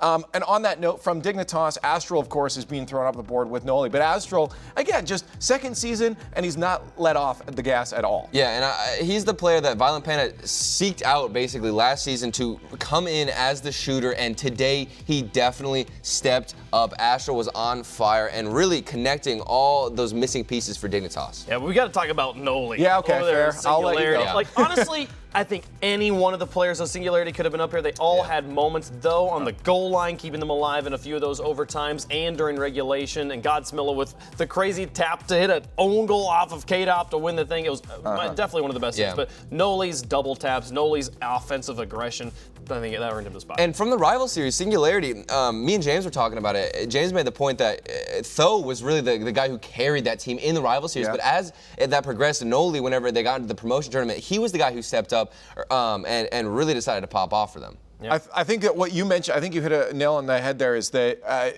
this team, all three players look just mechanically powerful. And at any given moment, and next week, a different player from that team could very well be on that board as well, because they all individually have great potential to do really cool plays. And I just wanted to see them start connecting, and it's looking like they're starting to connect. I still just can't believe how short all the overtimes were. They got to overtime against and then they're Vitality, and that didn't matter at all. They're like, yep, cool, 3 touches, we're done. Cool, we're great. Yeah, no, that's still crazy to think. Yeah, they just took down Vitality. That's a great start for them, but we're going to move on to our next match. It is our match of the day, and that is Reciprocity versus Mousesports. This is a fun one. We've all been looking forward to these all day, and I'm glad all the matches before have built up and ramped up to this point, because my excitement is high for this. Mousesports just barely missing out 4 times in a row last season to get the Worlds, but they've made a change. Scrubkiller now on the team. But of course, Reciprocity still one of the strongest in Europe. How's this going to go? I mean, I feel like Vitality is right now like, hey, Mousesports, can we have Scrubkiller back? Yeah, can we go back? Please. Not go well. Scrubkiller's like, nope, he is ours. They're happy to have him on board. You heard all my thoughts, though, in the pre-show. How do you feel, Turk? This is one of the best series, I think, of the whole season. I'm extremely excited because last weekend we saw some great performance from Scrubkiller. I thought that he fit into the team so well and really flowed together. And even we have some stats for them. Everybody involved, we can compare Mousesports and Reciprocity for them. If you just look at the stats across the board, this series alone, top 2 all down in all of these categories, Mousesports and Reciprocity. This is such a close series. That 27% shooting percentage for Mousesports, and when they're getting into the 1 out of 3 goals or 1 out of 3 shots going in range, it's pretty deadly stuff. And when you got people like Cookser and Scrubkiller, it's good. And even Speed on offense, I mean, he's got some wonderful moments, but he, to me, is still the big question mark in this series. I feel like Reciprocity looked like the complete package last week. To me, Speed was kind of the weak link on the Mousesports. Are you sure, though? Because a lot of people say if Shazette's not playing well, then that team kind of falls apart. That's an if, but he was playing last week, so I don't. He's not a question mark. Shazette is always a very defensively adjusted player. I feel like even whenever people think he's not playing well, it's just because he's not scoring goals, but it doesn't mean he's necessarily not carrying them. I think it just comes down to Scrub and the aggression, because he's kind of changed his play style a little bit, got more passive. So it's going to be such a close series. I can't wait. Speed versus Shazette. Players to watch. That's good. And who are you guys voting for? Because this is going to be a great match. Get online on Twitter at RL Esports, hashtag RLCS9. But it is now time for our final and match of the day.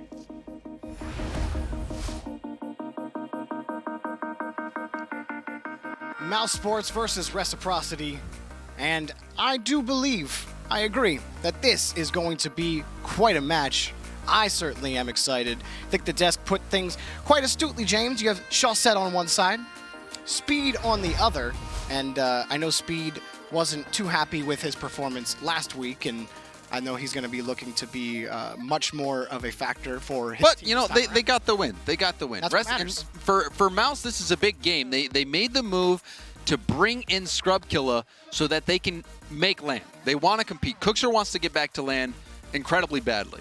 And Scrubkilla is the guy who's going to help you do that. But Reciprocity is the team that all of the European pros put up there at #1. Reciprocity has a target on their back. And there's been lots of conversation on the desk about, you know, is Reciprocity going to be able to rely on Chaussette to play at the level we know he can?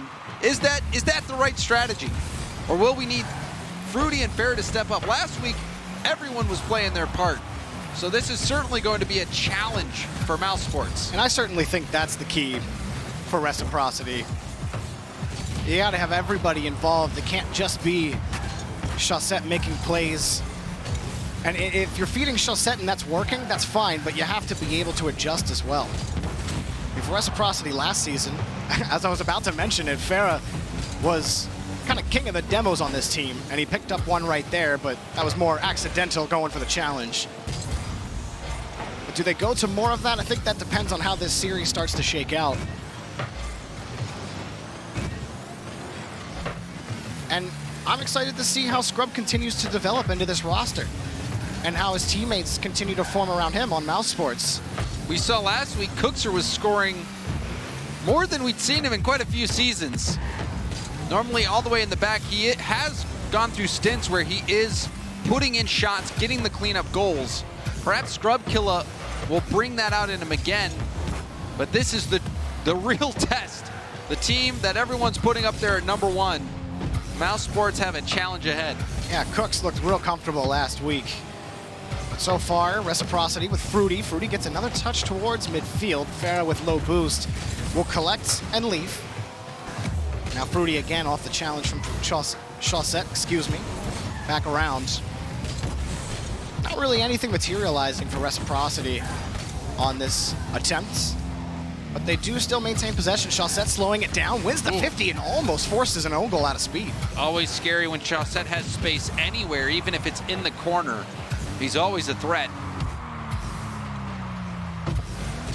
Now high ball. Fruity at least buying time, allowing Chaussette to win that 50.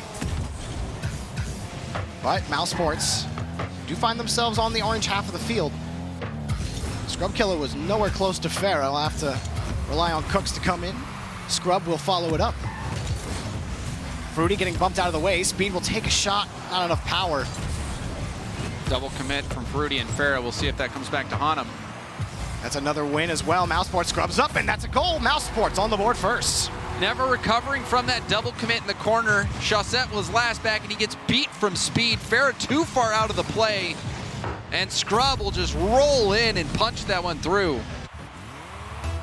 And a couple of opportunities where it's either space that was just given by Reciprocity or those 50 wins that were crucial on that play. This time they convert.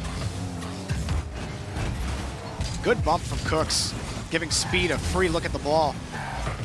Punting it downfield. He'll collect and allow Cooks to come in.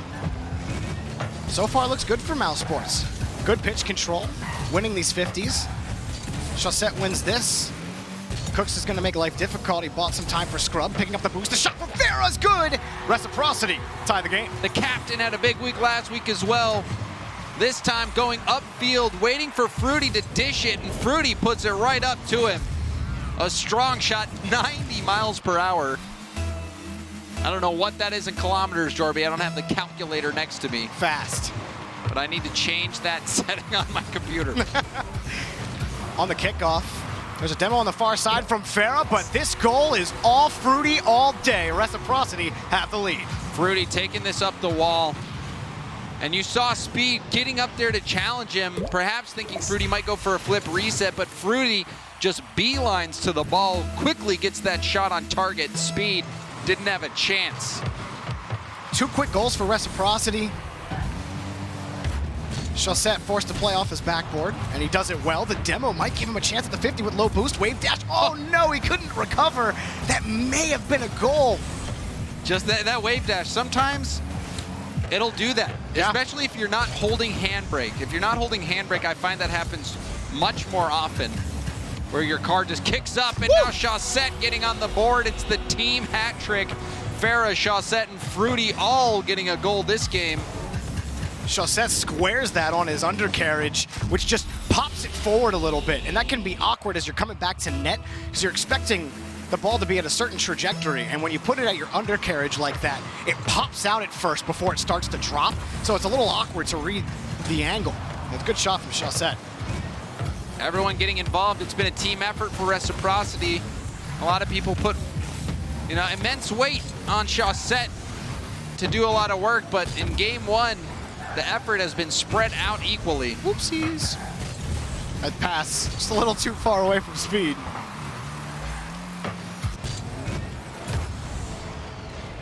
Scrub on the catch and release. That's a free ball for Cooks.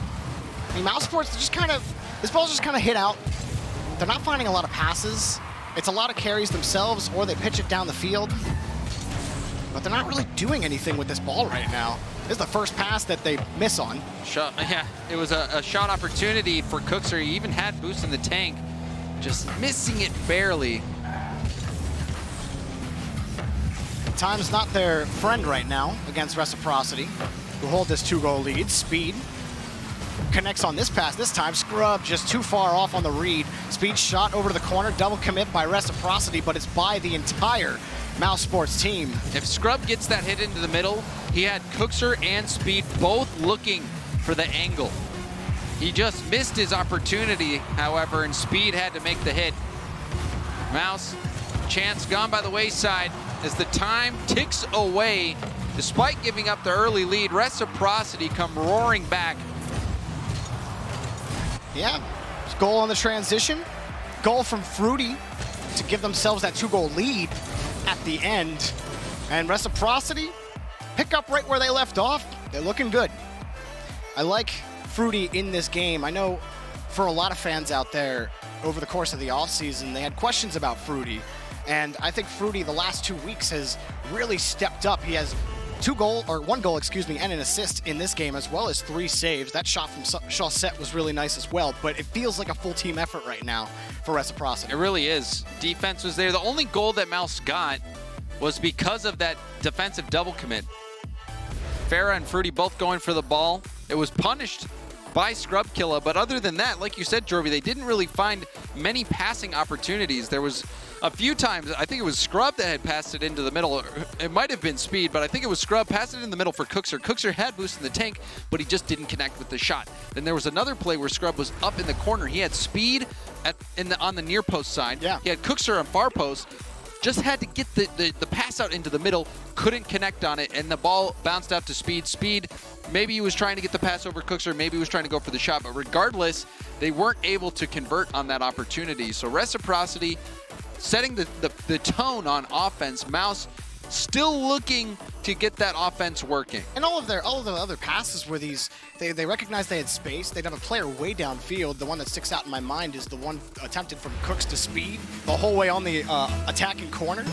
And Cooks booms it downfield, but it's not necessarily on target. And those long passing plays, they really rarely work.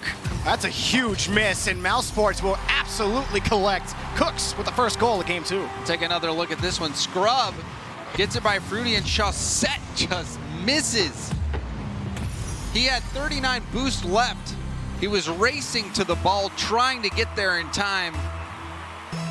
Didn't do it. Free goal for Mouse just 7 seconds in.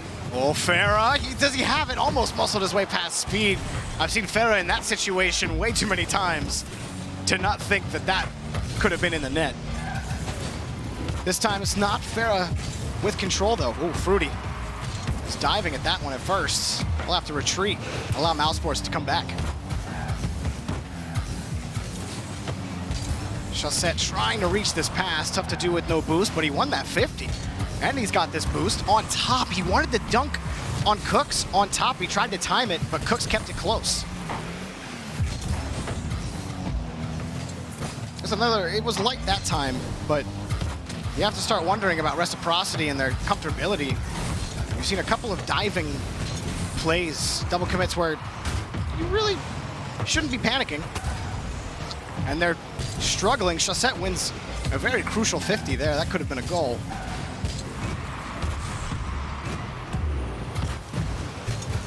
And now it's just switched as far as who's winning the challenge game, James. You know, you have Mousesports Cooks, who's won his last few challenges. Scrub flipping back to make that save, and a good follow-up touch from Cooks.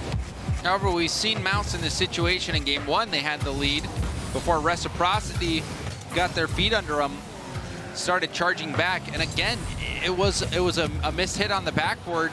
Chaussette going for it when he just couldn't get there in time, but that missed play on the defensive end was what gave Mouse that goal. So we'll see if Mouse can start putting together some infield passes, working on some counterattacks, finding each other in open space. That's what I want to see out of Mouse. Ooh, Scrub just picking up that save on that dangerous carry in front of his box. We've kind of been locked right now. Chaussette wound up for that shot, blocked by Speed. Now Speed with control, blocked again by Fruity. I mean, this rotation from Mousesports, it's not really affording them any real opportunities at the net. As we pointed out earlier, just capitalizing on a mistake. And Chaussette just stole both corner boosts from Mouse as he was retreating downfield, and he got the half boost. Oh, good attempt there from Chaussette. Another corner boost steal from Chaussette as well. So Reciprocity wearing down this defense. There's the demo. Oh, off the post from Fruity. And he had smoked the defender in net as well. That was a huge chance for Reciprocity. Fruity knew he had to beat a defender. He tried to just sneak it in and punch it in right next to the posts. Mouse, make it happen. Mouse did well to deal with that buildup. Chaussette whittling them down with all the boost stealing, and that opportunity was a close call. Reciprocity almost tied it up, but Mouse barely hang on, and now they have a chance on the other end. Cook's light ball taken away by Fruity. Fair on the catch, challenged by Scrub, up for it quickly with Speed. Speed wins that cleanly off the backboard, and it's a huge miss, but no shot comes. It's wide and out to the corner. Opportunity for insurance squandered by Mousesports. There was a time where it was one defender in net. It was just Fruity against 3 Mouse players. Fortunately for Reciprocity, backup came in time. However, Mouse could have extended their lead. And there's still plenty of time for Reciprocity. This ball will be Fruity's. Farah, he picked up the demo, but Scrub knocked the ball away. Off the back wall. Chaussette coming from midfield, wins out the corner. Speed can't get there, but Scrub backing him up, has the save. Scrub, long carry off the side wall. The challenge knocks it out to the corner. The shot blocked by Chaussette. Mousesports looking for that insurance, because here comes Farah, barely blocked by Speed. That was a lovely strike by Cookser as well. Just an unbelievable save from Chaussette, who managed to read that play almost like a penalty kick. He just had to predict where that ball was going to get shot. Ooh. I think Farah was looking for the shot there. He tried to time it as it bounced off the ceiling. That one is over the head of Reciprocity on that demo on Chaussette. He's been a nuisance in net. Just take him out of the play. Speed. It looked like Speed passed it, but after another look, Chaussette cleared that over to the middle, and Scrubkilla had him read like a book. Jumping right on it. And that is the insurance goal that you want to see if you're a Mouse fan. Approaching the 10-second mark. Chaussette off the ceiling, and it's saved. I believe that was Scrub on the save. It was. He had to battle through a bump to get to that ball. Mouse getting the 2-goal win in game 2. There were a couple of quality opportunities from Reciprocity. This game felt weird to me, just because Mousesports, it felt like they were playing, I don't want to say not to lose, but it felt like they were just playing safe. They weren't playing like Dignitas. They were not playing like Dignitas. It is very jarring going from Dignitas to Mousesports, that's for sure. Dignitas they were taking every opportunity to find each other and work with each other to go downfield. Mouse in this game, they punished some mistakes. We saw the misread from Chaussette on the backboard. Then we saw the pass into the middle from Chaussette. So it wasn't the greatest game from Chaussette. He did have a big save on the shot from Cookser. But Mouse is not really giving them any breathing space. You see Speed and Scrub always in those positions to shut down the plays. Mouse, their defense has been solid.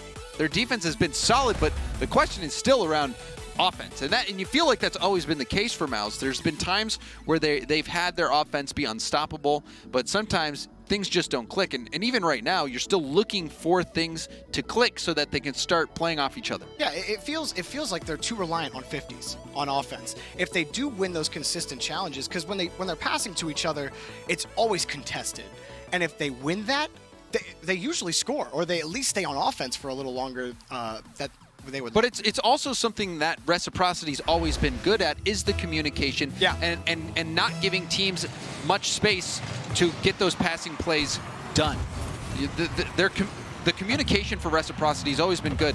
The team play, the spacing, they don't make that many mistakes. We did see the double commit that they got punished on, but for the most part, they're very good at that. So you got to wonder if that's the main factor in the fact that Mouse can't really get many team plays going. But regardless, it worked for Mouse, so just keep repeating that. Shut down Chaussette, make him make mistakes, and get the series win.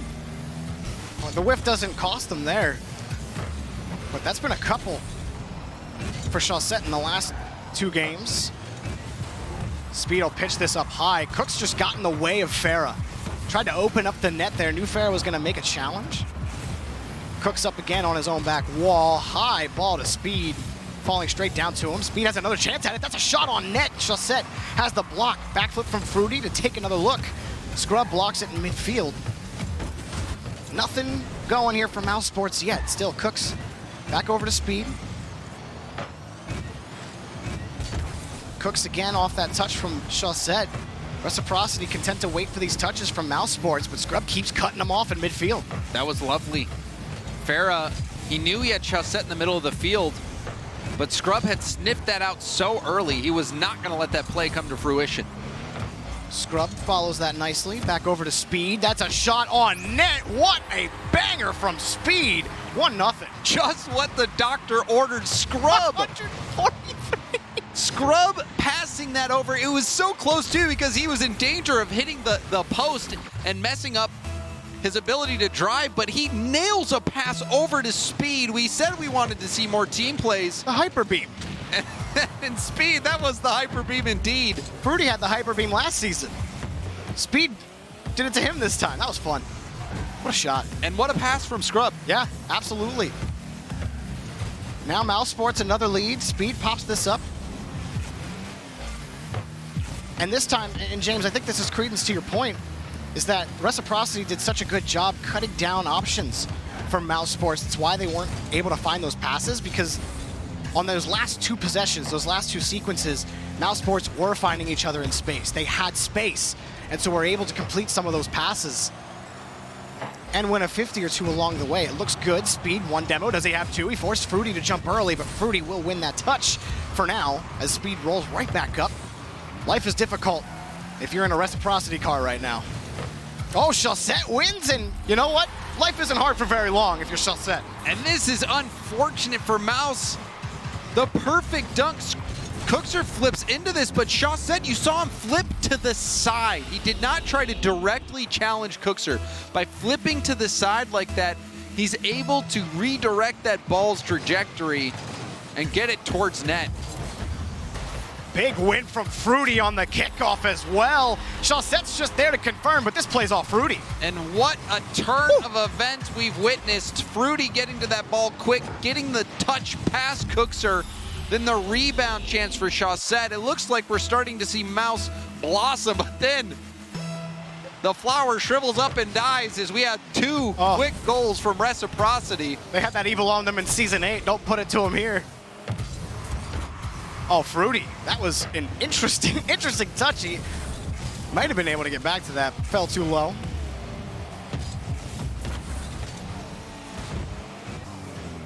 Mousesports now Having to play more defense. Another good challenge from Fruity. Reciprocity's approach to the ball, very good. Reading the field very well right now. Scrub stole the boost. Now the pass out to Speed is wide. He had to avoid a defender. He picks up the demo. Scrub out the corner, looking for his man. He got him, but it's blocked, broken up. Still Mousesports ball. Cooks off the backboard. It'll be Fruity's ball. And Speed will be forced to retreat.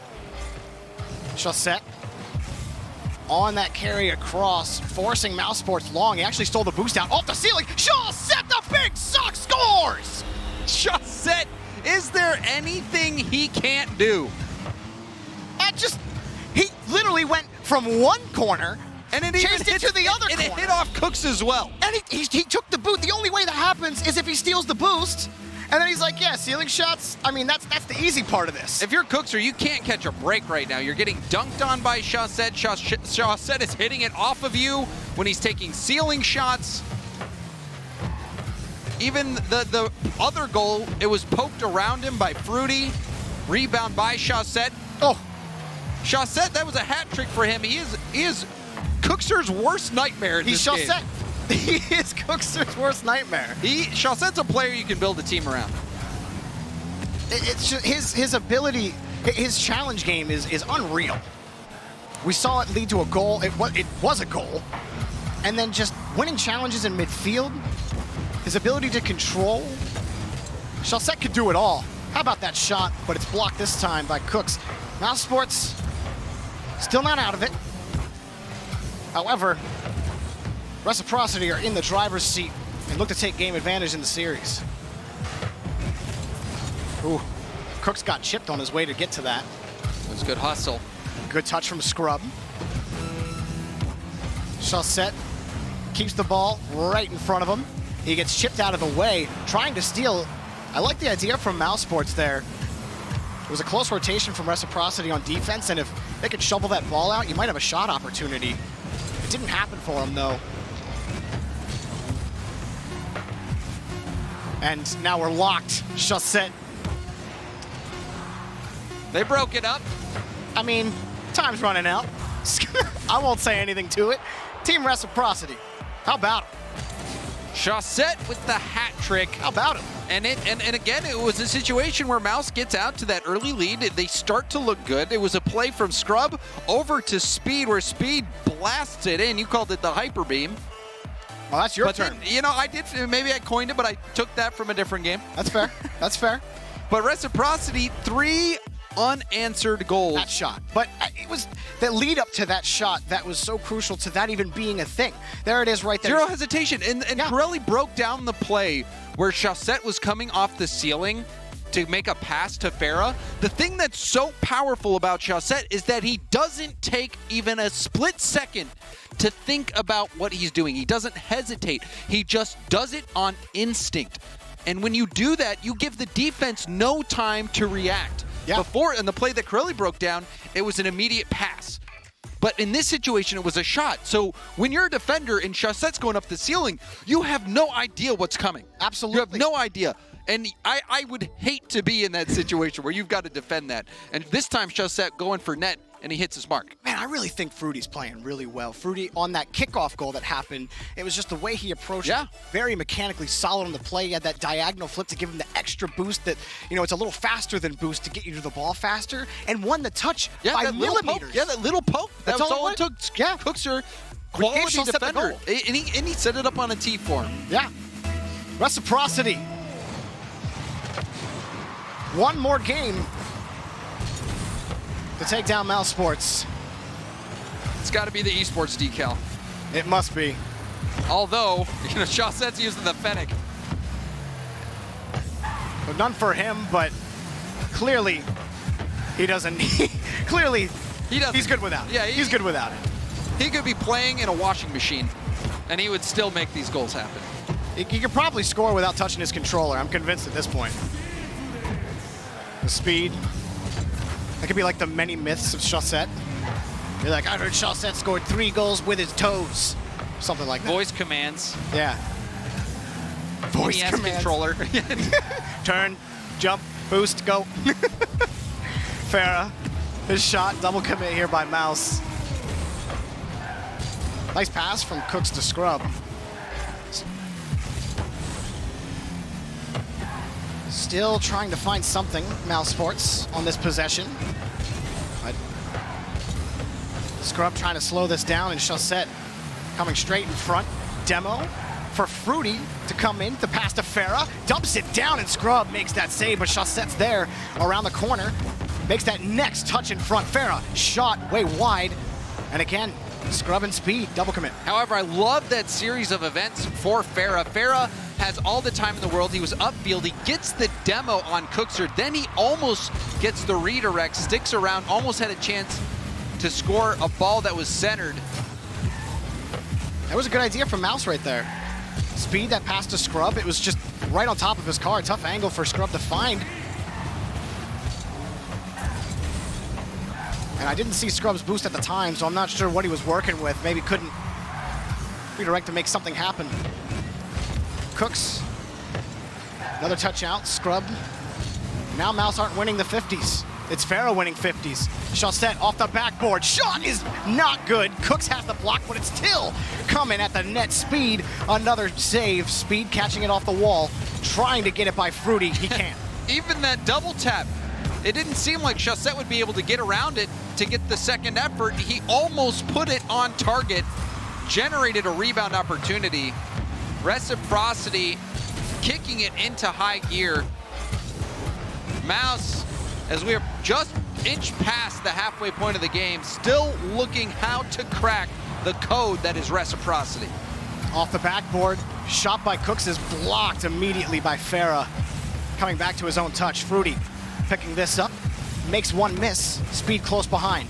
Downfield across the corner, now in front of the box. Scrub just missed the touch. He was in position for it. He just couldn't make contact. Unfortunate for Mouse. Nobody touched that ball as it rolled across net.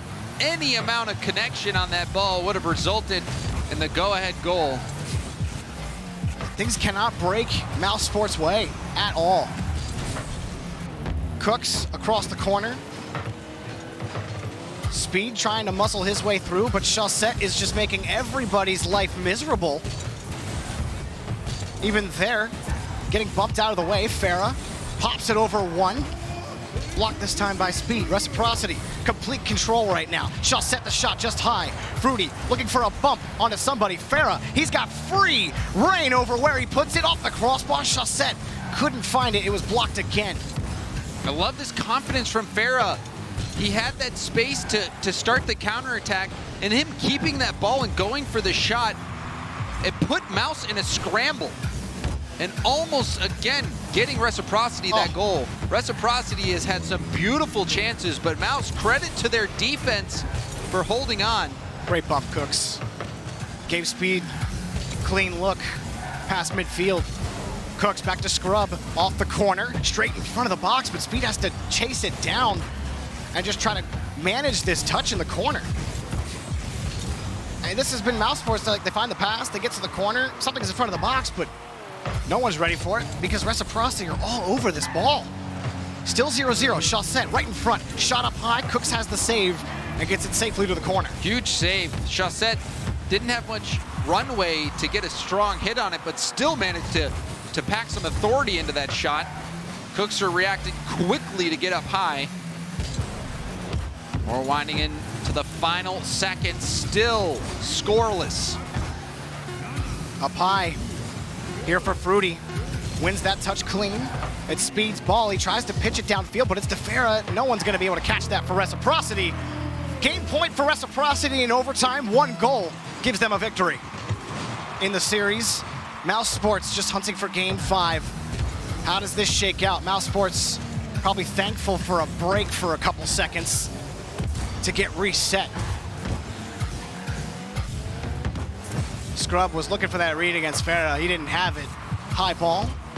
Blocked this time by Fruity. Defense has been managed well by Reciprocity.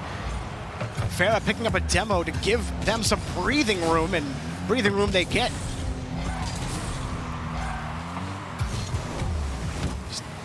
No immediate follow-ups. Long clears down the field, trying to test Reciprocity, but every test they give them, they pass with flying colors. Vera gave up possession though, and Cookster's just going to launch it towards the backboard, perhaps hoping for a mistake on defense by Reciprocity.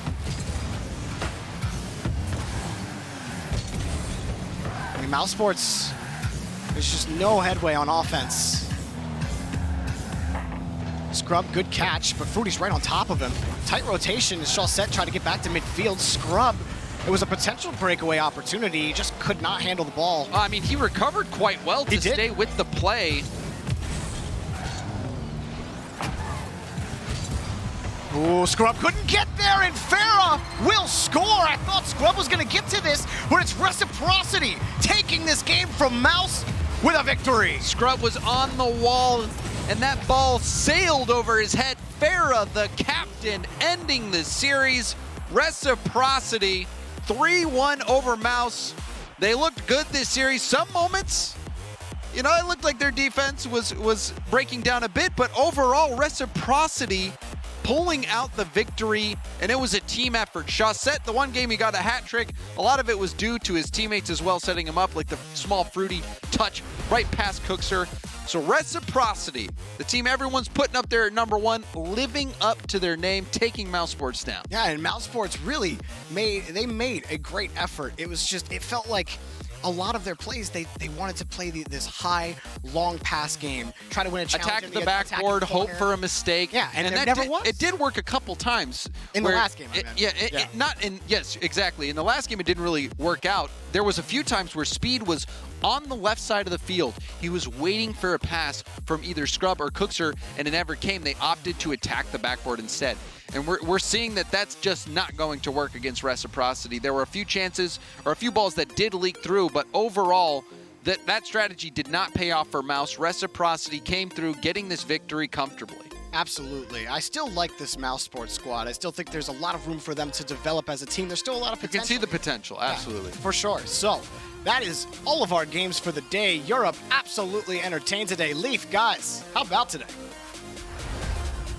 How about today? It was a great day. In all honesty, we saw some crazy, especially RV in that winning, and now Reciprocity just holding on to that consistency, that solidity in them. But Mousesports, you know, might want to, I'm sure they wanted it to be a lot closer than that too, right? At the beginning, it seemed like it was very back and forth. They took a game in the series, but then, you know, just Reciprocity just amped way up and started taking over. I mean, it felt like Reciprocity, as, you know, things kind of progressed. Chaussette kind of bursted out a little bit of his shell. He got more aggressive, and then even then, everybody, Farah, Fruity, such great control of the ball, all their touches. And then even last week, we saw Farah have great control in the corner, Fruity doing great up shooting. They are just on fire these past 2 weekends. Yeah, no, I mean, Reciprocity has been playing well. Farah was shooting pretty accurate. Yep. Chaussette put the team on his back. I was worried for a minute with that missed wave dash, but then he turns around and scores that goal. Yeah, as soon as that happened, he literally got a goal. So, and then the ceiling shot, everything was flowing for them. Mouse, I thought that it took a little bit for them to break out of their half. Something that I've noticed out of their games is they do a great job of carrying out of the defense, but it's just staying on offense. Oh, the big sock himself. What a shot from that man. He got a hat trick there in that game.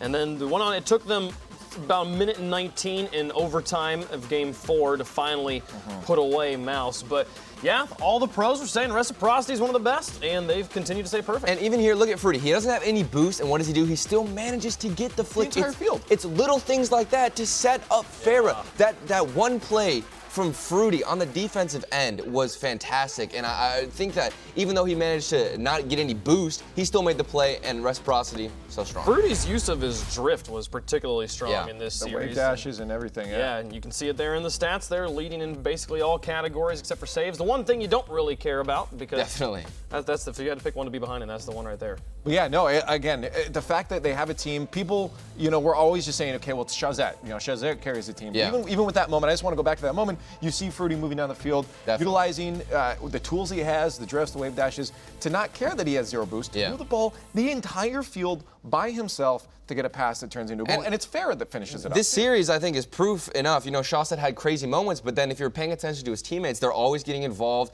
The aggression from Farah, Fruity, that last play, and even in the beginning, they all had a team hat trick, everybody getting a goal. That's how you want to start a series off. You can't be one of the best teams in the region with just one player carrying. Everyone's got to be involved, and everybody was. Well, speaking of reciprocity and that beautiful play down the field, we have Fruity himself on the line, man. Did you think you were going to make it down the entire field with no boost?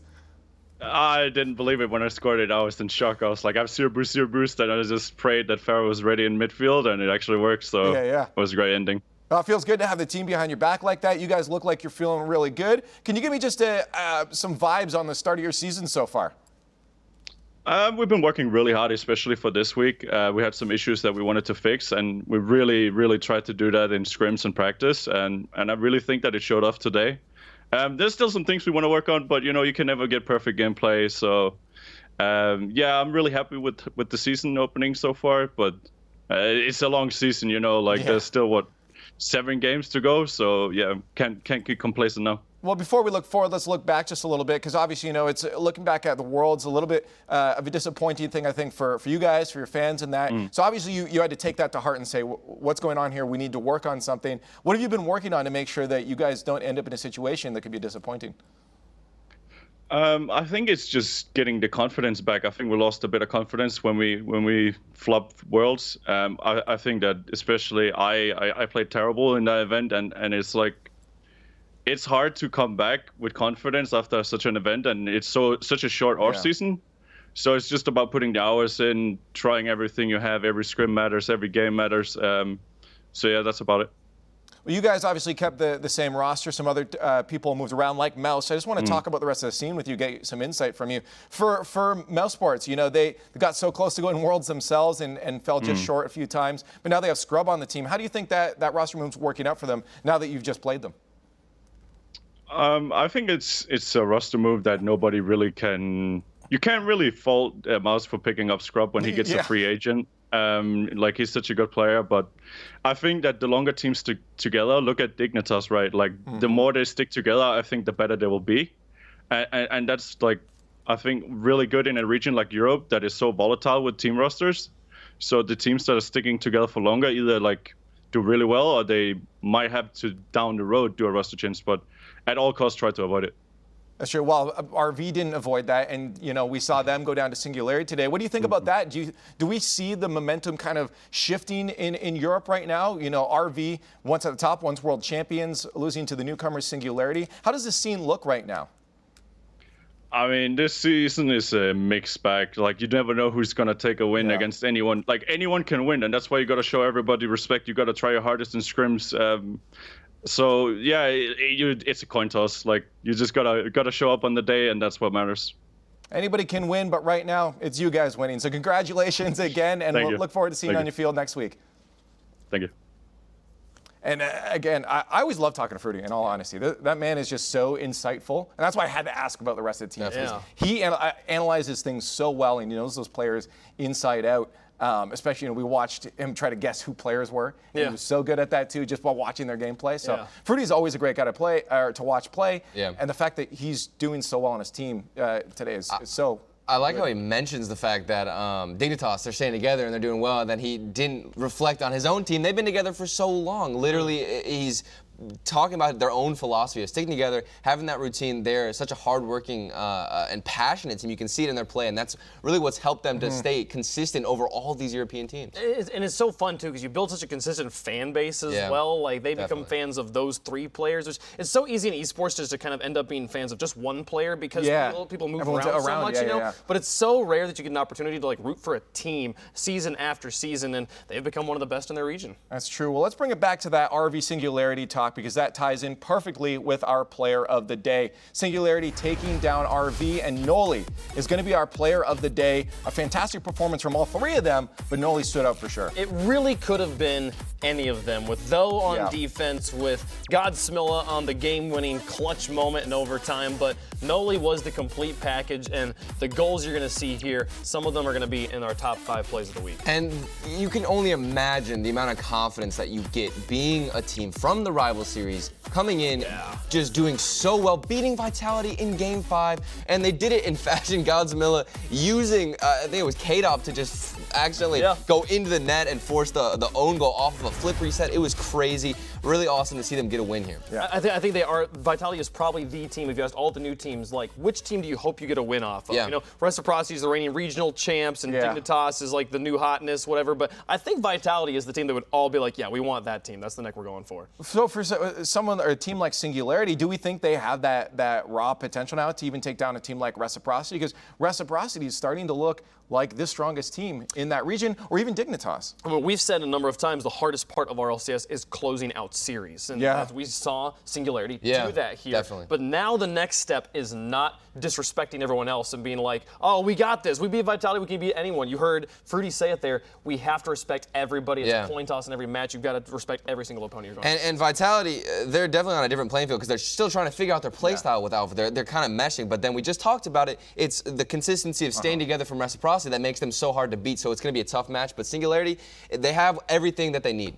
Well, let's take a look back at the day in case you guys missed some of the matches. Just look at some of the results here. It was an exciting day of Rocket League for Europe. You know, my bold prediction was that EU is going to be good again, and they're definitely showing that. Even with the new teams, unfortunately, you know, for TSM, they're still figuring some stuff out. But Singularity, a win over RV, and Reciprocity looking stronger than ever. EU definitely had some good games again. That Singularity Vitality match, if you missed a match and you didn't get to see it, go watch that one. That was definitely the highlight of the day. But yeah, Mousesports, I'm still going to say it. I feel like I want to see. I don't think that team's making it to land right now. There you guys. I don't know, man. I don't know. I think I disagree with that. I like Scrub's integration to the team. I think they definitely are a lot better right now. And just looking at the standings, you can see they're 1-1. Mouse is 1-1. It's way too. I mean, I guess that's why it's a bold prediction, right? But Reciprocity, Barça, and Dignitas, the only team sitting at the top with no losses right now. And this is, I don't know. It's a flip from the old days of Rocket League. I mean, like RV sitting in that 5th spot too. You look at TSM. You know that had quite the name behind it as well. So it's just a mixed bag, and I think that's exactly what Fruity was saying as well. Is right now it's kind of all over the place. You don't really know what to expect in Europe. It's a long season, but now you don't know what to expect. But then I see Barça up there, and I'm still happy. If you want to watch some games, some fun, entertaining games, look at Flakes using the gizmo out there on the field. It's crazy. I know Wave loves that. I absolutely love it. Dude, we got a freaking fast forward in the game today. Like, it was just That's so true. great. We had the fast forward. With the Hot Wheel card on the pitch. I love that the players are shaking it up. That's fantastic. Anyways, we just had our second week of Europe. We're closing that out. Final thoughts of what we're seeing now that we've had some more games out of them. Oh, I mean, this has been exciting. I can't wait to see what happens next week. When I maybe get some undefeated teams clashing. Those are always the most exciting. I've picked Singularity from the beginning. I'm gonna stay behind them. That's the team to watch. I am gonna keep my eyes peeled for them, and you got to respect the rival series teams. I just want to remind you guys that after this, the SAM Grand Series is going right now, so you want to catch some SAM action. They had a lot of crazy roster moves as well, but we're going to look to next week right now at the European schedule for week number 3. A reminder that we're going to 6 games per the day. It's going to be a long one, a lot of Rocket League, but it's going to be exciting. I was looking at this and I'm like, I want to pick one match to point out to you guys, but almost every single one of these is going to be a great, especially for the teams that are still looking for a win on the day. But again, we are going to watch some SAM after this, but until you see me next week, have a good one.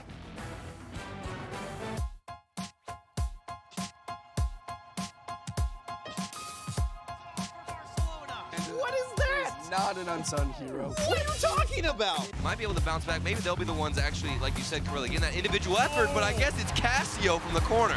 Goomba stomp and demolish those there, and they score. Singularity. They bounce right back and take game 1. But we've had 2 different results. Noli looks for the double. Overtimes have been on their side. Can they do it right here? As Godzilla looks for the flip reset over the top. Own goal. Oh my goodness. Wow. Pass over to Yukio. Shot blocked by Ike. Here comes by the Panda, and it's in. Dignitas. It doesn't matter. That's a shot on net. What a banger from Speed. Forcing Mousesports long. He actually stole the boost out off the ceiling. Shaw set the big suck. Scores. Ooh, Scrub couldn't get there, and Farah will score, taking this game from Mouse with a victory.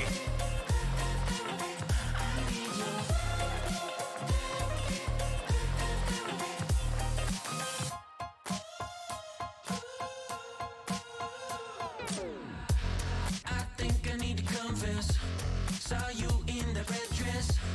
I can't seem to understand how you got all that finesse. Still been running in circles inside my head. Wasn't looking for love, but baby, I found you instead.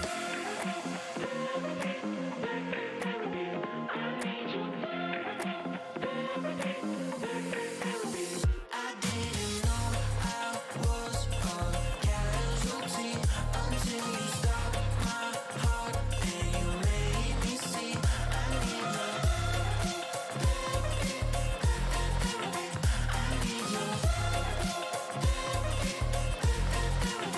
I didn't know I was a casualty, but when you're gone, can't find no remedy. I need your therapy, therapy.